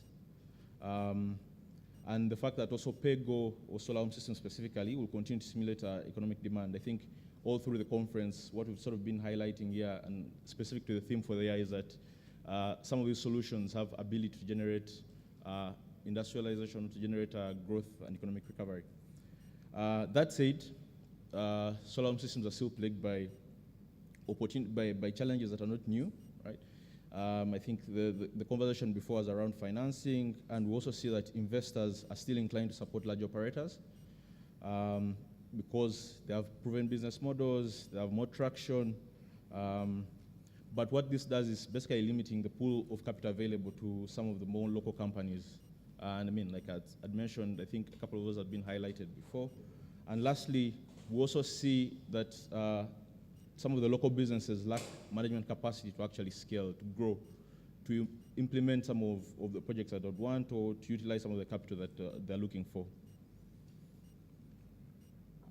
Moving on to the other sort of section or subsector, mini-grids. For the last year, we've seen that 32 mini-grids have been commissioned. But looking forward, we sort of see that the pipeline looks promising. But again, challenges still continue to hinder growth. We've broken it down in terms of the mini-grids that, that are existing and those that are upcoming. And we can see a couple of those. Just to call out here, I think specific examples, we see that last year, or rather this year, WWF commissioned a number of mini-grids, about 6 in Western Uganda and Kasese. These were handed over to the government and they're being run by a company called Sedgewood. NG Equatorio commissioned a 600 kilowatt solar hybrid mini-grid in Lower Island in Lake Victoria. And Winch commissioned 25 mini-grids in Lamo in northern Uganda with a capacity of about 30 to 80 kilowatts per site. Again, development partners, we're seeing that development partners are actually supporting the space through subsidies and grant funding.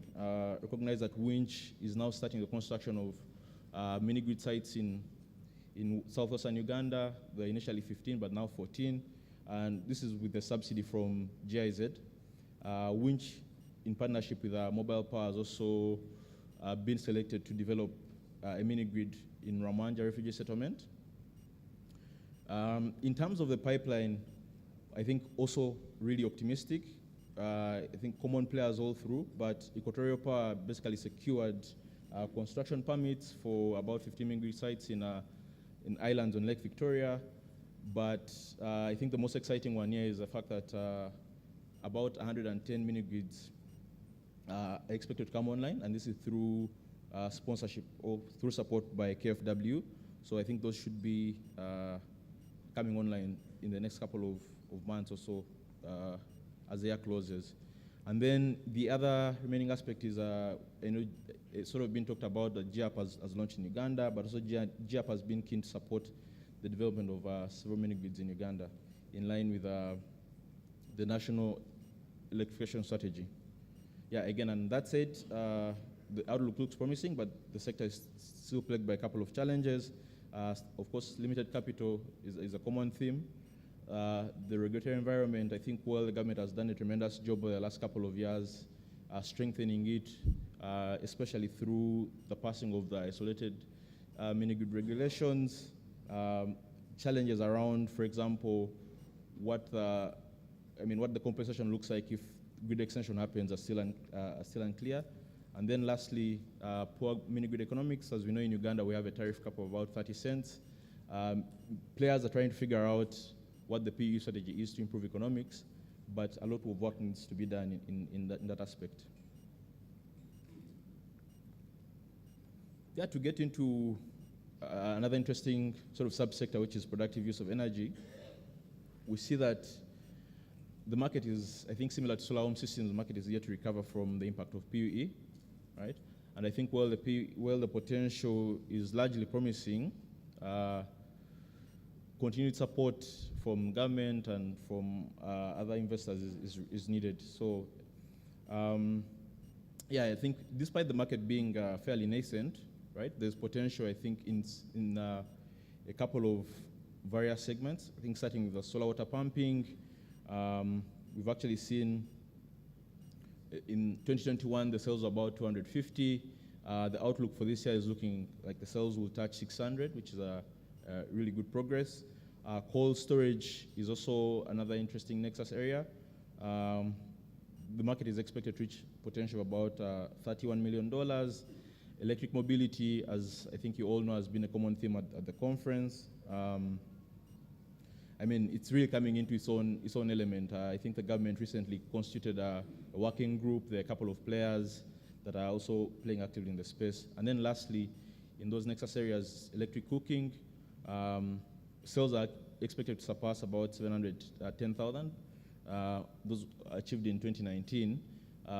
Just key to call out here is, of course, additional government support that has been provided. Government is in the process of passing the electric cooking strategy. Yeah, I think similar to the other sectors we've covered, we see that development partners, investors, and government are providing funding and technical assistance to support rollout of technology and product testing. So I've just highlighted a couple of those here: EEP Africa, PRIO, E4A. Other partners such as Power Africa, Get Invest, and UOMA are providing technical assistance to private sector actors. And then also the government, especially through the Ministry of Agriculture, is implementing a micro-irrigation program.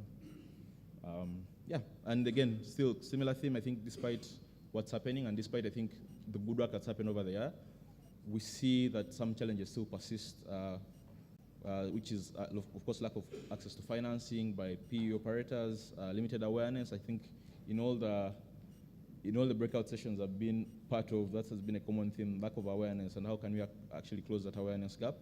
And then lastly, an uncertain regulatory environment where some appliances, in some cases, are VAT exempt, while others are not, and how that's being applied by URA. And then to get into C&I, which is also an interesting space, recognize that at the moment capacity is about 3.5 megawatts, but an additional 2 megawatts is expected to come online by end of this year. This is largely driven by developers and with support from development partners. I think a key interesting insight when you look at the C&I space is that about 90% of all the captive power plants are commercial. So in that sort of consumption between large industrial or residential, but then that sweet spot of commercial, right? Well, 10% are industrial. 69% of all these C&I captive power plants are actually grid-tied. So it sort of goes to show you the opportunity there that net metering and some of these other regulations that are in pipeline will unlock. And as highlighted, an additional capacity of about 2 megawatts expected by end of 2022. I think, again, similar to the other sectors, development partners are actually playing a key role. Most recently, UNEP DTU, I think it's now UNEP Copenhagen, published a report on C&I, sort of giving a status of the market. GIZ is also in the process of publishing a report on energy service companies. Oh, sorry. Apologies for that. The slide didn't change. Oh. Has it changed now? Oh. My sincere apologies that I've not seen that the slide has not changed. But yeah, as sort of touching on the fact that a couple of development partners are supporting with publications. Yeah, again, Get Invest is providing technical assistance, and developers such as All in Trade, Equator Solar are experimenting with a power purchase agreement model. I think still, just like I'd highlighted before, the Ministry of Energy is actually working to pilot a net metering code. So they're working with Nexus Green on their facility in Kololo, on Kololo Independence Grounds, to pilot a net metering code, primarily to get those learnings and then use them to further develop that code. The code is primarily supposed to support the bilateral sale of electricity between the grid and off-grid aspects of the developers, if you will. Yeah, and I mean, again, challenges still persist in the space. There's a limited government buy-in in some of these technologies, especially C&I, and the environment in terms of regulation oftentimes is unclear for developers. There's a lack of access to finance, and then, I mean, limited capacity to implement some of the complex projects. So you see oftentimes that if there's a project being implemented, maybe it's contracted to a developer in Kenya or wherever, and then that developer subcontracts some of our operators here in Uganda. Yeah, to get into a bit of the funding and just sort of touch on the funding landscape and what that looked like. Recognize there's a lot of funding that has, I think, been realized for 2022. But the call out here is that the funding is still skewed to international GS and cooksoft players. And as always been in the space, the funding is still largely from development partners and a few institutional investors. So I won't belabor to go into all the details of the funding, but you'll sort of see the likes of Sun King, D-Light, M-Copper, these are, I think, known regional players, or you'd even say international players, have received significant amounts of funding. This funding is apportioned not only Uganda, but it sort of covers multiple countries, but of course it's very hard to break down by Uganda, but Uganda will receive a portion of that funding. I think in addition to those players that we sort of see the regional players, we see some of the smaller players or local players, Innovex being one of them, recently received a grant from the government to relocate facilities, supporting local manufacturing. Equatorial Power, which is a developer in mini-grids, also received some funding. And recently, Up Energy, which is a company domiciled in Uganda, got some carbon funding from Carbon Stream. Yeah, I mean, despite that, and despite calling out the fact that most of the funding is, to international companies or coming from institutional investors that are international, local banks are continuing to provide some debt funding on a relatively small scale. I think the presentation before highlighted Equity Bank, which launched the Equi-Green loan financing facility. Other banks, including Stanbic Bank, Centenary Bank, and NCBA, also providing some local finance on a small scale. In terms of the supply, so having spoken about demand, in terms of the supply, what we're seeing is that there's, a couple of programs or a couple of funders that have funding out, and this is in excess of about $50 million. So of course the World Bank, the Energy Access Scale-Up Project, in partnership with UECC, is providing some on-lending through banks. BGFA that launched a facility is currently, I think, in the process of doing due diligence, and that money should be received by the selected operators before end of year. CIMA has an energy access relief fund that also is continuing to provide debt funding to developers. I think some of the developers, including the local ones, have been beneficiaries. And then UGEFA, the EU's UGEFA, which is implemented by Finding XY, is also continuing to provide discounted loan facilities between about $10,000 and $100,000 to operators. And other sort of key call-outs here, SNV, GIZ, NDEV have all provided results-based financing to solar system companies. And then lastly, to get into a quick update on the enabling environment, we recognize that REA's merger into the Ministry of Energy is being finalized, while the government has worked, I think, tirelessly this year to continue drafting policies, strategies to strengthen the enabling environment to increase energy access. So starting with the restructuring of MDAs, the merger of REA is, as you know, the process is still ongoing, but effectively all contracts of REA staff ended in October 2022. Majority of former REA employees are expected to be absorbed by the Ministry of Energy through a competitive hiring process, right? REA is expected to become the Renewable Energy Program, a full-fledged department under the Ministry of Energy. And then lastly, on the restructuring, if you will, the merger of UEGCL, UTCL, and UDCL is also ongoing. That process is ongoing. The modalities of how that company will be structured are being figured out by the Ministry of Energy and other stakeholders. A financial impact analysis is also being conducted to try and understand what the potential savings in terms of wages would be and what sort of any potential impact accruing would be with support from the World Bank. And on the regulation and policy front, a number of policies and strategies, I think, that were initially delayed by COVID or slowed down by COVID are now being progressed through the ministry. The national electrification strategy, I think, had been on pause. The initial draft came out about 2019. It had been slowed down by COVID. It has been finalized. the electricity amendment bill that was recently, I think that was started this year, and has a couple of interesting touch points, especially for the renewable energy sector, including removing the encumbrance to sell power to the transmitter, is also being finalized. And then finally, the national electrification policy is also under review.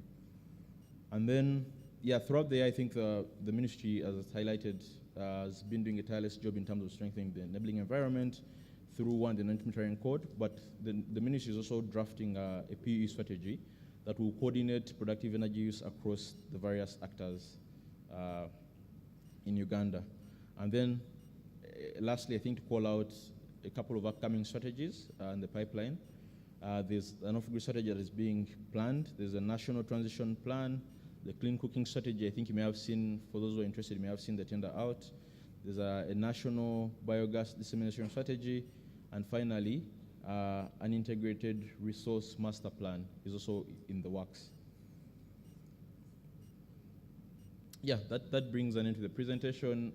Nicholas, I don't know if we have time for, I think I said a couple of minutes for questions. So yeah, we could have like 3 of them. Yeah. Okay, Nicholas, I said I think we have time for three questions.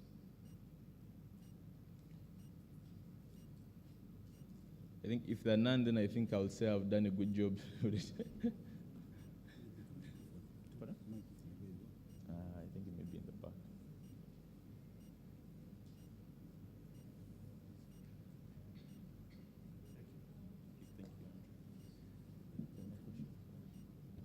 We have a question. Do we have any question? Okay.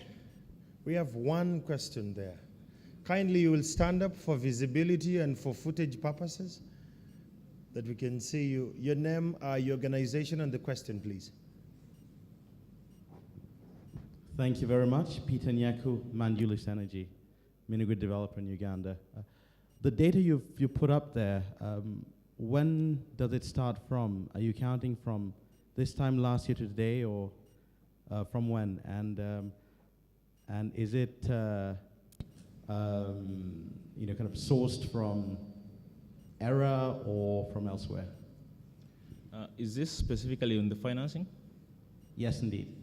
Yeah, so that's not sourced from ERA. This is sourced from conversations that we have with different private actors.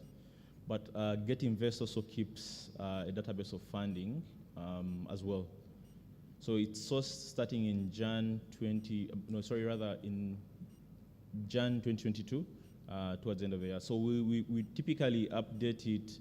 I think we typically publish towards the end of November. So we allow some time to capture data that may not have been included. I think of course some developers are not necessarily willing to share, so recognize some of that. That even when we track certain aspects of funding, some may not appear because developers don't want to share that information publicly. I don't know, does it answer it, Peter? Or do you have a follow-on question? I'll reach out to you afterwards. Sure, thanks.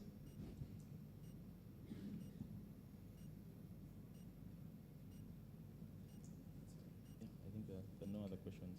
Yeah, no other questions. I think thank you very much. Yeah, maybe just sort of call out, this will become public towards end of November. So we'll, consolidate some of the learnings from the workshop as well, some of the ideas that we've had, and then we'll publish towards the end of the year. Our website is uoma.ug, so you find all our publications at the very end. Thank you. Okay, let's clap for him, ladies and gentlemen. You know, when they're disseminating data, if you're not very critical, you can easily get bored, but he did a great job. He gave us data and statistics we needed. Friends, it's a couple of minutes past 1 p.m. Just turn to your neighbor, tell them we're about to get done. Just turn to your neighbor, tell them, give them confidence. Turn to your neighbor, tell them we're about to wind up. Just turn to your neighbor, simple things. See, I need you to be with me. You feel the pressure I have now? That is the pressure. So ladies and gentlemen, at this juncture, we're going to have the drums. They are going to entertain us in just 5 minutes, and thereafter, we are going to have a wrap-up of the 3 days, how it has all been, the different breakout sessions, what we have learned, the commitments we've made, suggestions and recommendations, and thereafter, we shall get into the awarding. After the awarding, you and I will have our last lunch together, and we shall go back to our communities and impact them. So let's have the drums sounded for at least 7 minutes max. Thank you. Let's clap for the drums as they're coming. These are guys who have been entertaining us on the other side while we are having your breakfast every other time. They're quite very strong. Just to be very clear here, they come from Burundi. Burundi has good drums, good climate, and beautiful women. Yes, I will say that. Here they come.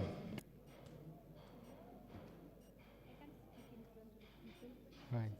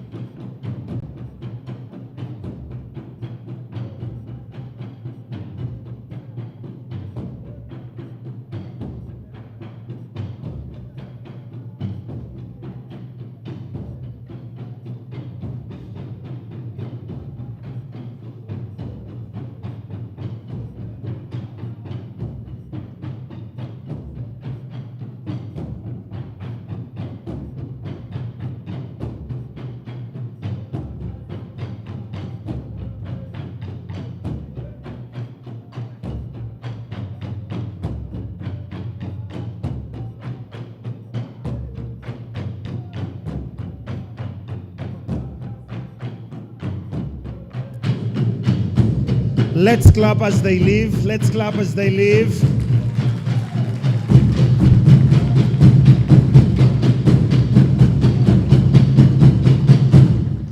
Hey, round of applause to the. Hey. My God. Proudly East African. It is moments like this that I feel I'm part of a greater block. East African, indeed, together tunawakilisha. Thank you so much, friends from Burundi. Someone on Twitter has just gotten back to me that, Andrew, what you're saying about the women in Burundi are beautiful. Yes, they are. I am a Christian, and I will say that that's so true. Until you travel to Burundi, you leave alone what you see just here. These ones here are not organic. But when you go to the real Burundi and you find the real Burundi women, you'll bear with me. But friends, we're coming to the end of our conversation this week. To those of you who joined us possibly yesterday or even today, let's have a look at what the 3 days have been like. Let me have the video of the 7 days, of the 3 days.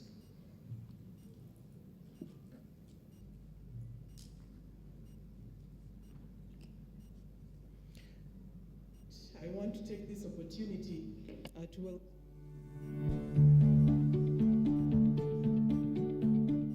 On behalf of the Ministry of Energy and Mineral Development, I want to take this opportunity to welcome you all to this second edition of the Renewable Energy Conference 2022 in Uganda. We are gathered here to reflect on what has been achieved in the last year, in 1 year. Since November last year to November this year, there's a lot that has gone down the bridge in renewable energy. Ladies and gentlemen, the theme for this conference is renewable energy for sustainable industrialization, inclusive growth, and economic recovery. And this theme is timely and relevant. Renewable energy sources play a vital role in securing sustainable energy with lower emissions. I am happy to represent a country which is almost 100% consuming renewable energy. Uganda has relied on renewable energy for the economic achievements registered over years.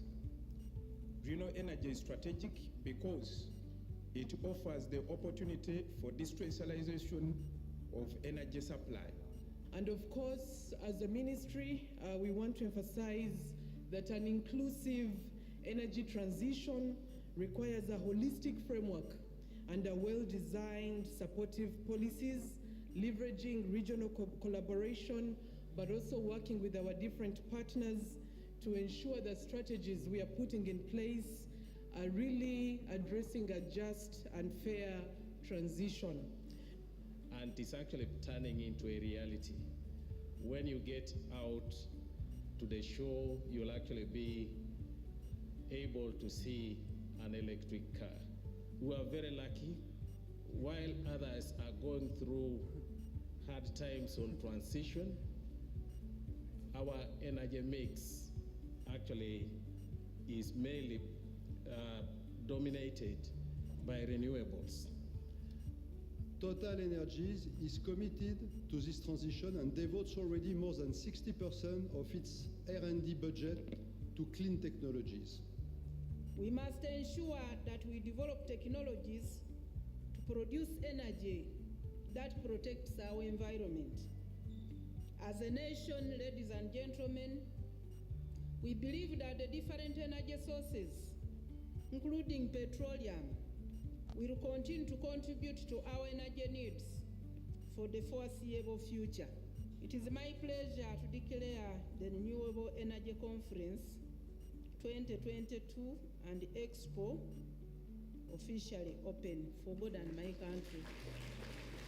So I think this conference is incredibly important. It brings together private sector, think tanks, scientists, government, non-government, development actors, everybody really who is looking forward to improving access to energy in an equitable way for people in Uganda. So would want to hear from the European Union how you view our energy access agenda and briefly on the plans that you have. So there is also an important element apart from the organization of the electricity sector, also an effort to be done in catalyzing the use of electricity, moving away from the use of simply charcoal, biomass and others, but also industrial use, developing industrial applications. Energy transition in emerging economies is highly hindered by financing, regardless of energy resource availability. One topic that has not been really mentioned is job creation. And I think energy transition has a huge potential to create new jobs, retrain technicians and people who have been working in other areas to train them as solar technicians, for instance, and also creating jobs that are not on the market at the moment, that will be in demand. So, and we are really looking at the solutions that are out there: lighting, cooking, charging, off-grid, really, because these are hard-to-reach areas. So we're looking at what are we doing as a whole, whether we're government or non-government players. There are other better solutions already out there. And I was just reading an article coming up to this event this morning that solar power in Europe is now 10 times cheaper than natural gas. So you as Uganda, you can ask yourself, why do we want to go to natural gas? If solar power is, and of course the market is different in Europe, and maybe it's not 10 times cheaper here. I know all this. But still, do you really want to go now to natural gas if you already know that the future is solar? You need to have something to offer. It is not just a company being a private company, and now the construction of a PVC, a solar station, a generation station is going to be done. Then the companies come. You must be relevant. That's a challenge to us Ugandans to actually get into renewable energy and see what we can offer. But we don't expect Total Energies to bring the food, the eggs from abroad.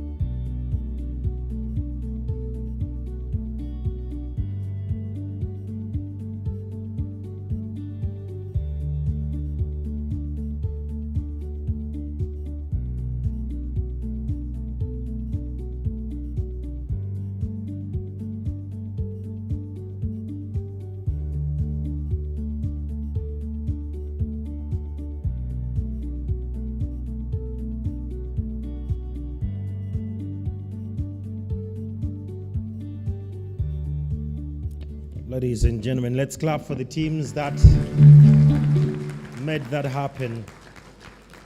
I can't thank you enough. Oh, thank you so much. At this juncture, we're going to start to award, but I want to start with the next generation. I love innovators. And I want to welcome a very good friend of mine, Mr. Patrick J. Mujisha. Many of our friends call him Mogi, the Managing Director of Innovate Labs Africa, to award the first 4 innovators certificates, and then we shall proceed.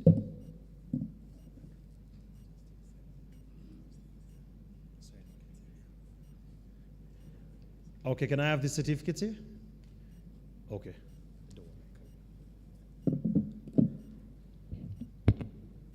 Yeah, all protocol observed. Good afternoon, everyone. Good afternoon. No, I know we've not had lunch, but that lunch is free. I'm not going to pay for it. So be at peace. Yeah, so well introduced. I'm Patrick Mugisha, managing partner, Innovent Labs Africa. And we were one of the key partners for the RAKE 2021 Expo, but focused on the RAKE, the Renewable Energy Innovation Challenge 2022. It was the first of its own kind in the sense that the sector has not had one like that before. So it's the first one and the inaugural one. So really, all of you, I think you should be excited that you're going to be part of that legacy, being part of this important occasion. And we had very interesting solutions that our innovators were able to present. And we took them through a very rigorous exercise for them to be able to showcase what they actually want to offer, both now and in the future as far as the renewable energy space is concerned. So a major area of focus as Innovent Labs Africa is basically to partner with all the key stakeholders in this space to build a sustainable renewable energy innovation ecosystem. All the technologies that are being displayed at the expo, majority of them are not indigenous, some of them are indigenous, but moving forward, we just want to change that narrative and have most of these technologies being localized that are present are actually from this continent. And thank you very much.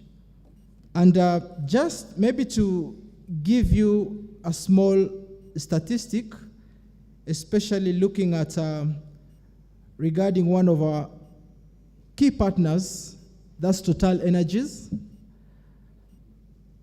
just among many. But Total Energies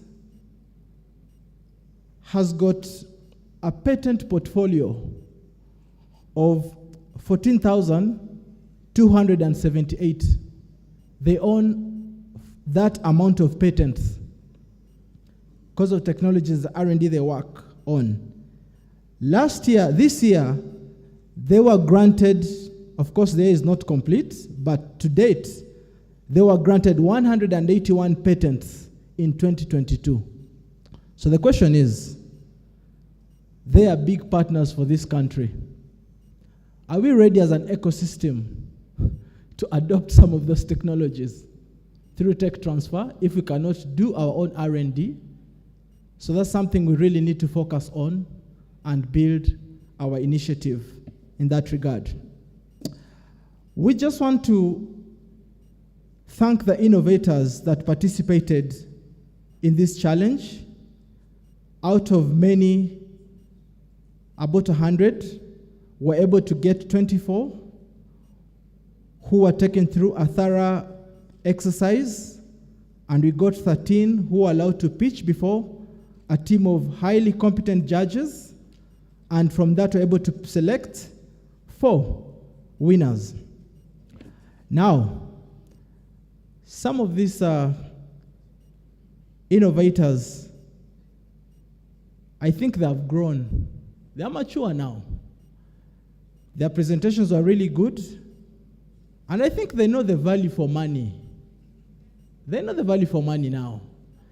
You won't believe it that we were able to, the total asks in terms of money that these innovators were asking for, the funding they're looking for, it was totaling to a tune of $40 million US. Clap for that.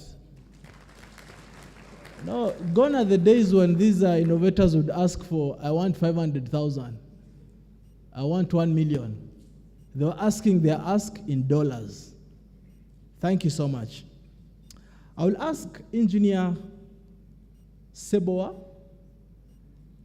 to come and Engineer Seboa, kindly, I request you to come and award these certificates to the winners. And Commissioner, please, I'll also encourage you to come and be part of this.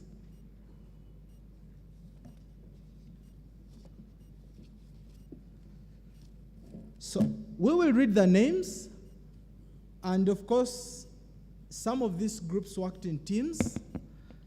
So maybe as you come to pick your certificate, you should be able to come with your team. Unfortunately, I can't call our brothers from Burundi to drum for you, but they'll drum for you later.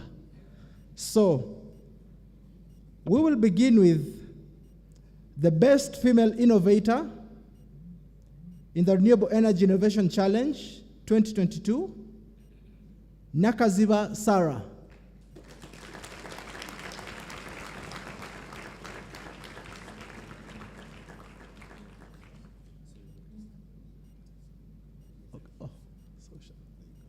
Okay.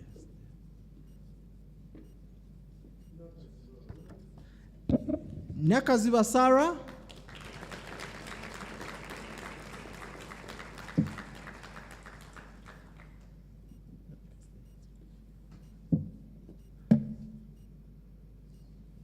Thank you so much. Yeah. Thank you so much. Second runners-up in the Renewable Energy Innovation Challenge 2022, Chen Cornelius. He's Chinese. He's from China. Chen Cornelius. Please, because of time, move as fast as you can. That second runners-up prize.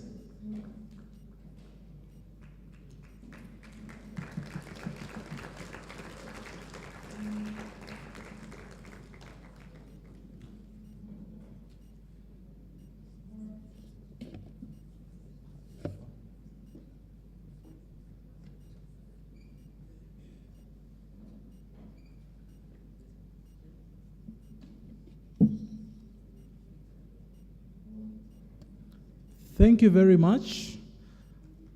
First runners-up in the Renewable Energy Innovation Challenge, Kauta John Baptiste Eshana.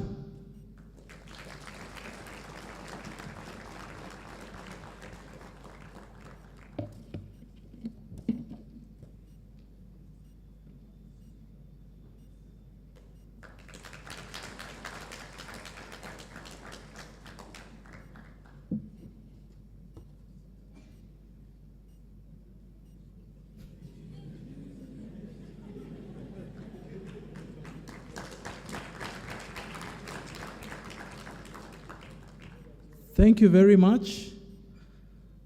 And last but not least, the winner of the Renewable Energy Innovation Challenge 2022, Nwagawa John Charles. Nwagawa John Charles is the winner of the challenge.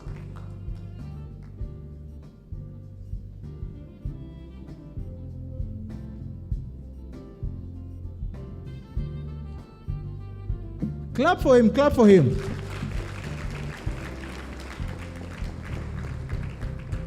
This gentleman innovated a solar pump that can actually help each of your villages, households, irrigate. So really, it's something that can go a long way. Thank you very much, colleagues. Last but not least, so what does this mean for these innovators moving forward? Two things are going to happen after this. There's going to be a hackathon where all these innovators are going to be grouped into groups to actually get solutions to challenges they have identified as a group. Second, they are going to get a 3-month post-innovation challenge support, which is going to cover supporting them to acquire the relevant intellectual property rights from their solutions, support them with product certification. They are going to be supported in also being able to refine their innovations and generate sustainable business models. but also they're going to be positioned to be able to scale their solutions even beyond the seed phase. We need your support. Different partners on board, come on board, support ILA, support the Ministry of Energy and Mineral Development. Let us make this happen. The future of this country has to be leveraged on innovation and creativity for God and my country.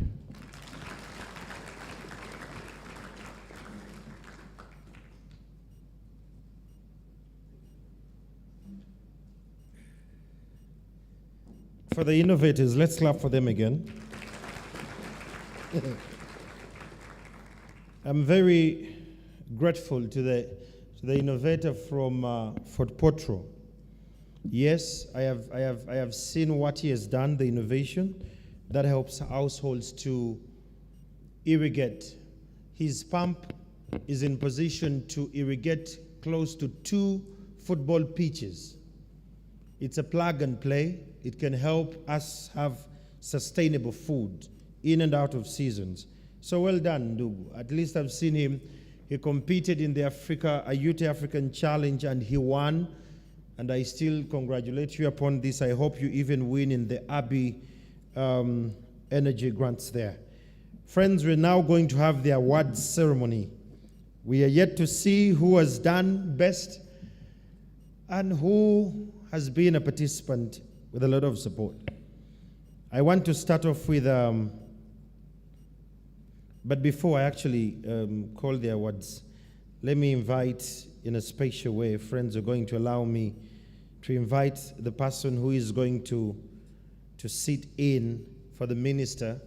The minister won't be with us because of competing responsibilities back and forth, but the minister is going to be represented by one of our very great friends and engineer of all times.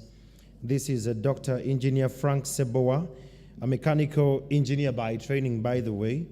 He has been in the energy sector for over 40 years. Clap for that, 40 years. I wish I can be in the media for 40 years, but oh Lord. But he is a pioneer CEO of the Electricity Regulatory Authority. He worked in the Uganda Investment Authority. He worked at the Uganda Clays Limited and Electromax. And again, he's currently a member of the faculty at Makerere University and MAT Abacus. He's a senior energy advisor for the Uganda Off-Grid Energy Market Accelerator. Ladies and gentlemen, let's welcome Dr. Engineer Frank Sebowa.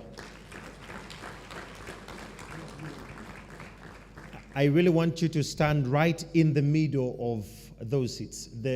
The fourth seat. Perfect. There, you're fine. Engineer, why I'm doing that, I'm sensitive of your appearance when these pictures go out. Very much so. Okay. That said, let's have the first nominees. Clean Cooking Company of the Year.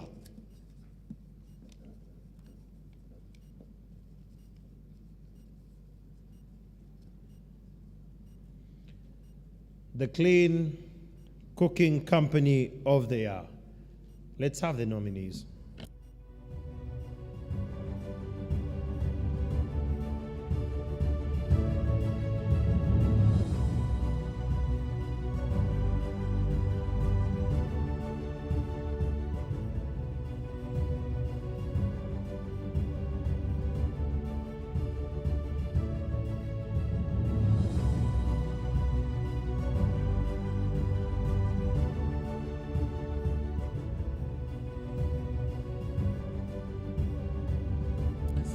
Can I have that list on the screen? You have it on the screen. So those are the nominees. And the winner of the REC 2022 Clean Cooking Company of the Year is Bold Energy.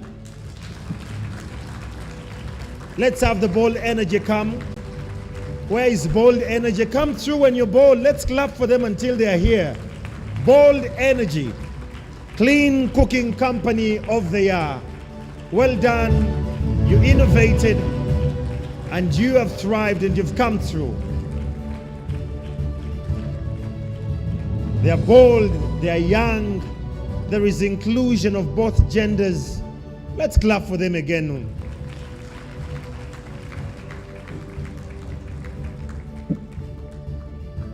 This is what it means. I love where the country is going, having young, brilliant people at the core.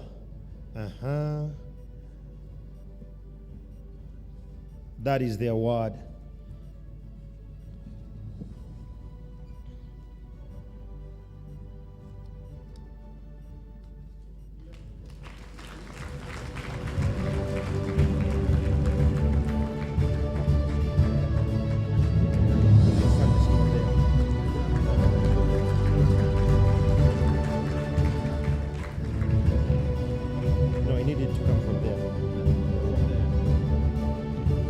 Well done, clean cooking.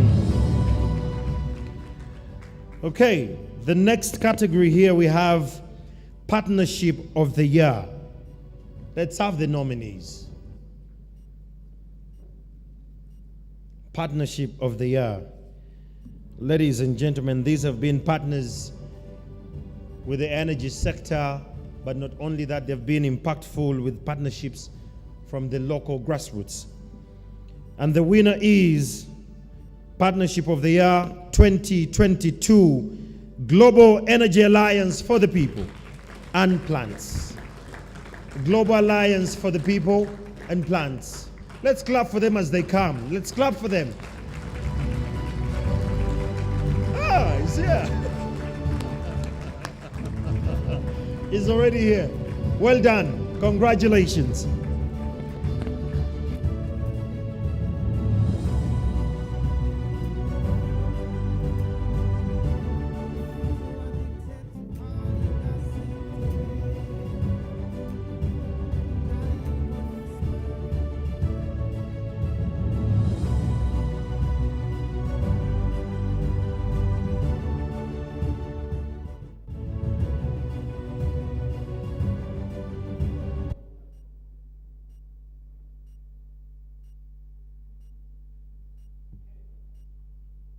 The next category we have Renewable Energy Financing of the Year. Let's have the nominees. Renewable Energy Financing of the Year.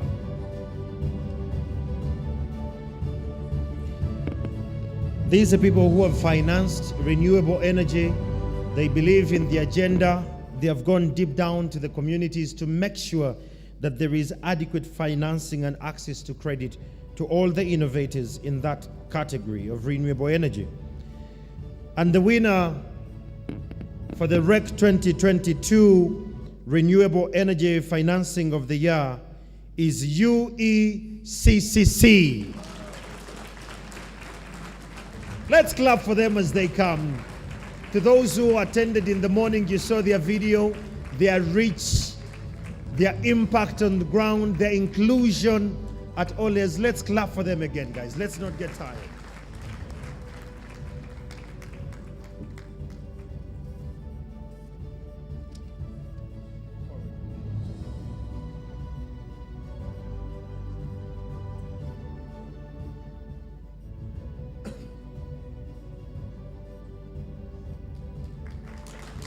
Congratulations. Congratulations.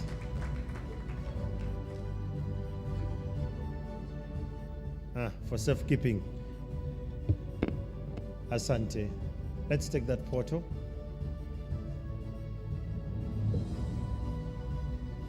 Thank you so much. The next category, we have the Foreign Mission of the Year. Foreign Mission of the Year.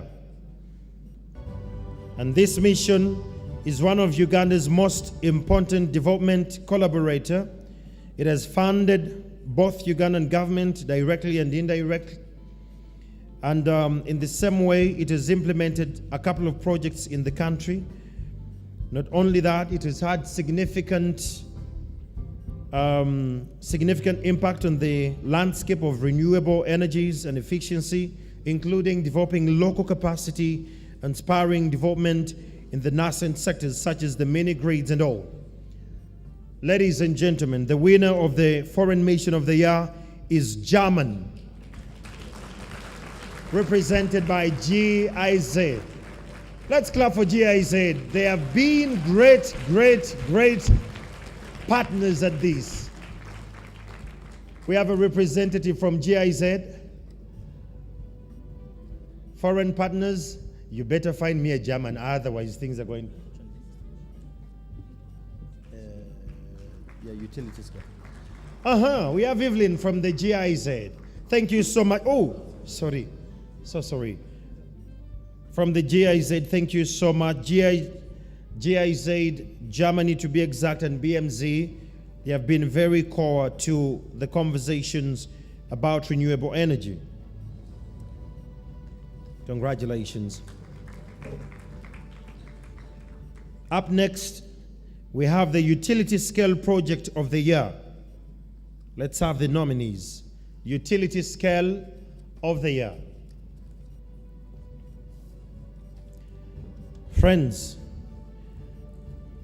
this is a station that has impacted the locals on the main campuses.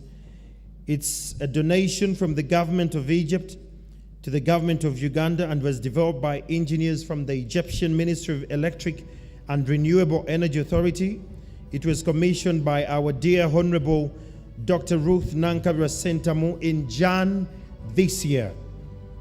The utility scale project of the year is the Wusitema 4 megawatt solar project. Let's have the team from Wusitema to come and get this award. It is a 4 megawatts solar power plant located in Busia district in the eastern part of this country, and it has impacted greatly.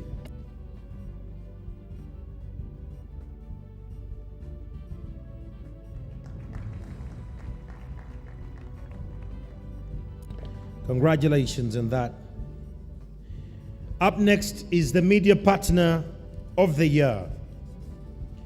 A media partner who has led the conversations of renewable energy in the broadcasting and the digital content, marketing and production. They have created, packaged and delivered high-quality multi-electronic content that connects the backgrounds of people to reliable, accurate news, ideas, intelligence when it gets to renewable energy. And the winner is Next Media. Next Media. We need someone from Next Media. Someone from Next Media. I can't receive that. Please, someone from... Oh, he's here. Such a challenging job here. But we're partners in crime. Good to see you. Next Media. Let's clap for them. They're doing a tremendous job in the industry. Coming up next is the POW Application of the Year. PUE Application of the Year. Congratulations, Next Media. Greetings to kin. Okay, the POW Application of the Year. The nominees are on the screen.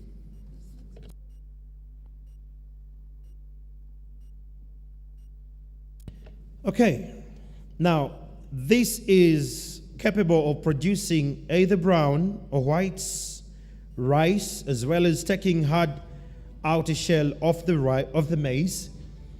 The machine incorporates an extraction fan to separate the husk and the chaff, and has easily adjusted pressure dial to increase or decrease the degree of milling. It's offered with brushless DC and AC motors. Ladies and gentlemen, the winner this year of REC 2022 is Aglso Rice Mill and Maize Huller. Let's clap for them. Agsol. Agsol. Are they milling rice? They're not here yet? Okay. Doctor will receive it on their behalf. Let's clap for them again. Coming up is the Solar Home System Company of the Year. Solar Home System Company of the Year. Let's have the nominees.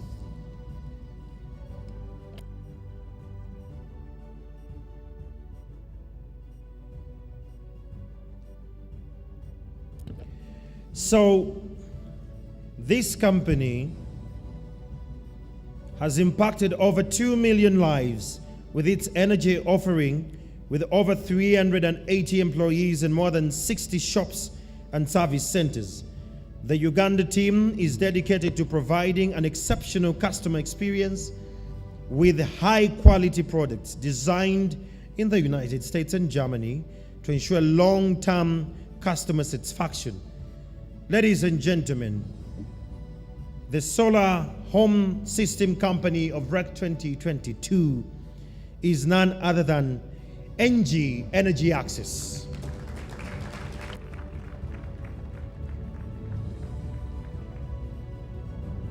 NG Energy Access. Let's have NG come pick their word. Oh, Evelyn will pick it for them. Let's clap for them again. They are actually watching online. We are streaming this online.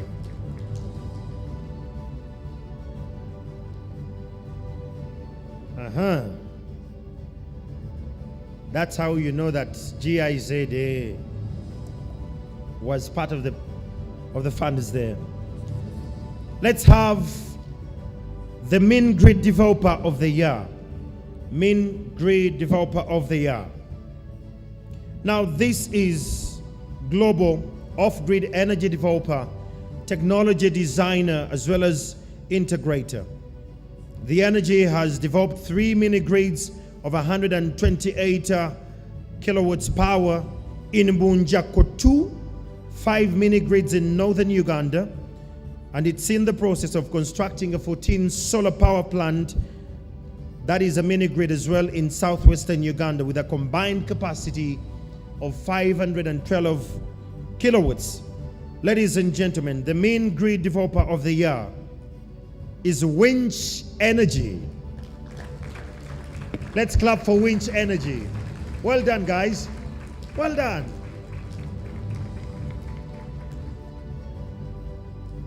And coming up, we have the Clean Energy Implementer of the Year. Clean Energy Implementer of the Year. Clean Energy Implementer of the Year.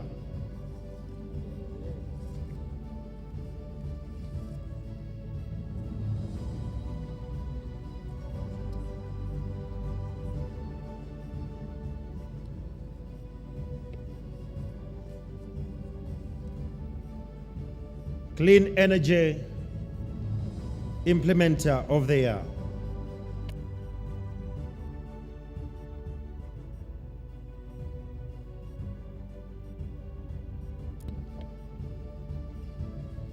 I'm going to request again Evelyn from GIZ to come through. Evelyn, come through again.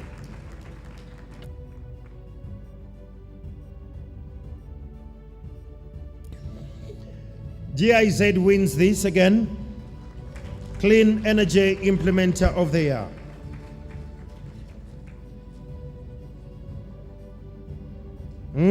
Well done, GIZ.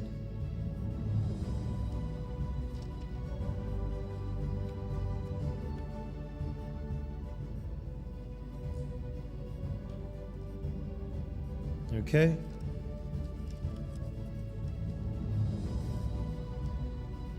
This is a tricky one. Let me see how we go about it. We have the Best Exhibitor of the Year. The Best Exhibitor of the Year.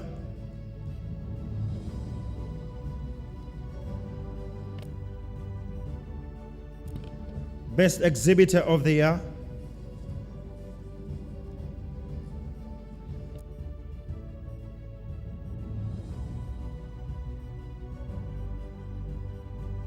Best Exhibitor of the Year. Those are the nominees. And the winner is Nexus Green.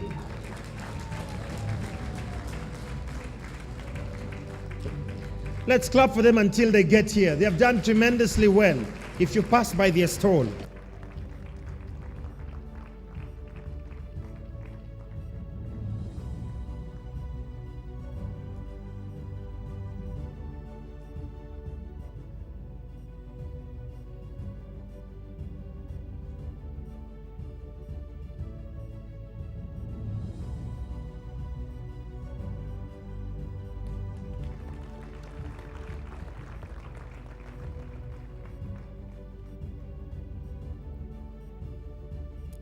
All right. Well done, Nexus. See, the only Nexus that is close to me is in Nigeria. But I got a totally different belief of Nexus this time around. The Lifetime Achievement Award. This person graduated in 1980. A couple of you were not here. He completed a master's degree in 1983. A couple of you had showed up. He taught many engineers in Makerere University between 1984 and 1993. And from 1993 to 1998, some of you are now here. He contributed to the engineering in the Ministry of Health, where he did many energy projects and established a medical equipment maintenance system. From 1998 to 2000, he served as the Chief Electrical Engineer in the Ministry of Works and Housing. He joined Ministry of Energy and Mineral Development in 2001, where he kickstarted the Energy for Rural Transformation Program, ERT.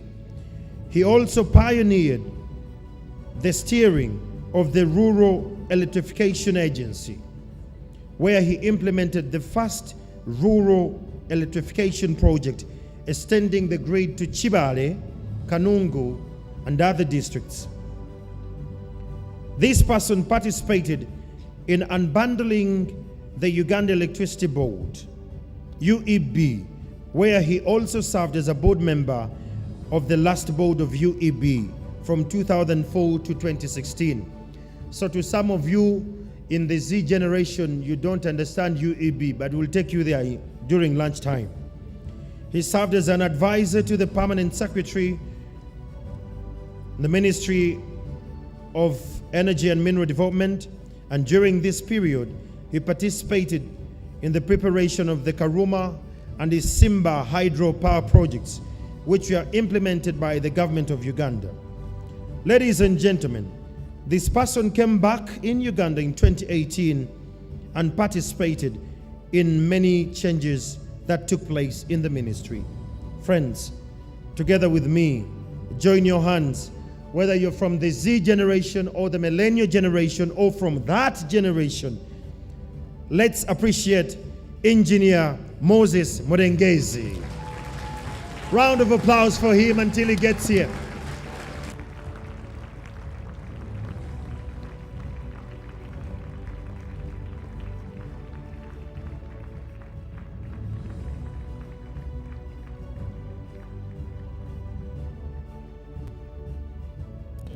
Congratulations, Engineer. Thank you so much, Engineer. Wow. Very humble as he is. Stays grounded. Hey! Engineer, while you're there are a couple of people, when you're still teaching at Makerere, they were not here. They were not born. And while you're leaving Makerere, they were born. To them, they possibly don't understand what this means, but to people like us, this means a lot to be in your presence. Development Partner of the Year. This person or this partner has spent over $500 million US supporting the energy for rural transformation and energy access scaling up projects in Uganda. This partner has supported over 10 institutions, including the UECC, WOMEM, the Ministry of Minerals and of Energy and Mineral Development, and the private sector companies in the off-grid and clean cooking sectors. The partner has funded access to PayGo technologies, the development of standards in off-grid energy sector, and the UGFIT. This partner has supported access to all renewable energy technologies. Friends, join me as we award the World Bank for being the Development Partner of the Year. Let's have the team from the World Bank. Engineer, again, you're going to come. Let's clap for the World Bank. All the funds you're getting usually come from there. Thank you so much, the World Bank.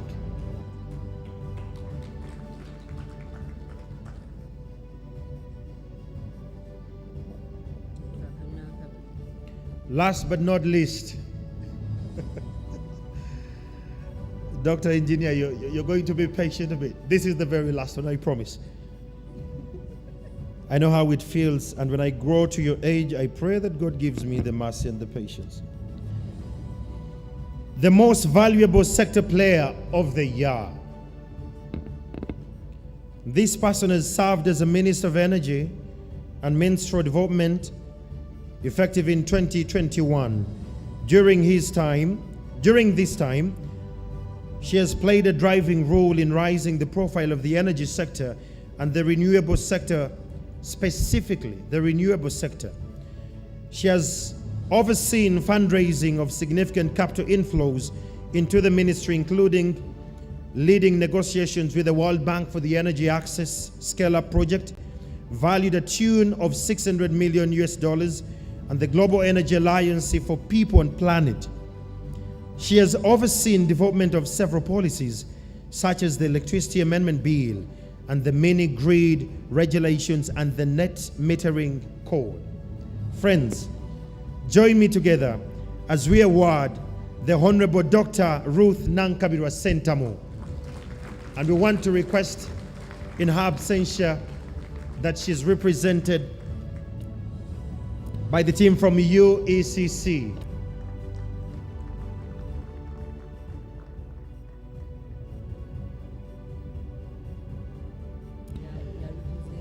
Omumbeja Speciosa Ndagire. The Honorable is not here with us. Those of you who were with us in Dubai last week, I'm sure you know the task she has on the other side. Thank you so much, Engineer. Let's clap for Engineer Seboa. Well done. And that said, Engineer, before you sit, I want to request you that you come and close this occasion officially. The rest of us, after his speech, I want to thank you so much. DJ, pull the tune down. Asante. I want to thank you so much. Just thank your neighbor. Thank your neighbor for being here, Kwanzaa. Thank your neighbor. Thank your neighbor for being patient.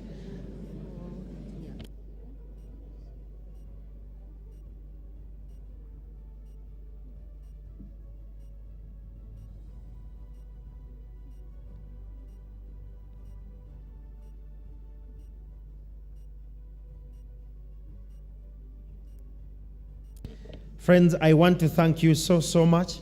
There are some gifts that are going to actually be, there are gifts coming. Each one of you is going away with a gift. Everyone gets a gift when you come to renewable energy conferences. We want to thank you so much. Our partners, we can't thank you enough. In a special way, allow me to thank our partners. Let's clap for Total Energies. GIZ, thank you so much. UNCDF, thank you so much. We can't thank enough the Innovate Labs Africa. Thank you so much. Let's clap for these chaps, man. They gave us money. They gave us the technical support. Youth Go Green, thank you so much. UNREA, thank you so much. And the Uganda Solar Energy Association, thank you so much. That said, friends, allow me to welcome Engineer Seboa. We come from the same clan, because my Jaja is George Temanju, so we come from the very same lineage. But in the context of energy, I've learned quite a lot from you. Today, come and close this occasion officially, and after here, we shall be going for lunch. Engineer Seboa. Let's clap for him. He's closing officially. Thank you very much. And it's an honor to be closing a function or a conference of this nature. When I first entered this room, it looked like a very huge room, and I wondered who would fill it, but you are still here up to the end. This morning, if I must confess, I came as an ordinary delegate. Then they judged that through years and other things, maybe I qualify to make this statement. Your Excellencies, ambassadors, government officials here present, development partners, people, and especially people from the private sector, ladies and gentlemen, I'm very pleased that we are able to bring colleagues together at this time. After the 3 days of engaging discussions and dialogues, this is down to each and every one of you and your teams. Your hard work, your dedication, and your willingness to build a consensus is much appreciated. I thank you all and your teams for your extraordinary and heroic efforts. I also want to thank our own incredible team of the Ministry of Energy for all the work that has gone into making REC 22 and Expo a huge success.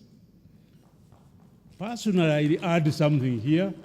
I want to thank a gentleman who I will ask you to stand up. Dr. Brian Isabide. For those of us who have been around for many years, we know that he has brought a wind of tremendous change in the renewable energy sector of the country. We thank you. In November 2023, we will be a bigger and more exciting expo and conference. You are all invited in advance. We can all be proud of what collectively we have delivered at REC 22 and Expo. We aimed to bring together thousands of stakeholders to share experiences, lessons learned, and best approaches to tackling the energy sector challenges and to foster renewable energy and energy efficiency adoption in the country. You will agree with me that the event has been massively successful. Over 10 countries have participated. Renewable energy and energy efficiency innovations, business and technologies were at the Expo. Innovative recommendations for ambition and action by all of us have been highlighted. That work must start now. Action and implementation to match ambition must continue. The most critical challenge will be access to affordable and patient finance. After the collective dedication exhibited stakeholders at this meeting, our work here could not be wasted. We must now ensure that the next chapter charts the success of the commitments we have solemnly made together this week. We started this discussion by saying we want to go beyond statements and existing positions, and that's exactly what's happened. Total Energies solar, HFD green hydrogen have announced huge investments in the renewable energy in Uganda at this conference and expo. Total Energies has also kindly committed to continue supporting the renewable energy conference and expo as a platinum sponsor. Thank you very much, Total Energies.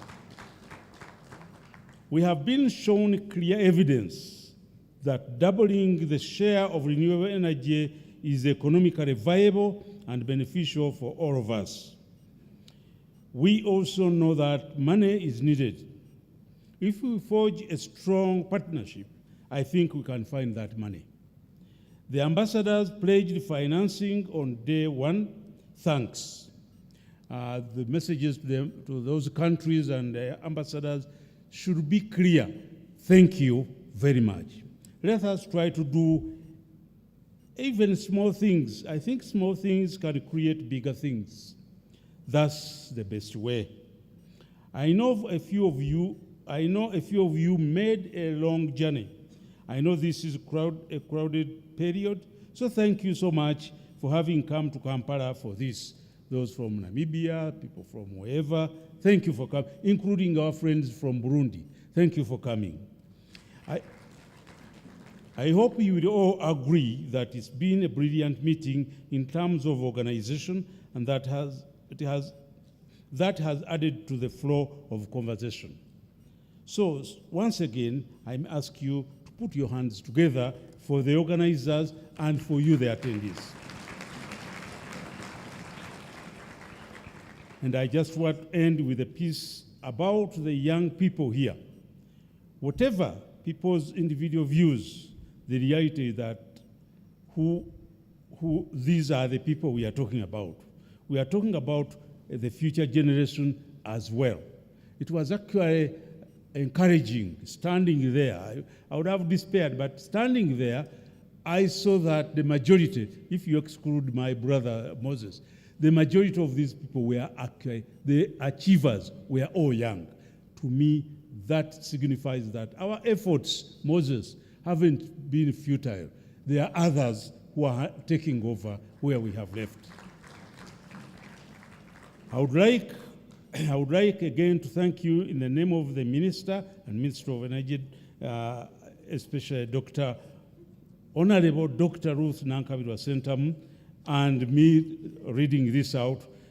We thank you for your strong commitment and support to the ministry.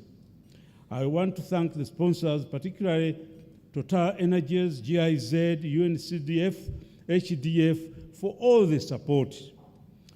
We continue to count on you for REC 23 and Expo. I once again congratulate the winners of the various awards for this year. Before we end, let's pay tribute to the late Ndamura Godfrey, the former Commissioner of Renewable Energy Department, and you remember he closed the similar conference last year at Mistil, Kampala. We just give half a second of silence in his memory. May his soul rest in eternal peace. With that, I thank you for God and my country. Thank you very much.